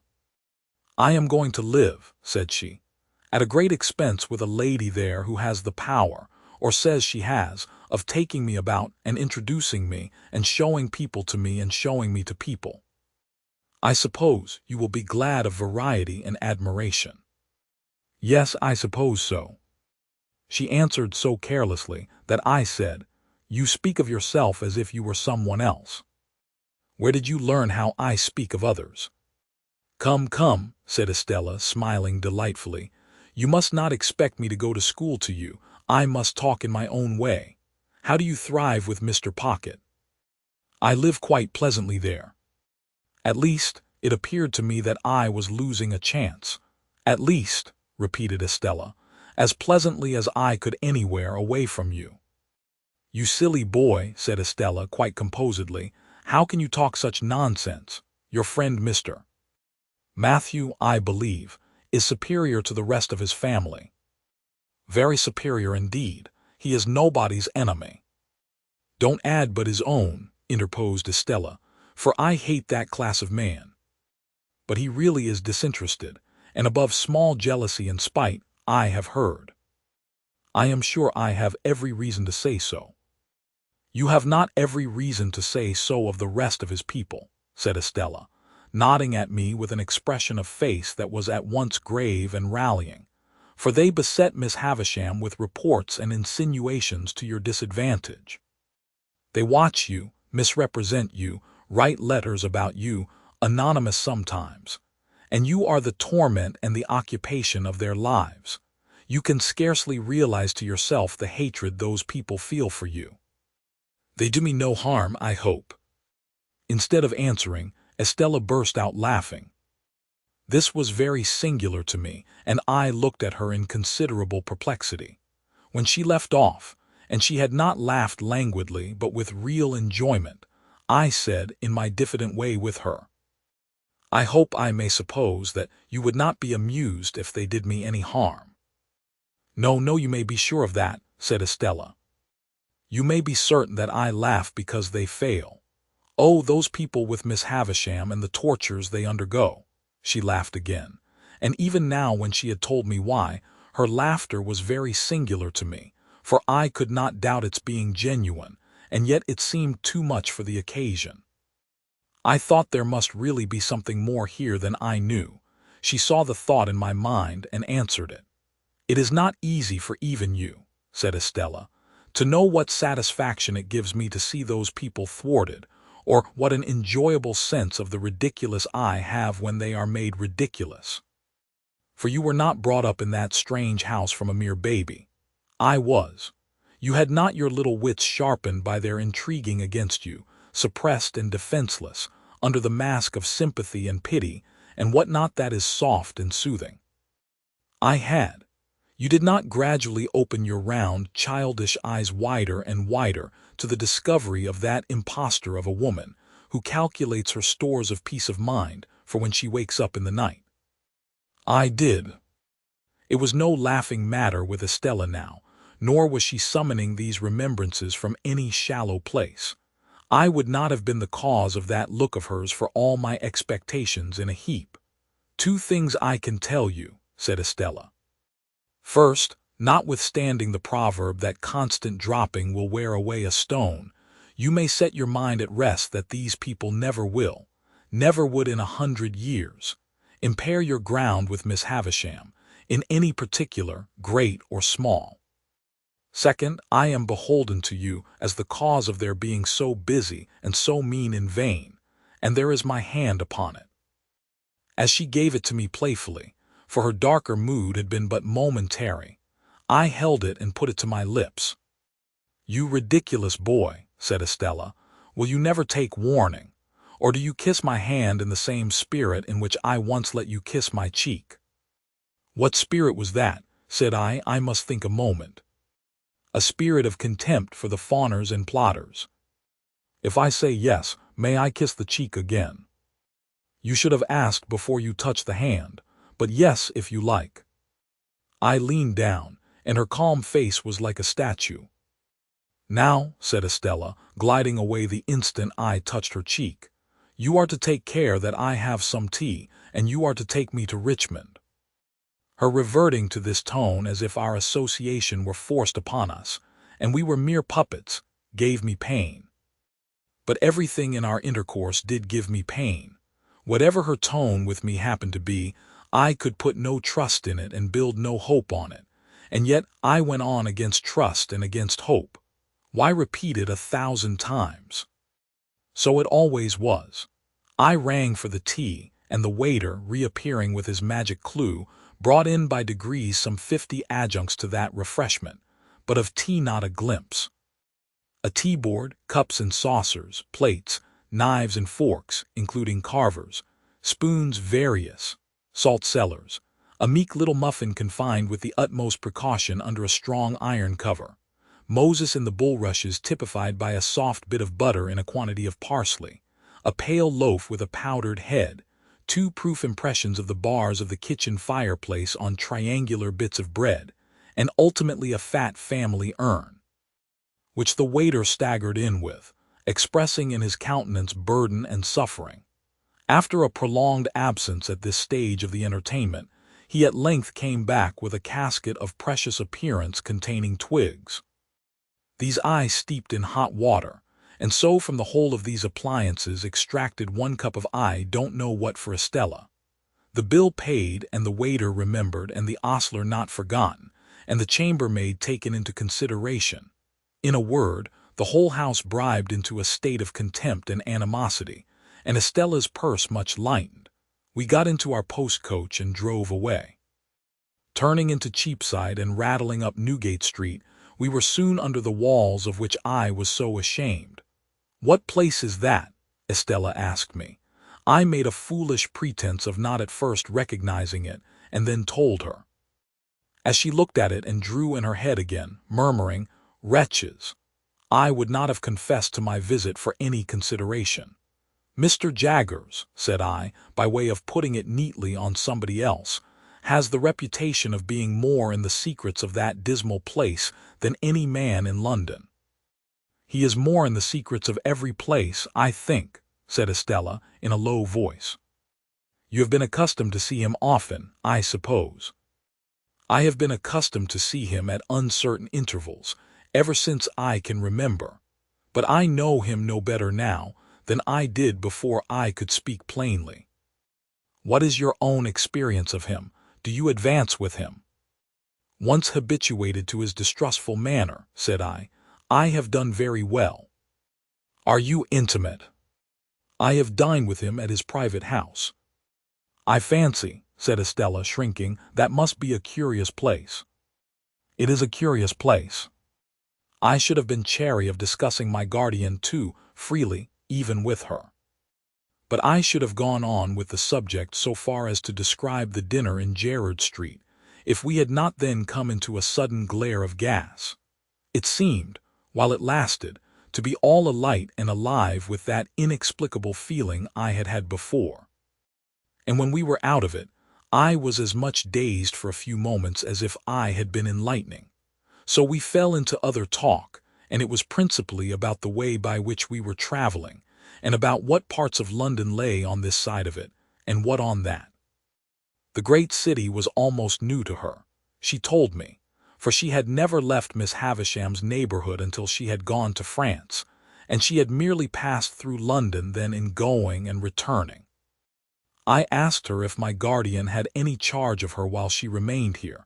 To that she emphatically said, "God forbid," and no more. It was impossible for me to avoid seeing that she cared to attract me, that she made herself winning, and would have won me even if the task had needed pains.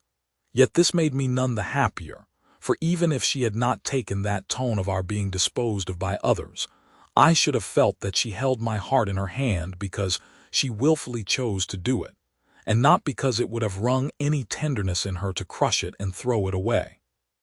When we passed through Hammersmith, I showed her where Mr. Matthew Pocket lived, and said it was no great way from Richmond, and that I hoped I should see her sometimes. "Oh yes, you are to see me. You are to come when you think proper. You are to be mentioned to the family. Indeed, you are already mentioned." I inquired was it a large household she was going to be a member of. "No, there are only two, mother and daughter. The mother is a lady of some station, though not averse to increasing her income. I wonder Miss Havisham could part with you again so soon." "It is a part of Miss Havisham's plans for me, Pip," said Estella, with a sigh as if she were tired. "I am to write to her constantly and see her regularly and report how I go on, I and the jewels, for they are nearly all mine now." It was the first time she had ever called me by my name. Of course she did so purposely and knew that I should treasure it up. We came to Richmond all too soon, and our destination there was a house by the Green, a staid old house, where hoops and powder and patches, embroidered coats, rolled stockings, ruffles, and swords had had their court days many a time. Some ancient trees before the house were still cut into fashions as formal and unnatural as the hoops and wigs and stiff skirts, but their own allotted places in the great procession of the dead were not far off, and they would soon drop into them and go the silent way of the rest. A bell with an old voice, which I dare say in its time had often said to the house, "Here is the green farthingale, here is the diamond-hilted sword, here are the shoes with red heels and the blue solitaire," sounded gravely in the moonlight, and two cherry-colored maids came fluttering out to receive Estella. The doorway soon absorbed her boxes, and she gave me her hand and a smile and said good night, and was absorbed likewise. And still I stood looking at the house, thinking how happy I should be if I lived there with her, and knowing that I never was happy with her, but always miserable. I got into the carriage to be taken back to Hammersmith, and I got in with a bad heartache, and I got out with a worse heartache. At our own door, I found little Jane Pocket coming home from a little party escorted by her little lover. And I envied her little lover, in spite of his being subject to Flopson. Mr. Pocket was out lecturing, for he was a most delightful lecturer on domestic economy, and his treatises on the management of children and servants were considered the very best textbooks on those themes. But Mrs. Pocket was at home, and was in a little difficulty, on account of the baby's having been accommodated with a needle case to keep him quiet during the unaccountable absence, with a relative in the foot guards of Miller's. And more needles were missing than it could be regarded as quite wholesome for a patient of such tender years either to apply externally or to take as a tonic. Mr. Pocket being justly celebrated for giving most excellent practical advice, and for having a clear and sound perception of things and a highly judicious mind, I had some notion in my heartache of begging him to accept my confidence. But happening to look up at Mrs. Pocket as she sat reading her book of dignities after prescribing bed as a sovereign remedy for baby, I thought, well, no, I wouldn't. Chapter 34. As I had grown accustomed to my expectations, I had insensibly begun to notice their effect upon myself and those around me. Their influence on my own character I disguised from my recognition as much as possible, but I knew very well that it was not all good. I lived in a state of chronic uneasiness respecting my behavior to Joe. My conscience was not by any means comfortable about Biddy. When I woke up in the night, like Camilla, I used to think, with a weariness on my spirits, that I should have been happier and better if I had never seen Miss Havisham's face, and had risen to manhood content to be partners with Joe in the honest old forge. Many a time of an evening, when I sat alone looking at the fire, I thought, after all there was no fire like the forge fire and the kitchen fire at home. Yet Estella was so inseparable from all my restlessness and disquiet of mind, that I really fell into confusion as to the limits of my own part in its production. That is to say, supposing I had had no expectations, and yet had had Estella to think of, I could not make out to my satisfaction that I should have done much better. Now, concerning the influence of my position on others, I was in no such difficulty, and so I perceived, though dimly enough perhaps, that it was not beneficial to anybody, and, above all, that it was not beneficial to Herbert. My lavish habits led his easy nature into expenses that he could not afford, corrupted the simplicity of his life, and disturbed his peace with anxieties and regrets. I was not at all remorseful for having unwittingly set those other branches of the Pocket family to the poor arts they practiced, because such littlenesses were their natural bent, and would have been evoked by anybody else, if I had left them slumbering. But Herbert was a very different case, and it often caused me a twinge to think that I had done him evil service in crowding his sparely furnished chambers with incongruous upholstery work, and placing the canary-breasted avenger at his disposal. So now, as an infallible way of making little ease great ease, I began to contract a quantity of debt. I could hardly begin, but Herbert must begin too, so he soon followed. At Startop's suggestion, we put ourselves down for election into a club called the Finches of the Grove, the object of which institution I have never divined, if it were not that the members should dine expensively once a fortnight, to quarrel among themselves as much as possible after dinner, and to cause 6 waiters to get drunk on the stairs.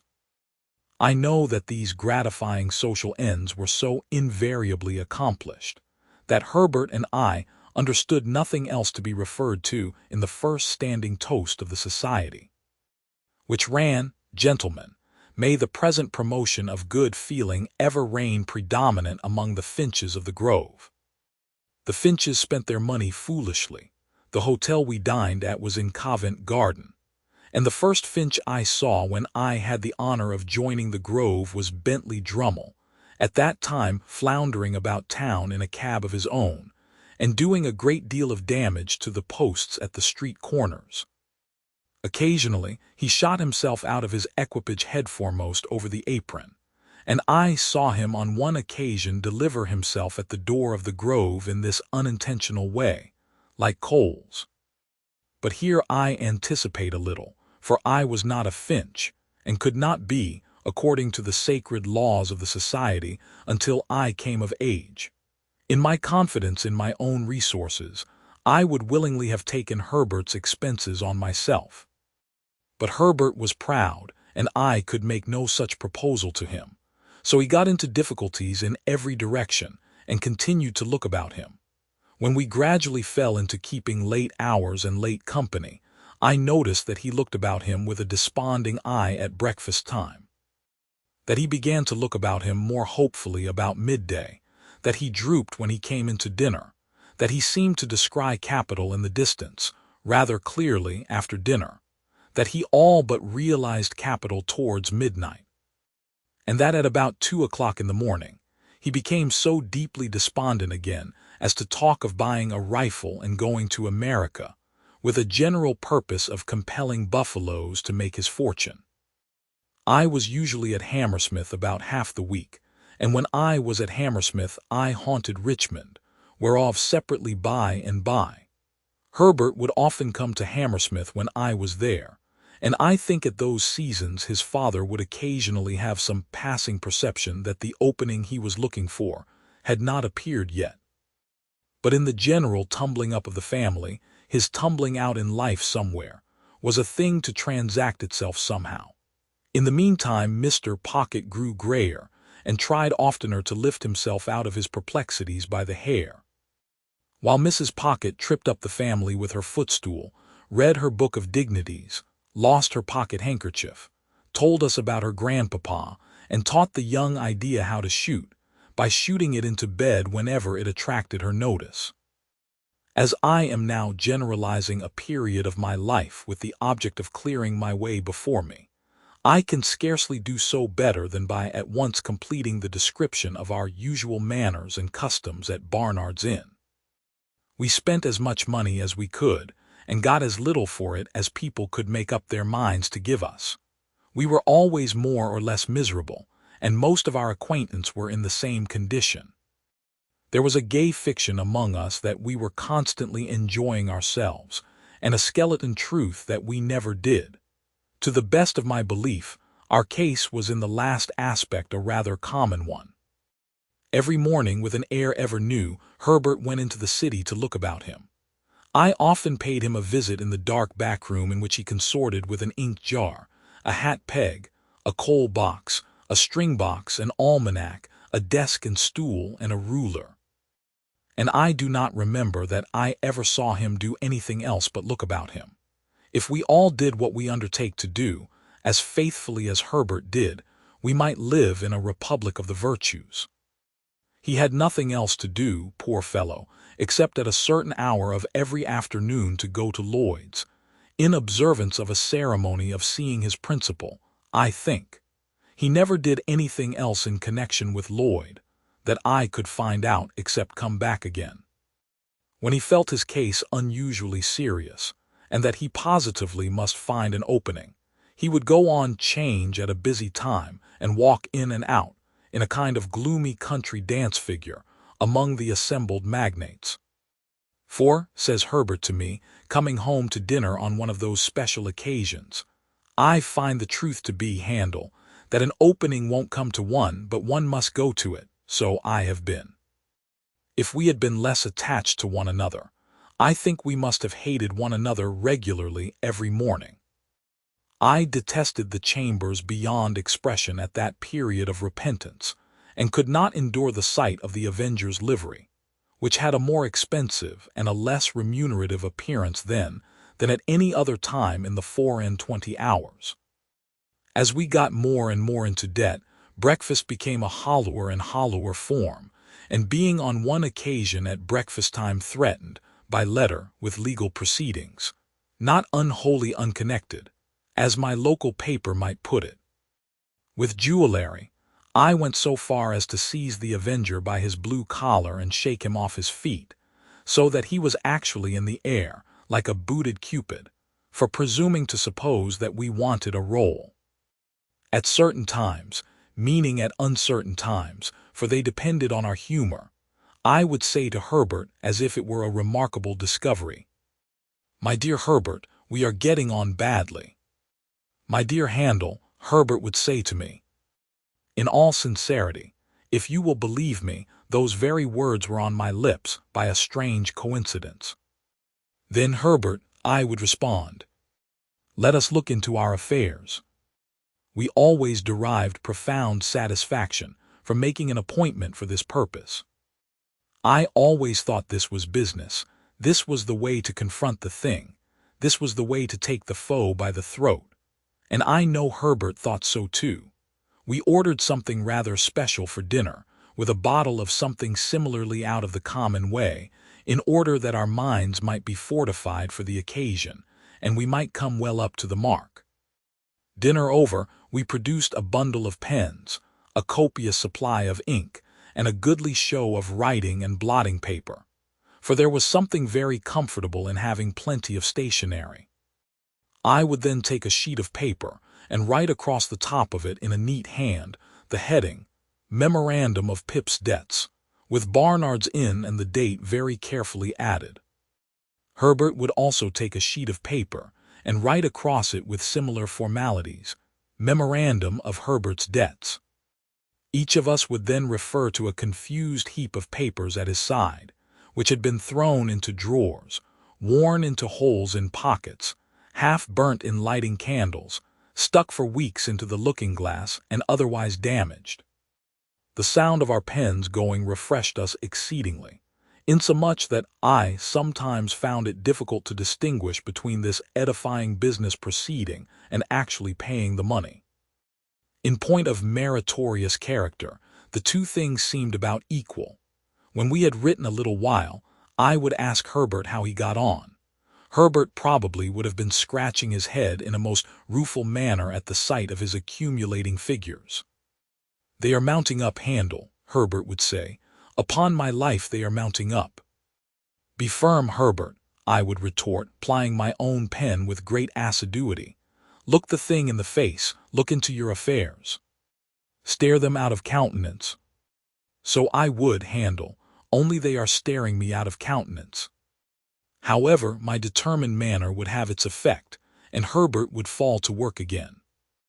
After a time he would give up once more, on the plea that he had not got Cobbs's bill or Lobbs or Nobbs, as the case might be. Then Herbert estimated in round numbers and put it down. "What a fellow of resource you are," my friend would reply with admiration. "Really your business powers are very remarkable." I thought so too. I established with myself on these occasions the reputation of a first-rate man of business, prompt, decisive, energetic, clear, cool-headed. When I had got all my responsibilities down upon my list, I compared each with the bill and ticked it off. My self-approval when I ticked an entry was quite a luxurious sensation. When I had no more ticks to make, I folded all my bills up uniformly, docketed each on the back, and tied the whole into a symmetrical bundle. Then I did the same for Herbert, who modestly said he had not my administrative genius, and felt that I had brought his affairs into a focus for him. My business habits had one other bright feature which I called leaving a margin. For example, supposing Herbert's debts to be £164 4 and twopence, I would say, "Leave a margin and put them down at 200. Or, supposing my own to be 4 times as much, I would leave a margin and put them down at 700. I had the highest opinion of the wisdom of this same margin, but I am bound to acknowledge that on looking back, I deem it to have been an expensive device. For we always ran into new debt immediately, to the full extent of the margin, and sometimes, in the sense of freedom and solvency it imparted, got pretty far on into another margin. But there was a calm, a rest, a virtuous hush, consequent on these examinations of our affairs that gave me, for the time, an admirable opinion of myself. Soothed by my exertions, my method, and Herbert's compliments, I would sit with his symmetrical bundle and my own on the table before me among the stationery, and feel like a bank of some sort, rather than a private individual. We shut our outer door on these solemn occasions, in order that we might not be interrupted. I had fallen into my serene state one evening, when we heard a letter drop through the slit in the said door and fall on the ground. "It's for you, Handel," said Herbert, going out and coming back with it, "and I hope there is nothing the matter." This was in allusion to its heavy black seal and border. The letter was signed Trabb & Co., and its contents were simply that I was an honored sir, and that they begged to inform me that Mrs. J. Gargery had departed this life on Monday last at 20 minutes past 6 in the evening, and that my attendance was requested at the interment on Monday next at 3 o'clock in the afternoon. Chapter 35. It was the first time that a grave had opened in my road of life, and the gap it made in the smooth ground was wonderful. The figure of my sister in her chair by the kitchen fire haunted me night and day. That the place could possibly be, without her, was something my mind seemed unable to compass, and whereas she had seldom or never been in my thoughts of late, I had now the strangest ideas that she was coming towards me in the street, or that she would presently knock at the door. In my rooms, too, with which she had never been at all associated, there was at once the blankness of death and a perpetual suggestion of the sound of her voice or the turn of her face or figure, as if she were still alive and had been often there. Whatever my fortunes might have been, I could scarcely have recalled my sister with much tenderness, but I suppose there is a shock of regret which may exist without much tenderness. Under its influence, and perhaps to make up for the want of the softer feeling, I was seized with a violent indignation against the assailant from whom she had suffered so much, and I felt that on sufficient proof I could have revengefully pursued Orlick, or anyone else, to the last extremity. Having written to Joe, to offer him consolation, and to assure him that I would come to the funeral, I passed the intermediate days in the curious state of mind I have glanced at. I went down early in the morning and alighted at the Blue Boar in good time to walk over to the forge. It was fine summer weather again, and as I walked along, the times when I was a little helpless creature and my sister did not spare me, vividly returned. But they returned with a gentle tone upon them that softened even the edge of Tickler. For now, the very breath of the beans and clover whispered to my heart that the day must come when it would be well for my memory that others walking in the sunshine should be softened as they thought of me. At last I came within sight of the house, and saw that Trabb & Co. had put in a funereal execution and taken possession. Two dismally absurd persons, each ostentatiously exhibiting a crutch done up in a black bandage, as if that instrument could possibly communicate any comfort to anybody, were posted at the front door. And in one of them, I recognized a postboy discharged from the Boar for turning a young couple into a soppet on their bridal morning, in consequence of intoxication, rendering it necessary for him to ride his horse clasped round the neck with both arms. All the children of the village and most of the women were admiring these sable warders and the closed windows of the house and forge, and as I came up, one of the two warders, the postboy, knocked at the door, implying that I was far too much exhausted by grief to have strength remaining to knock for myself. Another sable warder, a carpenter, who had once eaten 2 geese for a wager, opened the door, and showed me into the best parlor. Here, Mr. Trabb had taken unto himself the best table, and had got all the leaves up, and was holding a kind of black bazaar, with the aid of a quantity of black pins. At the moment of my arrival, he had just finished putting somebody's hat into black long clothes, like an African baby, so he held out his hand for mine. But I, misled by the action, and confused by the occasion, shook hands with him with every testimony of warm affection. Poor dear Joe, entangled in a little black cloak tied in a large bow under his chin, was seated apart at the upper end of the room, where, as chief mourner, he had evidently been stationed by Trabb. When I bent down and said to him, "Dear Joe, how are you?" he said, "Pip, old chap, you knowed her when she were a fine figure of a," and clasped my hand and said no more. Biddy, looking very neat and modest in her black dress, went quietly here and there and was very helpful. When I had spoken to Biddy, as I thought it not a time for talking, I went and sat down near Joe, and there began to wonder in what part of the house she, my sister, was. The air of the parlor being faint with the smell of sweet cake, I looked about for the table of refreshments. It was scarcely visible until one had got accustomed to the gloom, but there was a cut-up plum cake upon it, and there were cut-up oranges and sandwiches and biscuits, and 2 decanters that I knew very well as ornaments, but had never seen used in all my life. One full of port and one of sherry. Standing at this table, I became conscious of the servile Pumblechook in a black cloak and several yards of hatband, who was alternately stuffing himself and making obsequious movements to catch my attention. The moment he succeeded, he came over to me, breathing sherry and crumbs, and said in a subdued voice, "May I, dear sir?" and did. I then descried Mr. and Mrs. Hubble, the last named in a decent speechless paroxysm in a corner. We were all going to follow, and were all in course of being tied up separately by Trabb into ridiculous bundles. "Which I meanter say, Pip," Joe whispered me, as we were being what Mr. Trabb called formed in the parlor 2 and 2, and it was dreadfully like a preparation for some grim kind of dance.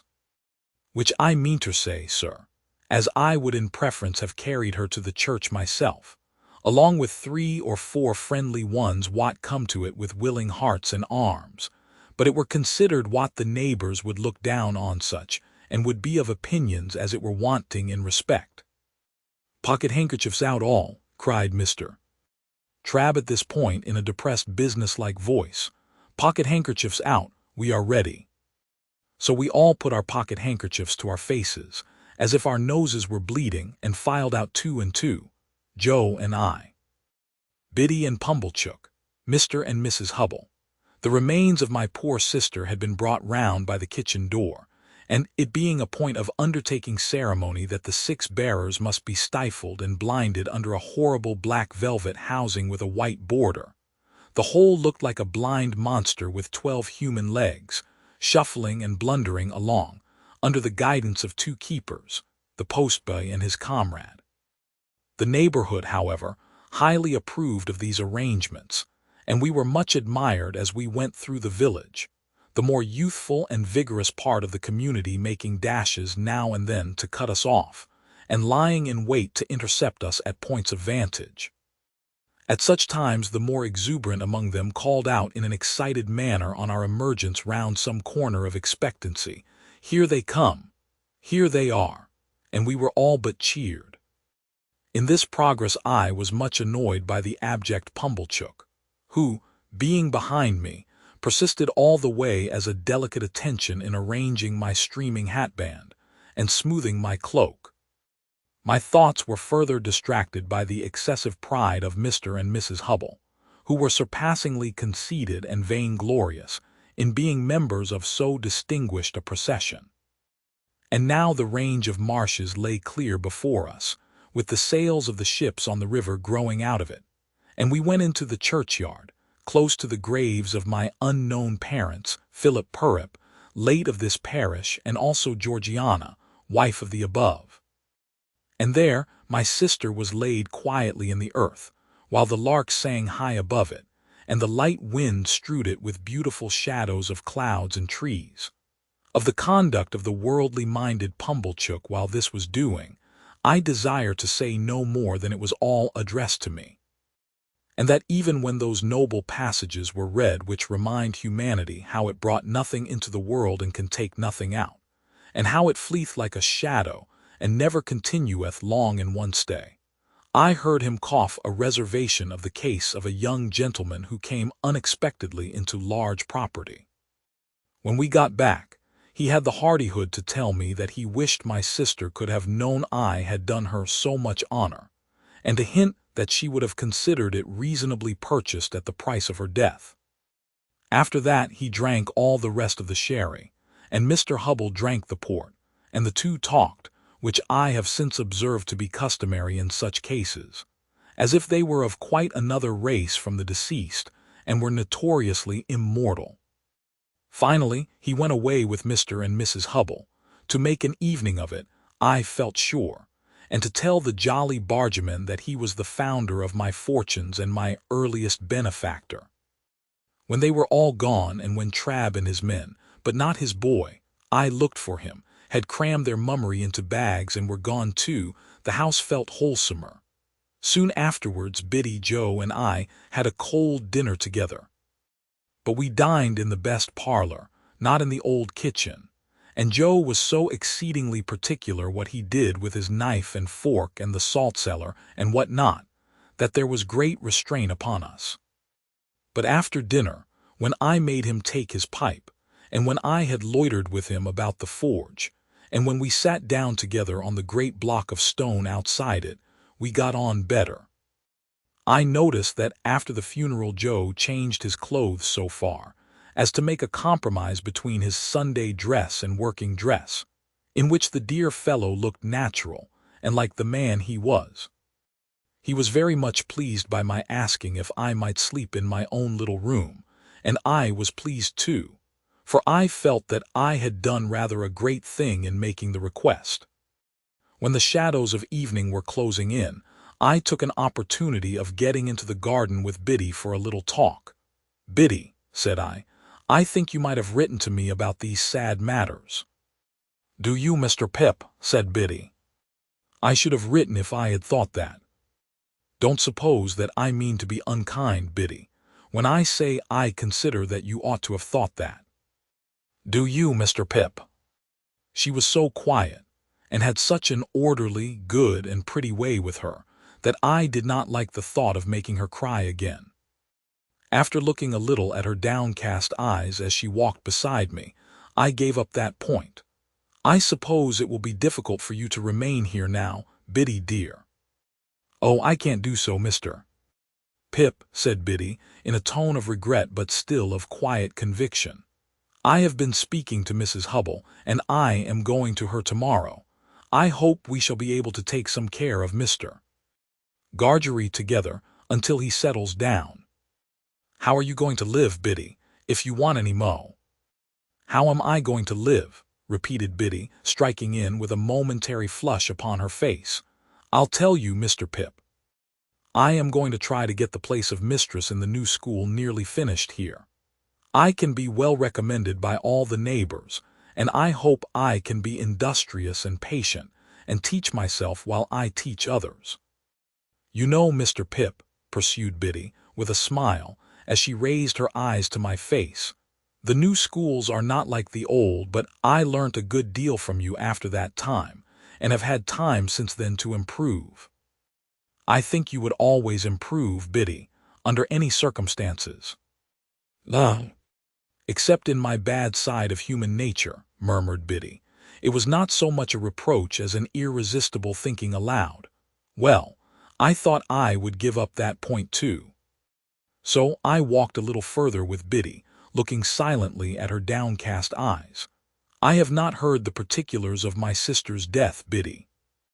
"They are very slight, poor thing.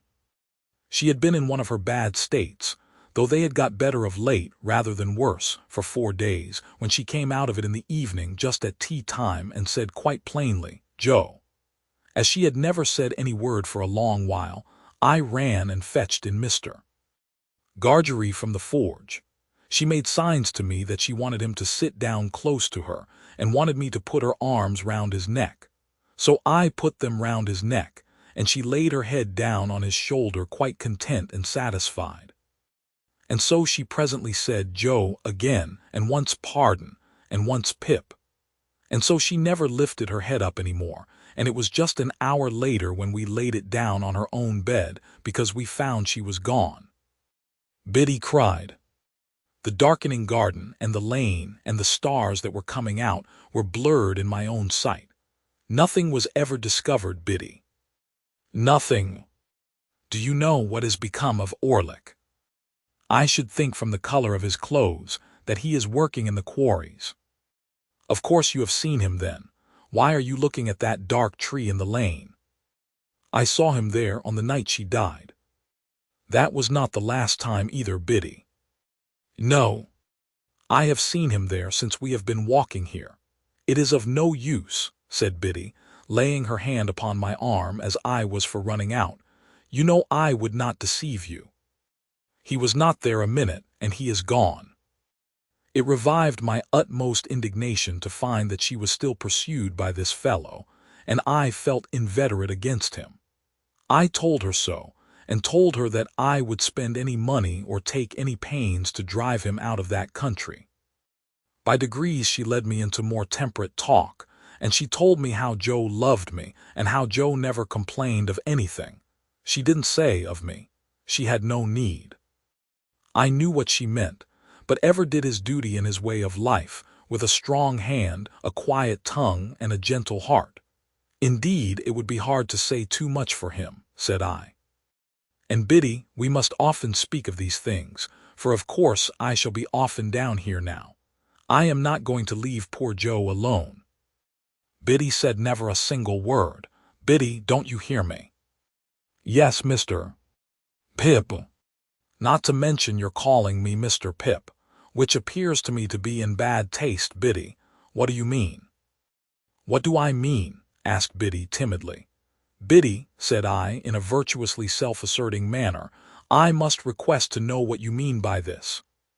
By this, said Biddy. Now don't echo, I retorted. You used not to echo, Biddy. Used not, said Biddy. Oh, Mr. Pip used. Well, I rather thought I would give up that point too. After another silent turn in the garden, I fell back on the main position.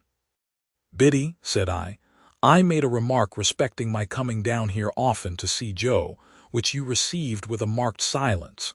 Have the goodness, Biddy, to tell me why. Are you quite sure, then, that you will come to see him often? Asked Biddy, stopping in the narrow garden walk, and looking at me under the stars with a clear and honest eye. Oh dear me, said I, as if I found myself compelled to give up Biddy in despair. This really is a very bad side of human nature. Don't say any more, if you please, Biddy. This shocks me very much. For which cogent reason I kept Biddy at a distance during supper, and when I went up to my own old little room, took as stately a leave of her as I could, in my murmuring soul, deem reconcilable with the churchyard and the event of the day. As often as I was restless in the night, and that was every quarter of an hour, I reflected what an unkindness, what an injury, what an injustice Biddy had done me. Early in the morning I was to go. Early in the morning I was out, and looking in unseen, at one of the wooden windows of the forge.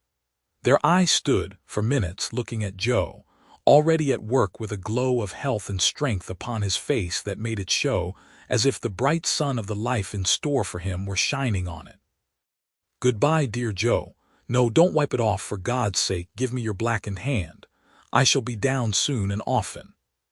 Never too soon, sir, said Joe, and never too often, Pip. Biddy was waiting for me at the kitchen door, with a mug of new milk and a crust of bread. Biddy, said I when I gave her my hand at parting, I am not angry, but I am hurt. No, don't be hurt, she pleaded quite pathetically. Let only me be hurt if I have been ungenerous.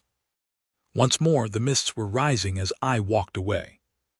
If they disclosed to me, as I suspect they did, that I should not come back, and that Biddy was quite right, all I can say is, they were quite right too.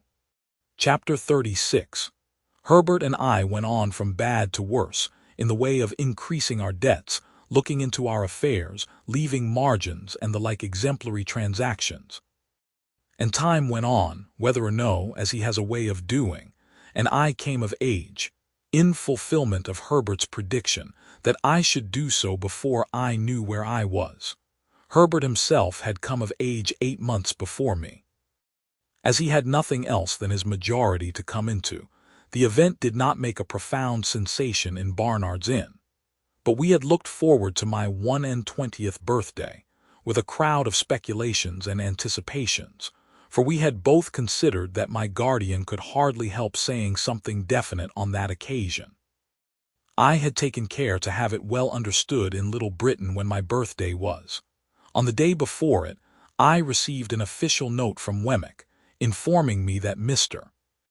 Jaggers would be glad if I would call upon him at 5 in the afternoon of the auspicious day. This convinced us that something great was to happen, and threw me into an unusual flutter when I repaired to my guardian's office, a model of punctuality. In the outer office, Wemmick offered me his congratulations, and incidentally rubbed the side of his nose with a folded piece of tissue paper that I liked the look of. But he said nothing respecting it, and motioned me with a nod into my guardian's room. It was November, and my guardian was standing before his fire leaning his back against the chimney-piece with his hands under his coat-tails. "Well, Pip," said he, "I must call you Mr. Pip today. Congratulations, Mr. Pip." We shook hands.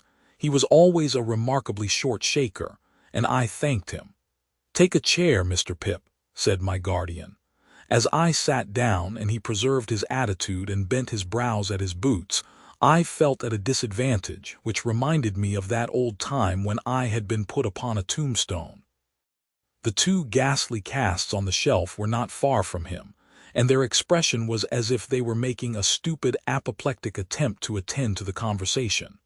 "Now, my young friend," my guardian began, as if I were a witness in the box, "I am going to have a word or two with you." "If you please, sir." "What do you suppose?" said Mr. Jaggers, bending forward to look at the ground, and then throwing his head back to look at the ceiling. "What do you suppose you are living at the rate of?" "At the rate of, sir?" Repeated Mr. Jaggers, still looking at the ceiling, "the rate of," and then looked all round the room and paused with his pocket handkerchief in his hand, halfway to his nose. I had looked into my affairs so often that I had thoroughly destroyed any slight notion I might ever have had of their bearings. Reluctantly, I confessed myself quite unable to answer the question. This reply seemed agreeable to Mr. Jaggers, who said, "I thought so," and blew his nose with an air of satisfaction. "Now I have asked you a question, my friend," said Mr. Jaggers. "Have you anything to ask me?" "Of course it would be a great relief to me to ask you several questions, sir, but I remember your prohibition." "Ask one," said Mr. Jaggers. "Is my benefactor to be made known to me today?" "No, ask another." "Is that confidence to be imparted to me soon?" "Waive that a moment," said Mr. Jaggers, "and ask another." I looked about me, but there appeared to be now no possible escape from the inquiry. "Have I anything to receive, sir?" On that Mr. Jaggers said triumphantly, "I thought we should come to it," and called to Wemmick to give him that piece of paper. Wemmick appeared, handed it in, and disappeared. "Now, Mr. Pip," said Mr. Jaggers, "attend if you please. You have been drawing pretty freely here. Your name occurs pretty often in Wemmick's cash book, but you are in debt, of course." "I am afraid I must say yes, sir." "You know you must say yes, don't you?" said Mr. Jaggers. "Yes, sir." "I don't ask you what you owe because you don't know, and if you did know you wouldn't tell me, you would say less." "Yes, yes, my friend," cried Mr. Jaggers, waving his forefinger to stop me as I made a show of protesting. "It's likely enough that you think you wouldn't, but you would. You'll excuse me, but I know better than you. Now take this piece of paper in your hand. You have got it. Very good. Now unfold it and tell me what it is." "This is a bank-note," said I, "for £500. "That is a bank-note," repeated Mr. Jaggers, "for £500, and a very handsome sum of money too, I think." "You consider it so." "How could I do otherwise?" "Ah, but answer the question," said Mr. Jaggers. "Undoubtedly." You consider it, undoubtedly, a handsome sum of money. Now that handsome sum of money, Pip, is your own. It is a present to you on this day, in earnest of your expectations. And at the rate of that handsome sum of money per annum, and at no higher rate, you are to live until the donor of the whole appears. That is to say, you will now take your money affairs entirely into your own hands, and you will draw from Wemmick £125 per quarter, until you are in communication with the fountainhead, and no longer with the mere agent. As I have told you before, I am the mere agent. I execute my instructions, and I am paid for doing so. I think them injudicious, but I am not paid for giving any opinion on their merits. I was beginning to express my gratitude to my benefactor for the great liberality with which I was treated, when Mr. Jaggers stopped me. "I am not paid, Pip," said he coolly, "to carry your words to anyone," and then gathered up his coat-tails as he had gathered up the subject, and stood frowning at his boots as if he suspected them of designs against him. After a pause I hinted, "There was a question just now, Mr. Jaggers, which you desired me to waive for a moment. I hope I am doing nothing wrong in asking it again." "What is it?" said he. I might have known that he would never help me out, but it took me aback to have to shape the question afresh, as if it were quite new. "Is it likely," I said after hesitating, "that my patron, the fountainhead you have spoken of, Mr. Jaggers, will soon—" Their eye delicately stopped.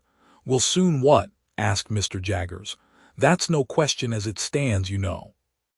"Will soon come to London," said I, after casting about for a precise form of words, "or summon me anywhere else." "Now here," replied Mr.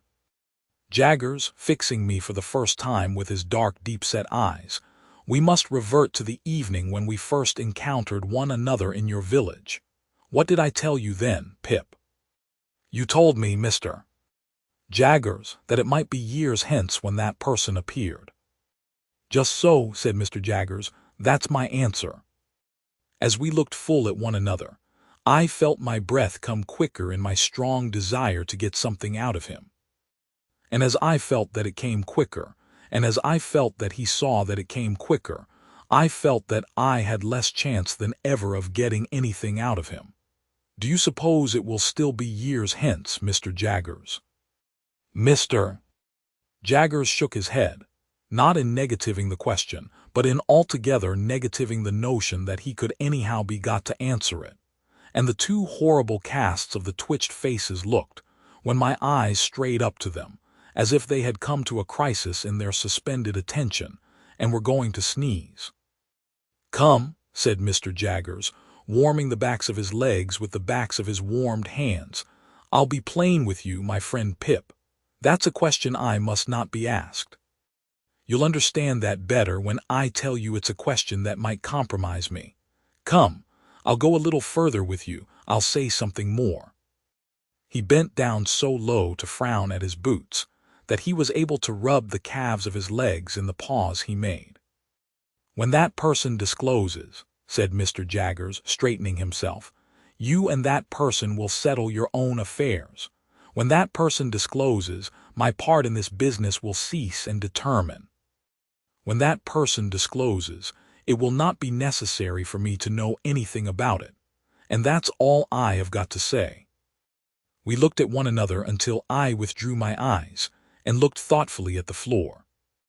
From this last speech I derived the notion that Miss Havisham, for some reason or no reason, had not taken him into her confidence as to her designing me for Estella, that he resented this, and felt a jealousy about it, or that he really did object to that scheme, and would have nothing to do with it.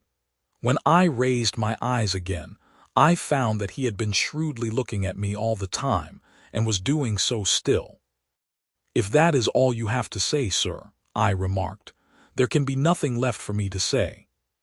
He nodded assent, and pulled out his thief-dreaded watch, and asked me where I was going to dine. I replied at my own chambers with Herbert. As a necessary sequence, I asked him if he would favor us with his company, and he promptly accepted the invitation. But he insisted on walking home with me, in order that I might make no extra preparation for him, and first he had a letter or two to write, and of course, had his hands to wash. So I said I would go into the outer office and talk to Wemmick. The fact was that when the £500 had come into my pocket, a thought had come into my head which had been often there before. And it appeared to me that Wemmick was a good person to advise with concerning such thought.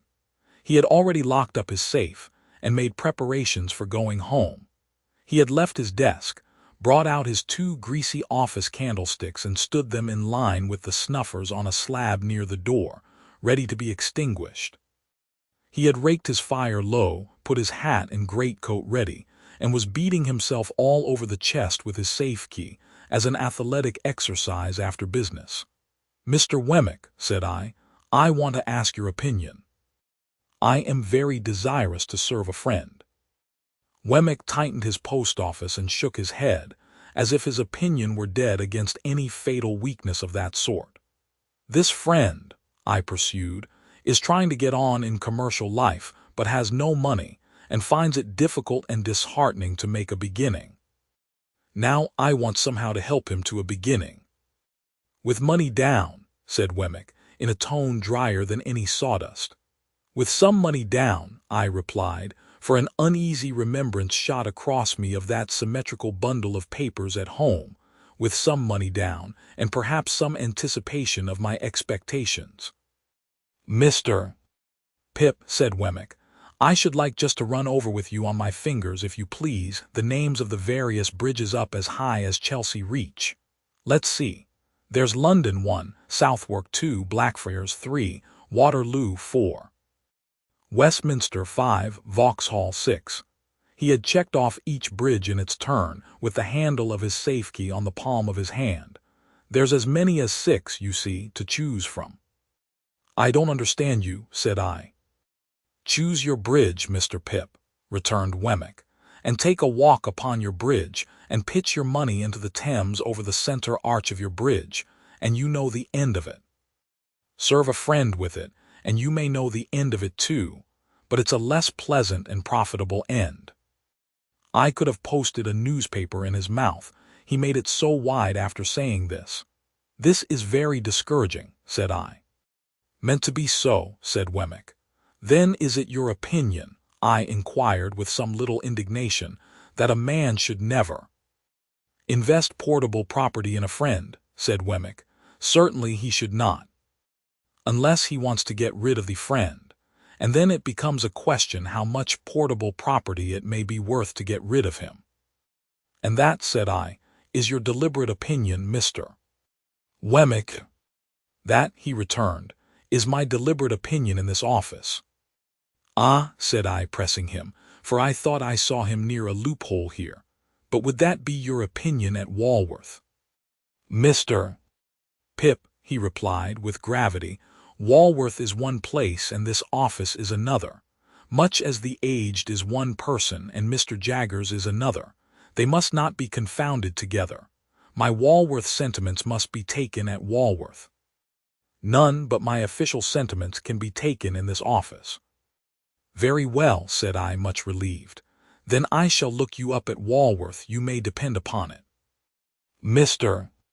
Pip," he returned, "you will be welcome there in a private and personal capacity." We had held this conversation in a low voice, well knowing my guardian's ears to be the sharpest of the sharp. As he now appeared in his doorway, toweling his hands, Wemmick got on his greatcoat and stood by to snuff out the candles. We all three went into the street together, and from the doorstep Wemmick turned his way and Mr.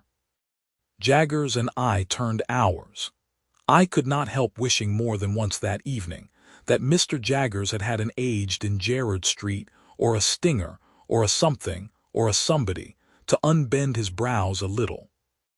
It was an uncomfortable consideration on a 21st birthday, that coming of age at all seemed hardly worth while in such a guarded and suspicious world as he made of it.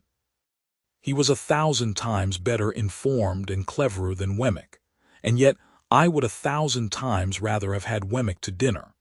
And Mr. Jaggers made not me alone intensely melancholy, because, after he was gone, Herbert said of himself, with his eyes fixed on the fire, that he thought he must have committed a felony and forgotten the details of it. He felt so dejected and guilty. Chapter 37. Deeming Sunday the best day for taking Mr. Wemmick's Walworth sentiments, I devoted the next ensuing Sunday afternoon to a pilgrimage to the castle. On arriving before the battlements, I found the Union Jack flying and the drawbridge up, but undeterred by this show of defiance and resistance, I rang at the gate, and was admitted in a most pacific manner by the aged. "My son, sir," said the old man, after securing the drawbridge, "rather had it in his mind that you might happen to drop in, and he left word that he would soon be home from his afternoon's walk. He is very regular in his walks, is my son. Very regular in everything is my son." I nodded at the old gentleman, as Wemmick himself might have nodded, and we went in and sat down by the fireside. "You made acquaintance with my son, sir," said the old man in his chirping way, while he warmed his hands at the blaze. "At his office, I expect." I nodded. "Ha! I have heard that my son is a wonderful hand at his business, sir." I nodded hard. "Yes, so they tell me. His business is the law." I nodded harder. "Which makes it more surprising in my son," said the old man, "for he was not brought up to the law but to the wine coopering." Curious to know how the old gentleman stood informed concerning the reputation of Mr. Jaggers, I roared that name at him. He threw me into the greatest confusion by laughing heartily and replying in a very sprightly manner, "No, to be sure, you're right." And to this hour I have not the faintest notion what he meant, or what joke he thought I had made. As I could not sit there nodding at him perpetually, without making some other attempt to interest him, I shouted at inquiry whether his own calling in life had been the wine coopering. By dint of straining that term out of myself several times, and tapping the old gentleman on the chest to associate it with him, I at last succeeded in making my meaning understood.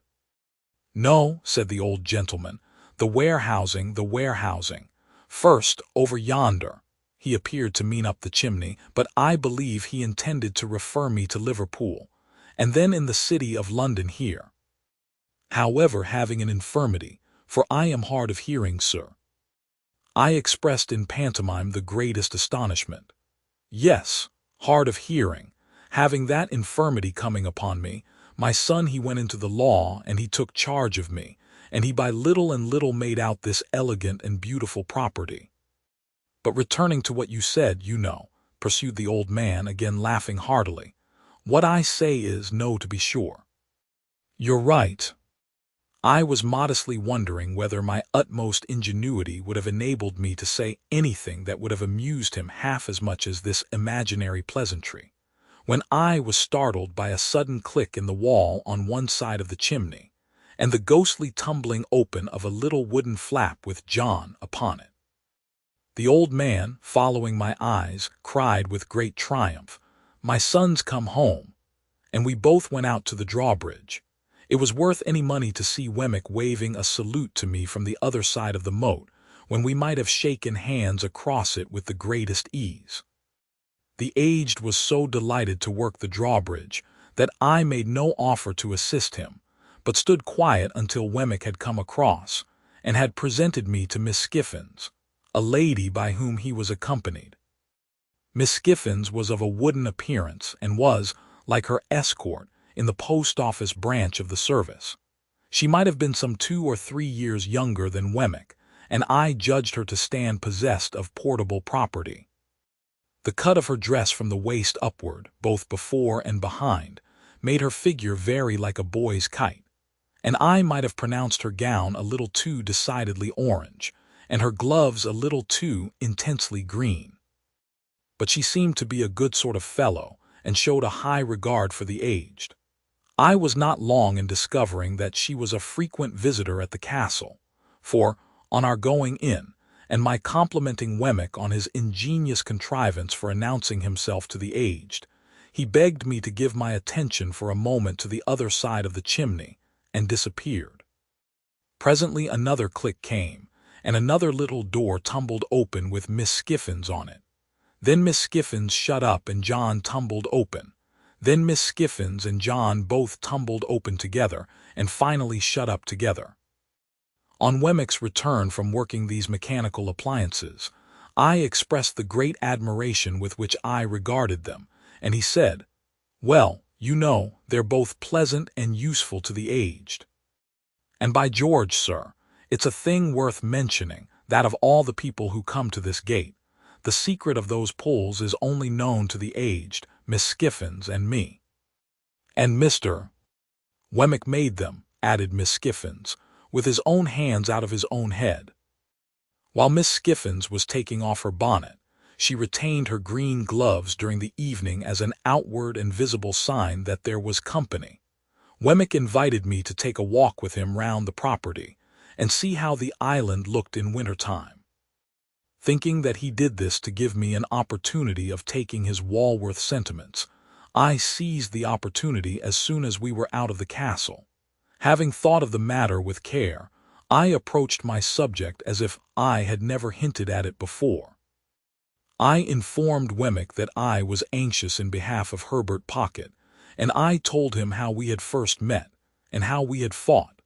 I glanced at Herbert's home, and at his character, and at his having no means but such as he was dependent on his father for. Those uncertain and unpunctual. I alluded to the advantages I had derived in my first rawness and ignorance from his society, and I confessed that I feared I had but ill repaid them, and that he might have done better without me and my expectations. Keeping Miss Havisham in the background at a great distance, I still hinted at the possibility of my having competed with him in his prospects, and at the certainty of his possessing a generous soul, and being far above any mean distrusts, retaliations, or designs. For all these reasons, I told Wemmick, and because he was my young companion and friend, and I had a great affection for him, I wished my own good fortune to reflect some rays upon him. And therefore I sought advice from Wemmick's experience and knowledge of men and affairs, how I could best try with my resources to help Herbert to some present income, say of 100 a year, to keep him in good hope and heart, and gradually to buy him on to some small partnership. I begged Wemmick, in conclusion, to understand that my help must always be rendered without Herbert's knowledge or suspicion, and that there was no one else in the world with whom I could advise.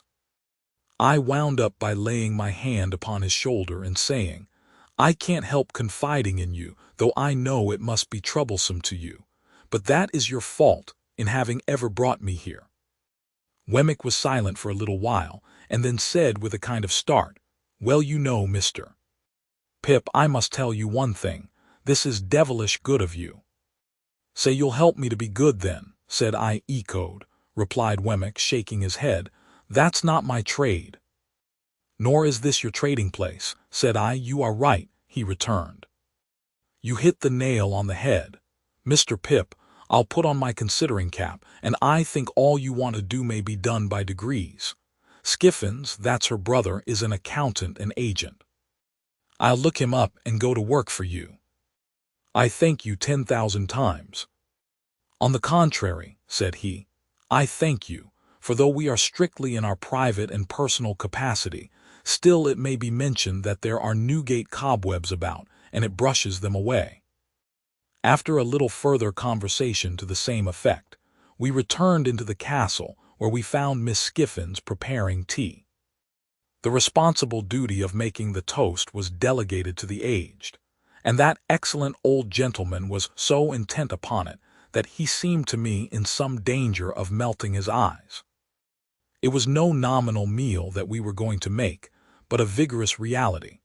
The aged prepared such a haystack of buttered toast that I could scarcely see him over it as it simmered on an iron stand hooked on to the top bar, while Miss Skiffins brewed such a jorum of tea that the pig in the back premises became strongly excited, and repeatedly expressed his desire to participate in the entertainment.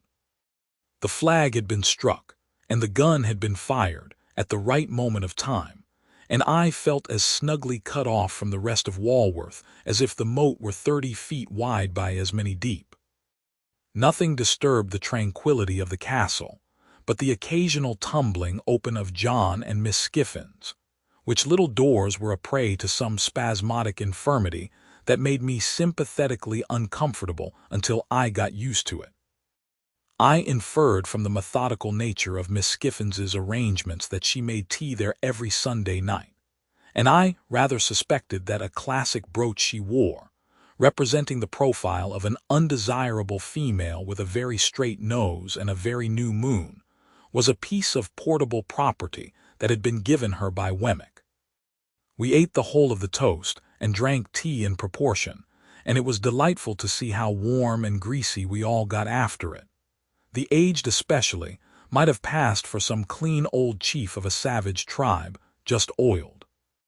After a short pause of repose, Miss Skiffins, in the absence of the little servant who, it seemed, retired to the bosom of her family on Sunday afternoons, washed up the tea things, in a trifling ladylike amateur manner that compromised none of us.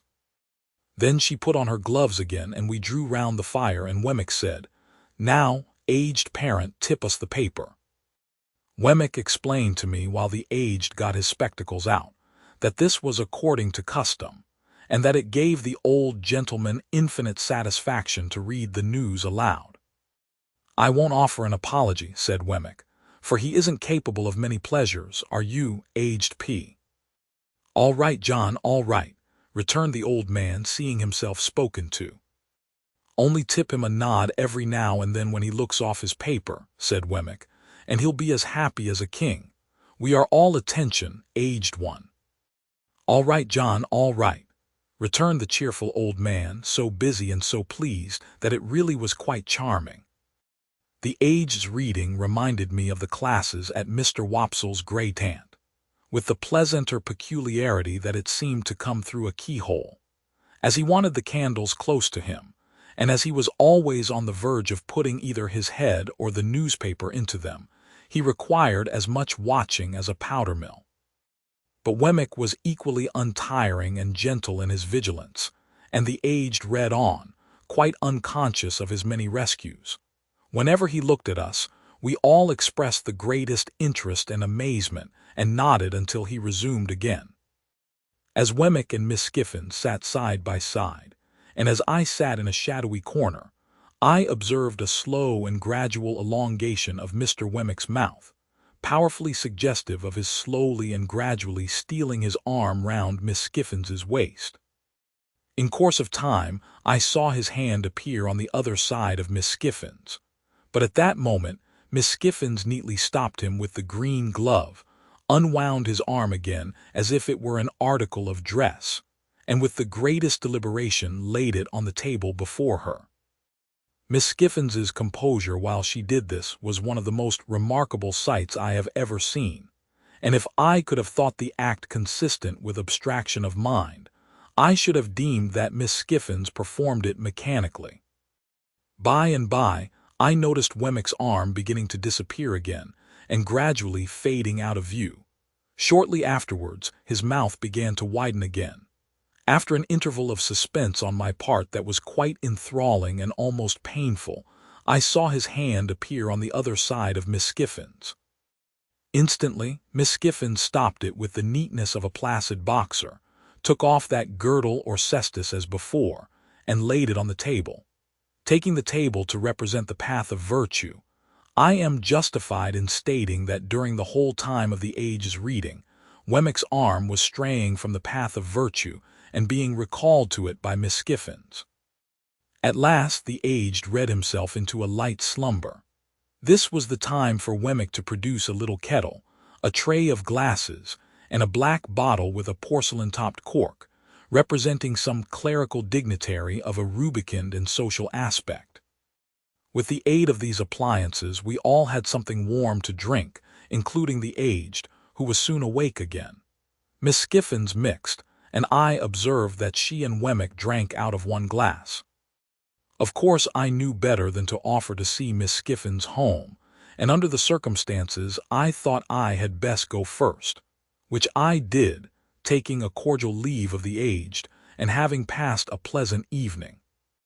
Before a week was out, I received a note from Wemmick dated Walworth, stating that he hoped he had made some advance in that matter pertaining to our private and personal capacities, and that he would be glad if I could come and see him again upon it. So I went out to Walworth again, and yet again, and yet again, and I saw him by appointment in the city several times, but never held any communication with him on the subject in or near Little Britain. The upshot was that we found a worthy young merchant or shipping broker, not long established in business, who wanted intelligent help, and who wanted capital, and who in due course of time and receipt would want a partner. Between him and me, secret articles were signed of which Herbert was the subject, and I paid him half of my £500 down, and engaged for sundry other payments, some to fall due at certain dates out of my income, some contingent on my coming into my property. Miss Skiffins's brother conducted the negotiation. Wemmick pervaded it throughout, but never appeared in it. The whole business was so cleverly managed that Herbert had not the least suspicion of my hand being in it. I never shall forget the radiant face with which he came home one afternoon, and told me, as a mighty piece of news, of his having fallen in with one Clarriker, the young merchant's name, and of Clarriker's having shown an extraordinary inclination towards him, and of his belief that the opening had come at last.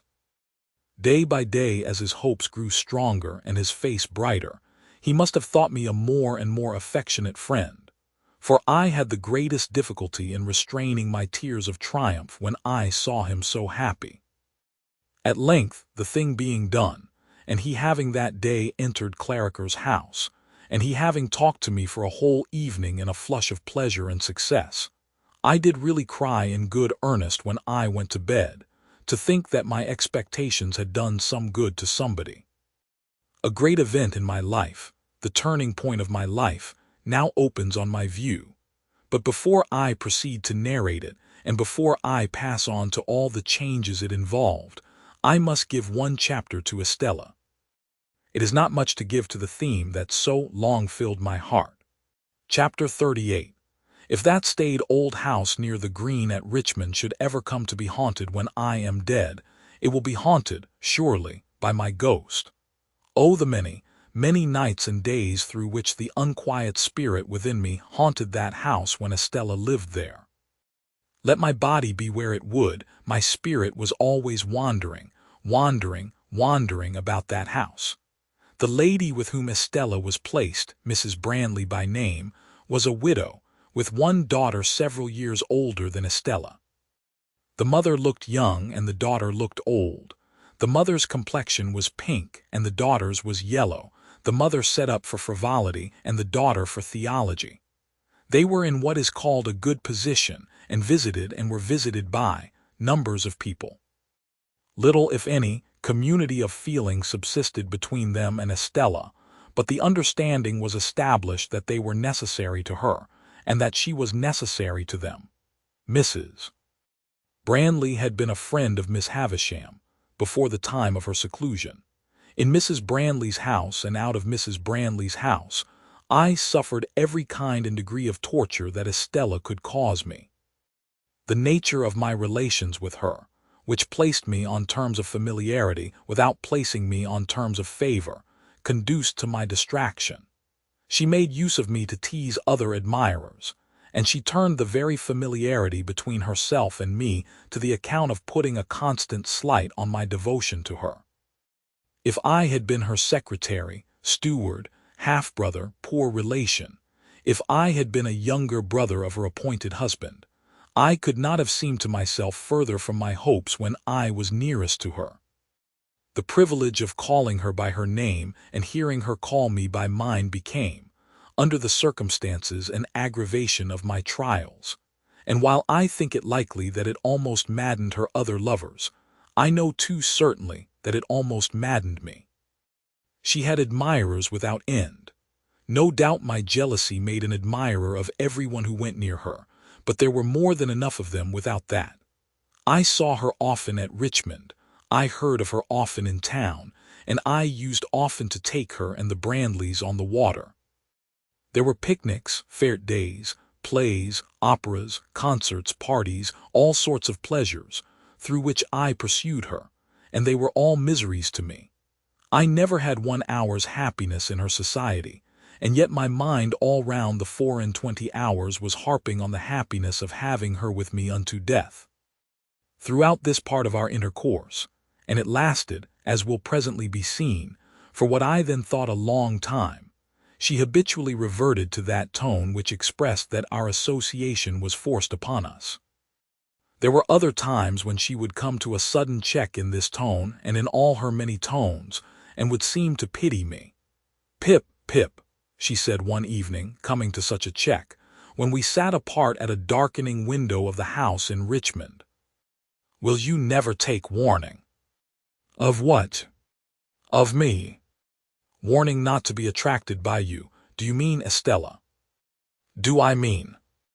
"If you don't know what I mean, you are blind." I should have replied that love was commonly reputed blind, but for the reason that I always was restrained, and this was not the least of my miseries, by a feeling that it was ungenerous to press myself upon her, when she knew that she could not choose but obey Miss Havisham. My dread always was, that this knowledge on her part laid me under a heavy disadvantage with her pride, and made me the subject of a rebellious struggle in her bosom. "At any rate," said I have no warning given me just now, for you wrote to me to come to you this time." "That's true," said Estella, with a cold, careless smile that always chilled me. After looking at the twilight without, for a little while, she went on to say, "The time has come round when Miss Havisham wishes to have me for a day at Sutty's. You are to take me there, and bring me back if you will. She would rather I did not travel alone, and objects to receiving my maid, for she has a sensitive horror of being talked of by such people. Can you take me?" "Can I take you, Estella?" "You can then." "The day after tomorrow, if you please. You are to pay all charges out of my purse. You hear the condition of your going." "And must obey," said I. This was all the preparation I received for that visit, or for others like it. Miss Havisham never wrote to me, nor had I ever so much as seen her handwriting. We went down on the next day but one, and we found her in the room where I had first beheld her, and it is needless to add that there was no change in Sutty's house. She was even more dreadfully fond of Estella than she had been when I last saw them together. I repeat the word advisedly, for there was something positively dreadful in the energy of her looks and embraces. She hung upon Estella's beauty, hung upon her words, hung upon her gestures, and sat mumbling her own trembling fingers while she looked at her, as though she were devouring the beautiful creature she had reared. From Estella she looked at me, with a searching glance that seemed to pry into my heart and probe its wounds. "How does she use you, Pip? How does she use you?" she asked me again, with her witch-like eagerness, even in Estella's hearing. But when we sat by her flickering fire at night, she was most weird, for then, keeping Estella's hand drawn through her arm and clutched in her own hand, she extorted from her, by dint of referring back to what Estella had told her in her regular letters, the names and conditions of the men whom she had fascinated. And as Miss Havisham dwelt upon this role with the intensity of a mind mortally hurt and diseased, she sat with her other hand on her crutch stick, and her chin on that, and her wan bright eyes glaring at me, a very spectre. I saw in this, wretched though it made me, and bitter the sense of dependence and even of degradation that it awakened. I saw in this that Estella was set to wreak Miss Havisham's revenge on men, and that she was not to be given to me until she had gratified it for a term. I saw in this a reason for her being beforehand assigned to me, sending her out to attract and torment and do mischief, Miss Havisham sent her with the malicious assurance that she was beyond the reach of all admirers, and that all who staked upon that cast were secured to lose. I saw in this that I, too, was tormented by a perversion of ingenuity, even while the prize was reserved for me. I saw in this the reason for my being staved off so long, and the reason for my late guardian's declining to commit himself to the formal knowledge of such a scheme. In a word, I saw in this Miss Havisham as I had her then and there before my eyes, and always had had her before my eyes. And I saw in this the distinct shadow of the darkened and unhealthy house in which her life was hidden from the sun. The candles that lighted that room of hers were placed in sconces on the wall. They were high from the ground, and they burnt with the steady dullness of artificial light in air that is seldom renewed. As I looked round at them, and at the pale gloom they made, and at the stopped clock, and at the withered articles of bridal dress upon the table and the ground, and at her own awful figure with its ghostly reflection thrown large by the fire upon the ceiling and the wall, I saw in everything the construction that my mind had come to, repeated and thrown back to me. My thoughts passed into the great room across the landing where the table was spread, and I saw it written, as it were, in the falls of the cobwebs from the centerpiece, in the crawlings of the spiders on the cloth, in the tracks of the mice as they betook their little quickened hearts behind the panels, and in the gropings and pausings of the beetles on the floor. It happened on the occasion of this visit that some sharp words arose between Estella and Miss Havisham. It was the first time I had ever seen them opposed. We were seated by the fire, as just now described, and Miss Havisham still had Estella's arm drawn through her own, and still clutched Estella's hand in hers, when Estella gradually began to detach herself.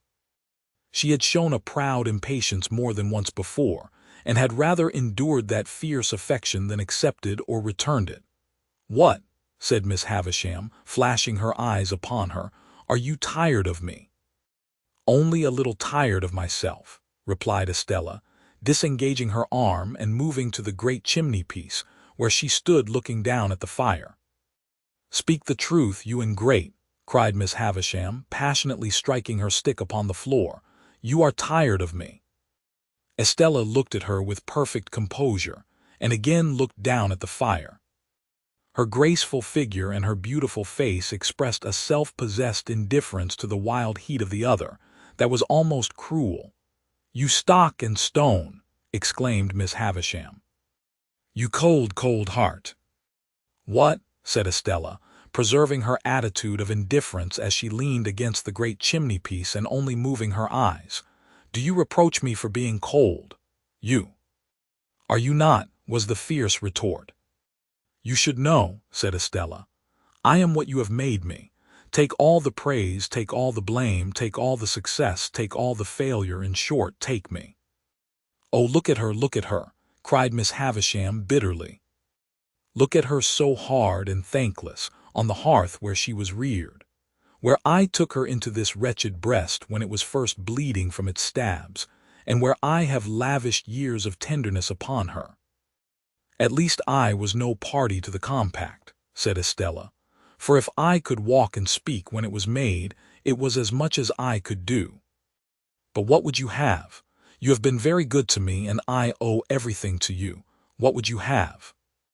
"Love," replied the other. "You have it." "I have not," said Miss Havisham. "Mother by adoption," retorted Estella, never departing from the easy grace of her attitude, never raising her voice as the other did, never yielding either to anger or tenderness. "Mother by adoption, I have said that I owe everything to you. All I possess is freely yours. All that you have given me is at your command to have again. Beyond that I have nothing. And if you ask me to give you what you never gave me, my gratitude and duty cannot do impossibilities." "Did I never give her love?" cried Miss Havisham, turning wildly to me. "Did I never give her a burning love, inseparable from jealousy at all times and from sharp pain, while she speaks thus to me? Let her call me mad, let her call me mad." "Why should I call you mad?" returned Estella. I of all people. Does anyone live who knows what set purposes you have, half as well as I do? Does anyone live who knows what a steady memory you have, half as well as I do? I who have sat on this same hearth on the little stool that is even now beside you there, learning your lessons and looking up into your face, when your face was strange and frightened me. Soon forgotten, moaned Miss Havisham. Time soon forgotten. No, not forgotten, retorted Estella, not forgotten, but treasured up in my memory. When have you found me false to your teaching? When have you found me unmindful of your lessons? When have you found me giving admission here, she touched her bosom with her hand, to anything that you excluded? Be just to me. So proud, moaned Miss Havisham, pushing away her gray hair with both her hands. Who taught me to be proud? Returned Estella. Who praised me when I learnt my lesson? So hard, moaned Miss Havisham with her former action. Who taught me to be hard? Returned Estella. Who praised me when I learnt my lesson? But to be proud and hard to me, Miss Havisham quite shrieked as she stretched out her arms. Estella, to be proud and hard to me. Estella looked at her for a moment with a kind of calm wonder, but was not otherwise disturbed. When the moment was past, she looked down at the fire again. I cannot think, said Estella, raising her eyes after a silence, why you should be so unreasonable when I come to see you after a separation. I have never forgotten your wrongs and their causes. I have never been unfaithful to you or your schooling. I have never shown any weakness that I can charge myself with. Would it be weakness to return my love? Exclaimed Miss Havisham. But yes, she would call it so. I begin to think, said Estella, in a musing way after another moment of calm wonder, that I almost understand how this comes about. If you had brought up your adopted daughter wholly in the dark confinement of these rooms, and had never let her know that there was such a thing as the daylight by which she had never once seen your face, if you had done that, and then, for a purpose, had wanted her to understand the daylight and know all about it, you would have been disappointed and angry. Miss Havisham, with her head in her hands, sat making a low moaning and swaying herself on her chair, but gave no answer. Or, said Estella, which is a nearer case, if you had taught her from the dawn of her intelligence with your utmost energy and might, that there was such a thing as daylight, but that it was made to be her enemy and destroyer. And she must always turn against it, for it had blighted you and would else blight her.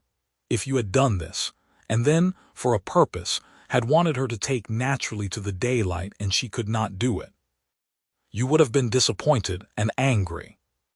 Miss Havisham sat listening, or it seemed so, for I could not see her face, but still made no answer. So, said Estella, I must be taken as I have been made.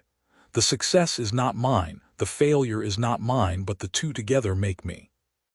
Miss Havisham had settled down, I hardly knew how, upon the floor, among the faded bridal relics with which it was strewn. I took advantage of the moment. I had sought one from the first to leave the room, after beseeching Estella's attention to her with a movement of my hand. When I left, Estella was yet standing by the great chimney-piece, just as she had stood throughout. Miss Havisham's gray hair was all adrift upon the ground, among the other bridal wrecks, and was a miserable sight to see. It was with a depressed heart that I walked in the starlight for an hour and more, about the courtyard and about the brewery and about the ruined garden. When I at last took courage to return to the room, I found Estella sitting at Miss Havisham's knee, taking up some stitches in one of those old articles of dress that were dropping to pieces, and of which I have often been reminded since by the faded tatters of old banners that I have seen hanging up in cathedrals. Afterwards Estella and I played at cards as of yore, only we were skillful now and played French games, and so the evening wore away and I went to bed. I lay in that separate building across the courtyard. It was the first time I had ever lain down to rest in Suthi's house, and sleep refused to come near me. 1,000 Miss Havishams haunted me. She was on this side of my pillow, on that, at the head of the bed, at the foot, behind the half-opened door of the dressing room, in the dressing room, in the room overhead, in the room beneath, everywhere. At last, when the night was slow to creep on towards 2 o'clock, I felt that I absolutely could no longer bear the place as a place to lie down in, and that I must get up. I therefore got up and put on my clothes, and went out across the yard into the long stone passage, designing to gain the outer courtyard and walk there for the relief of my mind. But I was no sooner in the passage than I extinguished my candle, for I saw Miss Havisham going along it in a ghostly manner, making a low cry. I followed her at a distance and saw her go up the staircase. She carried a bare candle in her hand, which she had probably taken from one of the sconces in her own room, and was a most unearthly object by its light. Standing at the bottom of the staircase, I felt the mildewed air of the feast chamber without seeing her open the door, and I heard her walking there, and so across into her own room, and so across again into that, never ceasing the low cry. After a time, I tried in the dark both to get out and to go back, but I could do neither until some streaks of day strayed in and showed me where to lay my hands.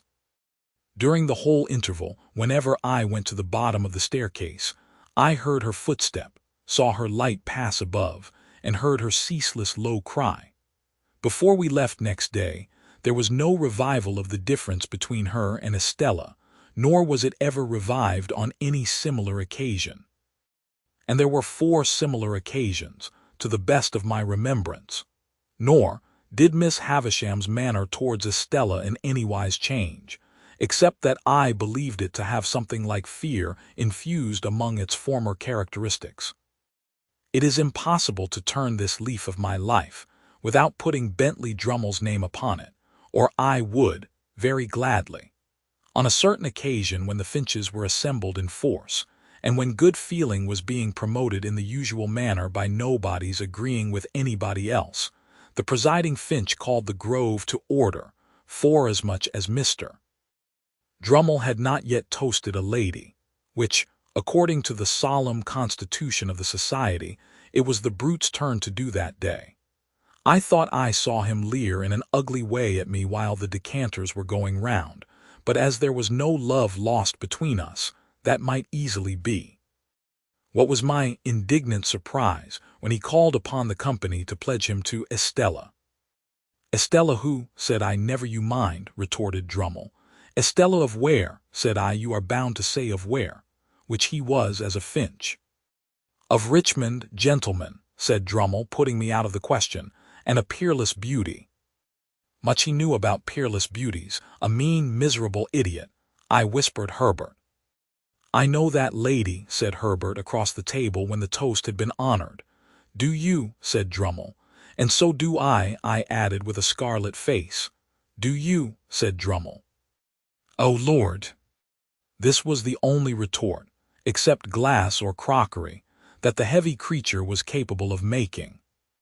But I became as highly incensed by it as if it had been barbed with wit, and I immediately rose in my place, and said that I could not but regard it as being like the Honorable Finch's impudence to come down to that grove. We always talked about coming down to that grove, as a neat parliamentary turn of expression, down to that grove, proposing a lady of whom he knew nothing.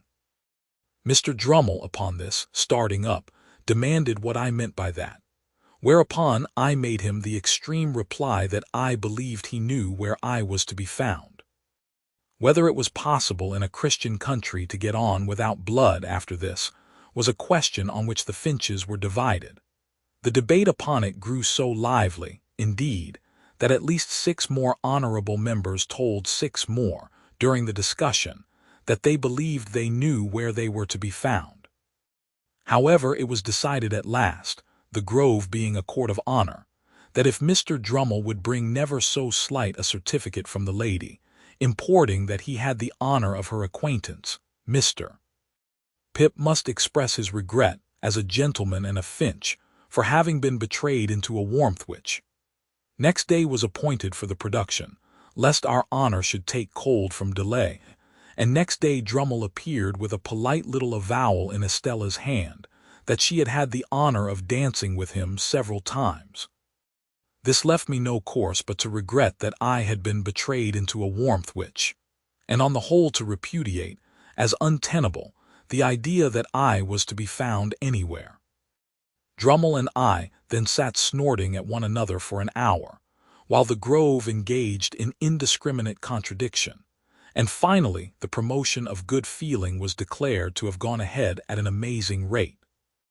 I tell this lightly, but it was no light thing to me, for I cannot adequately express what pain it gave me to think that Estella should show any favor to a contemptible, clumsy, sulky booby, so very far below the average. To the present moment, I believe it to have been referable to some pure fire of generosity and disinterestedness in my love for her, that I could not endure the thought of her stooping to that hound. No doubt I should have been miserable whomsoever she had favored, but a worthier object would have caused me a different kind and degree of distress. It was easy for me to find out, and I did soon find out, that Drummle had begun to follow her closely, and that she allowed him to do it.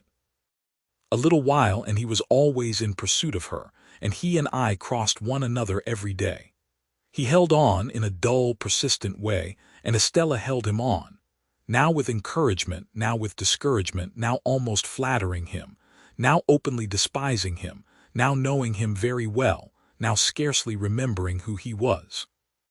The Spider, as Mr. Jaggers had called him, was used to lying in wait, however, and had the patience of his tribe. Added to that, he had a blockhead confidence in his money and in his family greatness, which sometimes did him good service, almost taking the place of concentration and determined purpose. So the Spider, doggedly watching Estella, outwatched many brighter insects, and would often uncoil himself and drop at the right nick of time. At a certain assembly ball at Richmond, there used to be assembly balls at most places then, where Estella had outshone all other beauties, this blundering Drummle so hung about her, and with so much toleration on her part that I resolved to speak to her concerning him. I took the next opportunity, which was when she was waiting for Mrs. Blandley to take her home, and was sitting apart among some flowers, ready to go. I was with her, for I almost always accompanied them to and from such places. "Are you tired, Estella?" "Rather, Pip." "You should be." "Say rather, I should not be, for I have my letter to Sutty's house to write before I go to sleep." "Recounting tonight's triumph," said I. "Surely a very poor one, Estella." "What do you mean? I didn't know there had been any." "Estella," said I, "do look at that fellow in the corner yonder, who is looking over here at us." "Why should I look at him?" returned Estella, with her eyes on me instead. "What is there in that fellow in the corner yonder, to use your words, that I need look at?" "Indeed, that is the very question I want to ask you," said I, "for he has been hovering about you all night." "Moths and all sorts of ugly creatures," replied Estella, with a glance towards him, "hover about a lighted candle. Can the candle help it?" "No," I returned, "but cannot the Estella help it?" "Well," said she, laughing after a moment, "perhaps, yes, anything you like. But Estella, do hear me speak. It makes me wretched that you should encourage a man so generally despised as Drummle. You know he is despised." "Well," said she, "you know he is as ungainly within as without, a deficient, ill-tempered, lowering, stupid fellow." "Well," said she, "you know he has nothing to recommend him but money and a ridiculous roll of addle-headed predecessors. Now, don't you?" "Well," said she again, and each time she said it she opened her lovely eyes the wider. To overcome the difficulty of getting past that monosyllable, I took it from her and said, repeating it with emphasis, "Well, then that is why it makes me wretched." Now, if I could have believed that she favored Drummle with any idea of making me wretched, I should have been in better heart about it. But in that habitual way of hers, she put me so entirely out of the question that I could believe nothing of the kind.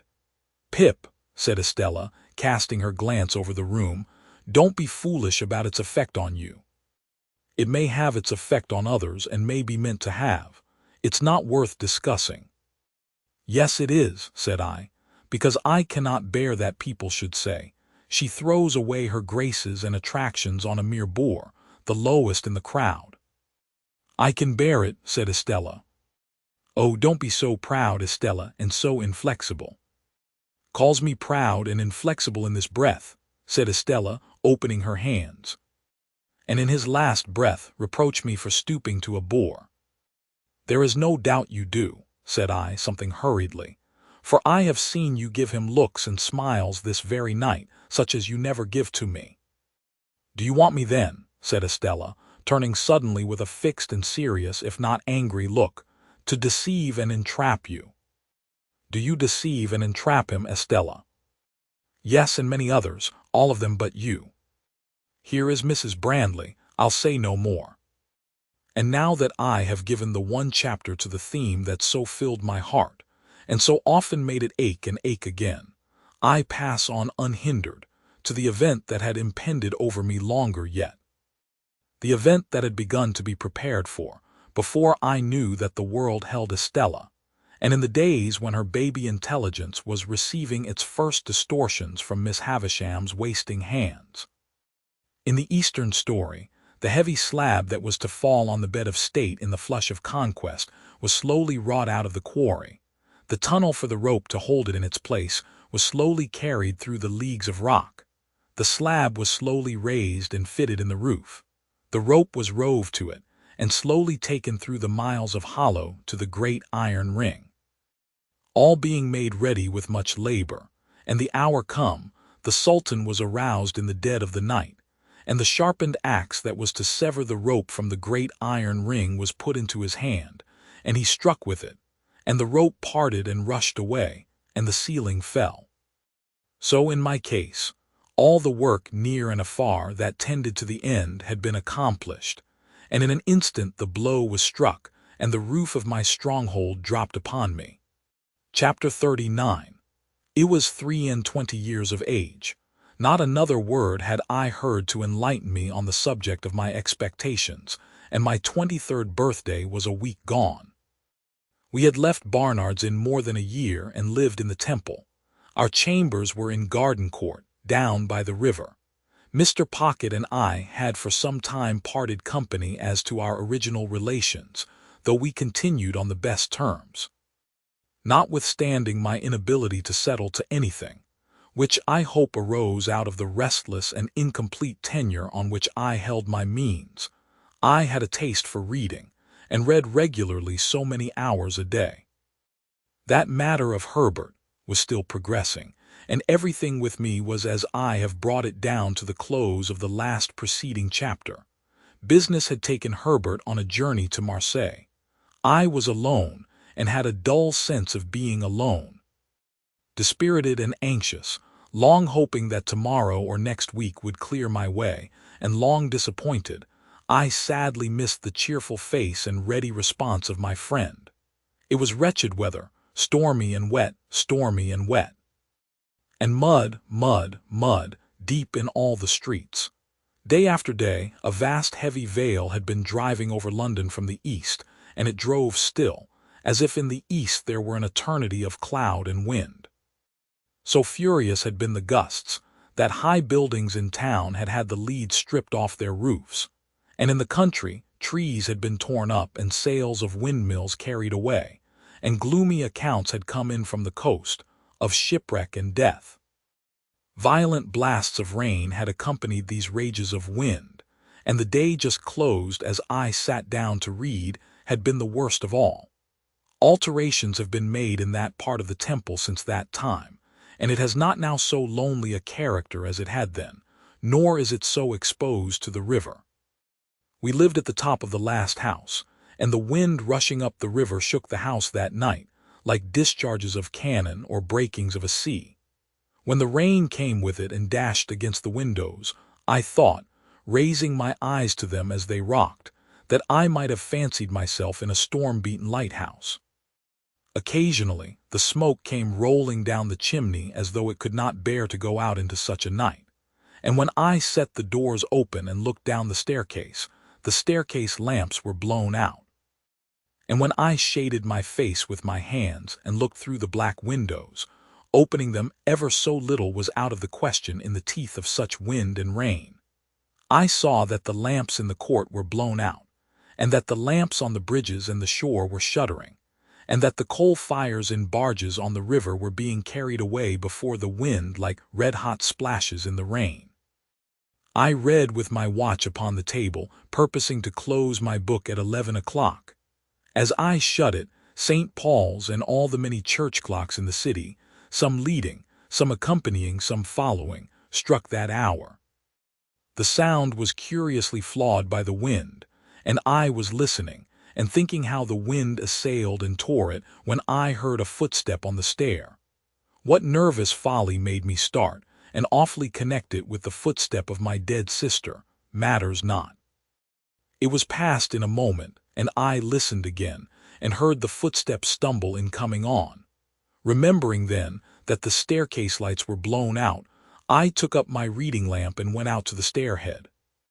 Whoever was below had stopped on seeing my lamp, for all was quiet. "There is someone down there, is there not?" I called out, looking down. "Yes," said a voice from the darkness beneath. "What floor do you want?" "The top, Mr. Pip." "That is my name. There is nothing the matter." "Nothing the matter," returned the voice, and the man came on. I stood with my lamp held out over the stair rail, and he came slowly within its light. It was a shaded lamp, to shine upon a book, and its circle of light was very contracted, so that he was in it for a mere instant, and then out of it. In the instant, I had seen a face that was strange to me, looking up with an incomprehensible air of being touched and pleased by the sight of me. Moving the lamp as the man moved, I made out that he was substantially dressed, but roughly like a voyager by sea, that he had long iron-gray hair, that his age was about 60, that he was a muscular man, strong on his legs, and that he was browned and hardened by exposure to weather. As he ascended the last stair or two, and the light of my lamp included us both, I saw, with a stupid kind of amazement, that he was holding out both his hands to me.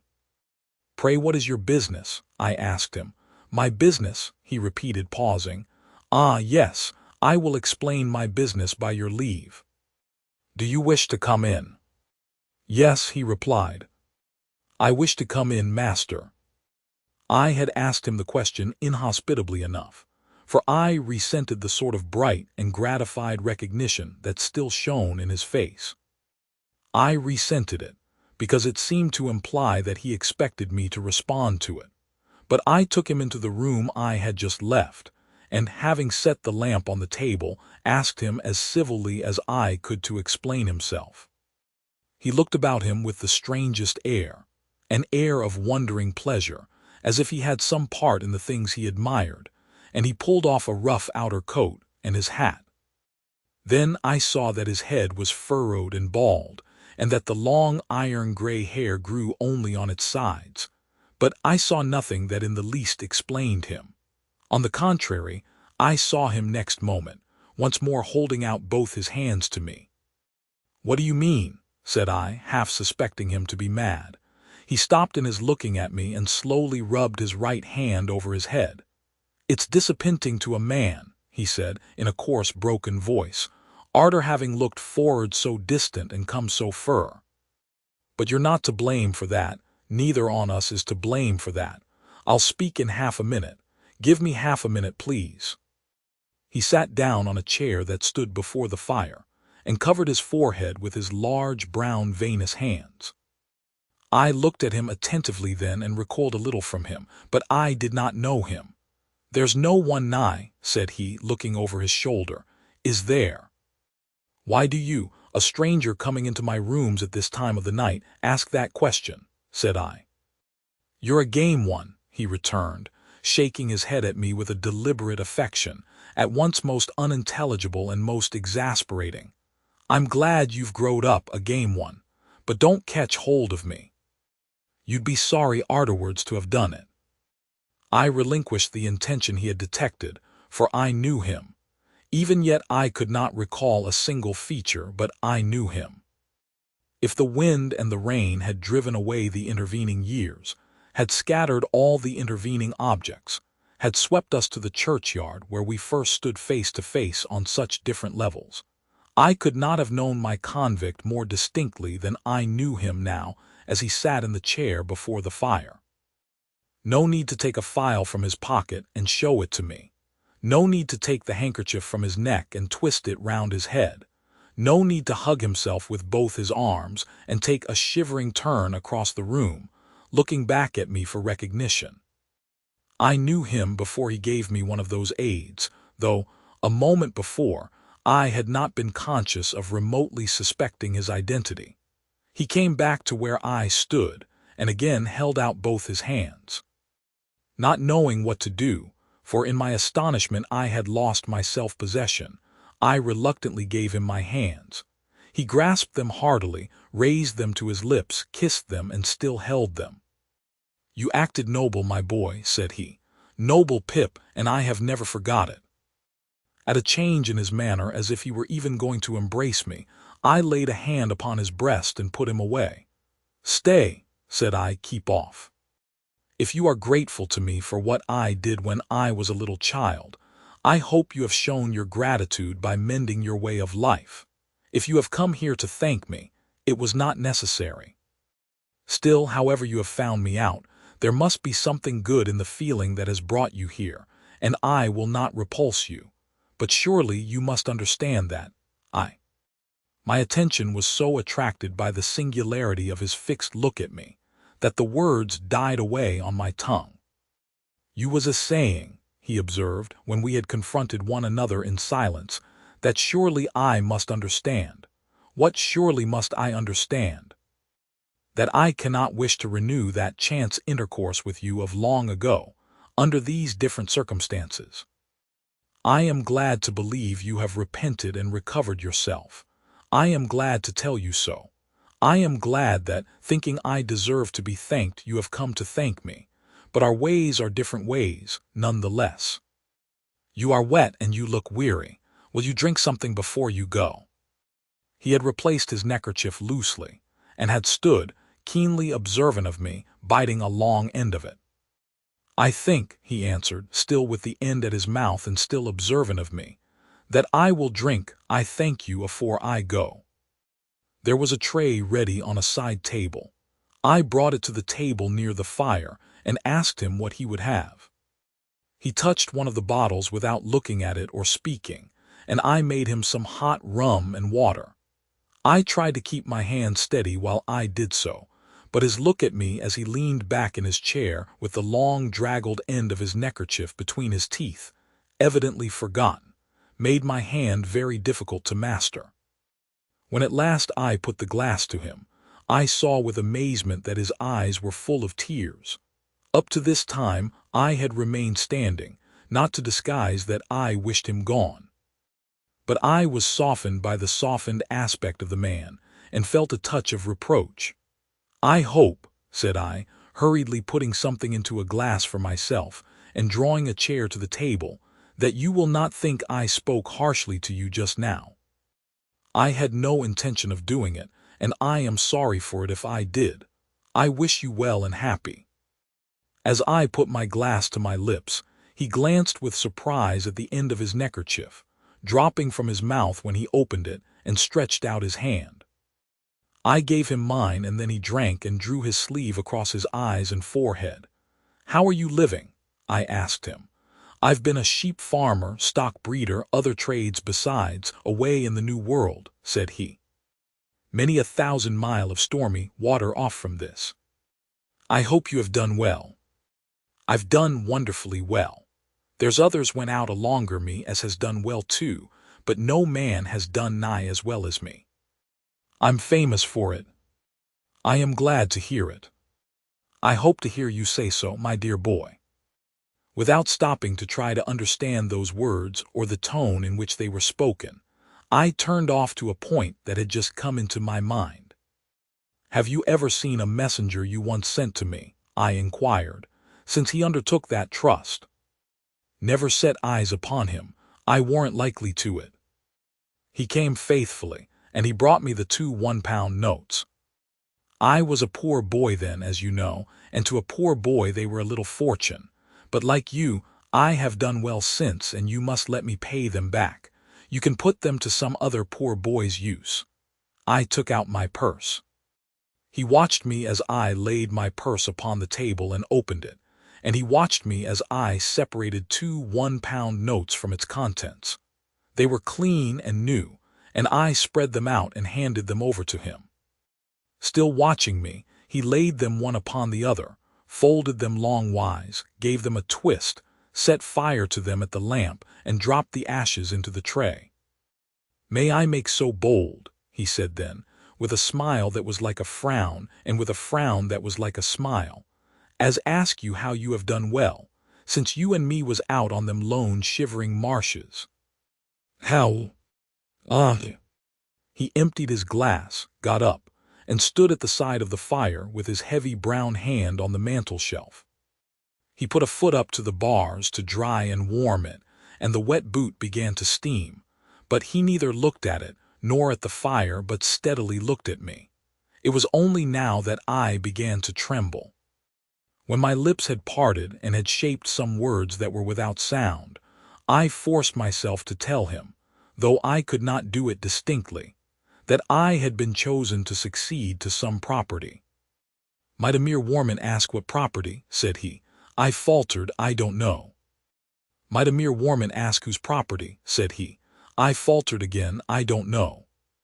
"Could I make a guess, I wonder," said the convict, "at your income since you come of age?"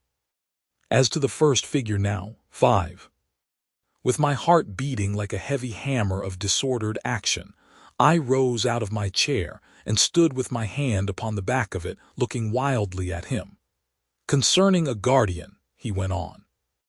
"There ought to have been some guardian or such like whiles you was a minor, some lawyer maybe.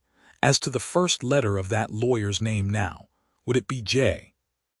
All the truth of my position came flashing on me, and its disappointments, dangers, disgraces, consequences of all kinds, rushed in such a multitude that I was borne down by them, and had to struggle for every breath I drew.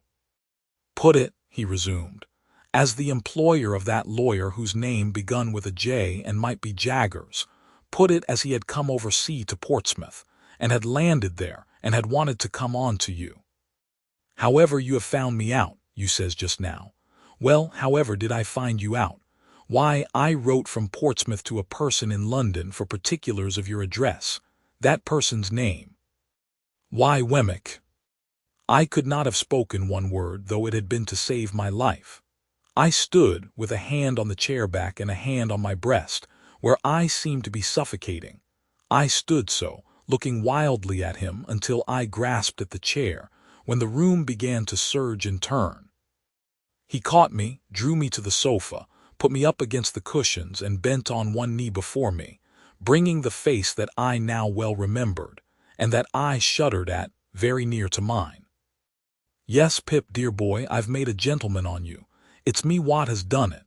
I swore that time, sure as ever I earned a guinea, that guinea should go to you. I swore arterwards, sure as ever I speculated and got rich, you should get rich. I lived rough that you should live smooth. I worked hard that you should be above work. What odds, dear boy, do I tell it fur you to feel a obligation? Not a bit.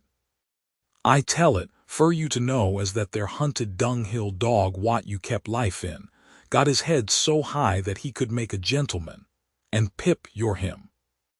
The abhorrence in which I held the man, the dread I had of him, the repugnance with which I shrank from him, could not have been exceeded if he had been some terrible beast. Looky here, Pip, I'm your second father, you're my son, more to me nor any son. I've put away money only for you to spend. When I was a hired-out shepherd in a solitary hut, not seeing no faces but faces of sheep till I half forgot what men's and women's faces woes like, I see yourn. I drops my knife many a time in that hut when I was eating my dinner or my supper, and I says, here's the boy again, a-looking at me whiles I eats and drinks. I see you there a many times, as plain as ever I see you on the misty marshes. Lord strike me dead, I says each time, and I goes out in the air to say it under the open heavens, but what, if I gets liberty and money I'll make that boy a gentleman, and I done it. Why look at you, dear boy. Look at these here lodgings of yourn fit for a lord, a lord. Ah, you shall show money with lords for wagers and beat 'em. In his heat and triumph, and in his knowledge that I had been nearly fainting, he did not remark on my reception of all this. It was the one grain of relief I had. Looky here, he went on, taking my watch out of my pocket and turning towards him a ring on my finger, while I recoiled from his touch as if he had been a snake, a gold un and a beauty. That's a gentleman's, I hope. A diamond all set round with rubies, that's a gentleman's, I hope. Look at your linen, fine and beautiful. Look at your clothes, better ain't to be got. And your books too, turning his eyes round the room, mounting up on their shelves by hundreds. And you read 'em, don't you? I see you'd been a reading of 'em when I come in. Ha ha ha, you shall read 'em to me, dear boy. And if they're in foreign languages what I don't understand, I shall be just as proud as if I did. Again he took both my hands and put them to his lips, while my blood ran cold within me. Don't you mind talking, Pip, said he, after again drawing his sleeve over his eyes and forehead, as the click came in his throat which I well remembered, and he was all the more horrible to me that he was so much in earnest. You can't do better nor keep quiet, dear boy. You ain't looked slowly forward to this as I have. You wasn't prepared for this as I was, but didn't you never think it might be me? Oh, no, no, no, I returned, never, never. Well, you see it woes me, and single-handed. Never a soul in it but my own self and Mr. Jaggers. Was there no one else? I asked. No, said he with a glance of surprise. Who else should there be? And dear boy, how good-looking you have growed. There's bright eyes somewheres, eh? Isn't there bright eyes somewheres? What you love the thoughts on. Oh, Estella, Estella. They shall be yourn, dear boy, if money can buy 'em. Not that a gentleman like you, so well set up as you, can't win 'em off of his own game. But money shall back you. Let me finish what I was a-telling you, dear boy. From that there hut and that there hiring out, I got money left me by my master, which died, and had been the same as me, and got my liberty and went for myself. In every single thing I went for you. Lord strike a blight upon it, I says, wote for it was I went for, if it ain't for him. It all prospered wonderful. As I jive you to understand just now, I'm famous for it. It was the money left me, and the gains of the first few year what I sent home to Mr. Jaggers, all for you, when he first come arter you, agreeable to my letter. Oh, that he had never come. That he had left me at the forge, far from contented, yet by comparison happy. And then, dear boy, it was a recompense to me, looky here, to know in secret that I was making a gentleman. The blood horses of them colonists might fling up the dust over me as I was walking. What do I say? I says to myself, I'm making a better gentleman nor ever you'll be. When one of 'em says to another, he was a convict a few year ago, and is a ignorant common fellow now, for all he's lucky. What do I say? I says to myself, if I ain't a gentleman, nor yet ain't got no learning, I'm the owner of such. All on you owns stock and land, which on you owns a brought-up London gentleman. This way I kept myself a-going. And this way I held steady afore my mind that I would for certain come one day and see my boy, and make myself known to him, on his own ground. He laid his hand on my shoulder.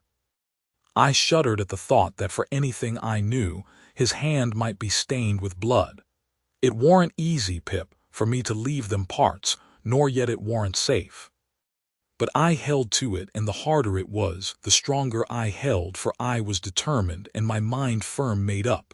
At last I done it. Dear boy, I done it. I tried to collect my thoughts, but I was stunned. Throughout, I had seemed to myself to attend more to the wind and the rain than to him. Even now, I could not separate his voice from those voices, though those were loud and his was silent. "Where will you put me?" he asked presently. "I must be put somewheres, dear boy."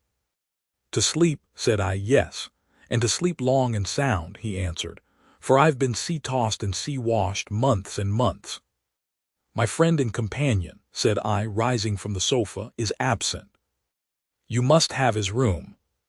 He won't come back tomorrow, will he?" "No," said I, answering almost mechanically in spite of my utmost efforts, "not tomorrow." "Because, looky here, dear boy," he said, dropping his voice, and laying a long finger on my breast in an impressive manner, "caution is necessary." "How do you mean?" "Caution. By gee, it's death." "What's death?" "I was sent for life. It's death to come back. There's been overmuch coming back of late years, and I should of a certainty be hanged if took. Nothing was needed but this. The wretched man, after loading wretched me with his gold and silver chains for years, had risked his life to come to me, and I held it there in my keeping. If I had loved him instead of abhorring him, if I had been attracted to him by the strongest admiration and affection, instead of shrinking from him with the strongest repugnance, it could have been no worse. On the contrary, it would have been better, for his preservation would then have naturally and tenderly addressed my heart. My first care was to close the shutters, so that no light might be seen from without, and then to close and make fast the doors. While I did so, he stood at the table drinking rum and eating biscuit. And when I saw him thus engaged, I saw my convict on the marshes at his meal again. It almost seemed to me as if he must stoop down presently to file at his leg. When I had gone into Herbert's room, and had shut off any other communication between it and the staircase than through the room in which our conversation had been held, I asked him if he would go to bed. He said yes, but asked me for some of my gentleman's linen to put on in the morning. I brought it out and laid it ready for him, and my blood again ran cold when he again took me by both hands to give me good night. I got away from him without knowing how I did it, and mended the fire in the room where we had been together, and sat down by it, afraid to go to bed. For an hour or more, I remained too stunned to think.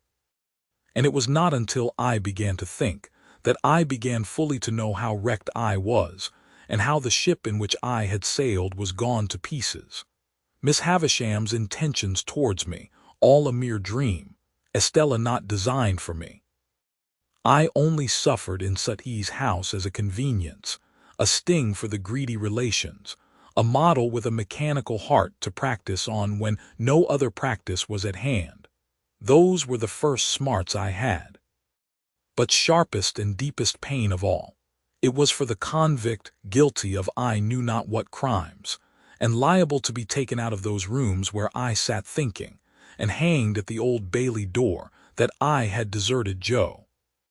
I would not have gone back to Joe now, I would not have gone back to Biddy now, for any consideration. Simply, I suppose, because my sense of my own worthless conduct to them was greater than every consideration. No wisdom on earth could have given me the comfort that I should have derived from their simplicity and fidelity, but I could never, never undo what I had done. In every rage of wind and rush of rain, I heard pursuers. Twice, I could have sworn there was a knocking and whispering at the outer door. With these fears upon me, I began either to imagine or recall that I had had mysterious warnings of this man's approach. That for weeks gone by, I had passed faces in the streets which I had thought like his.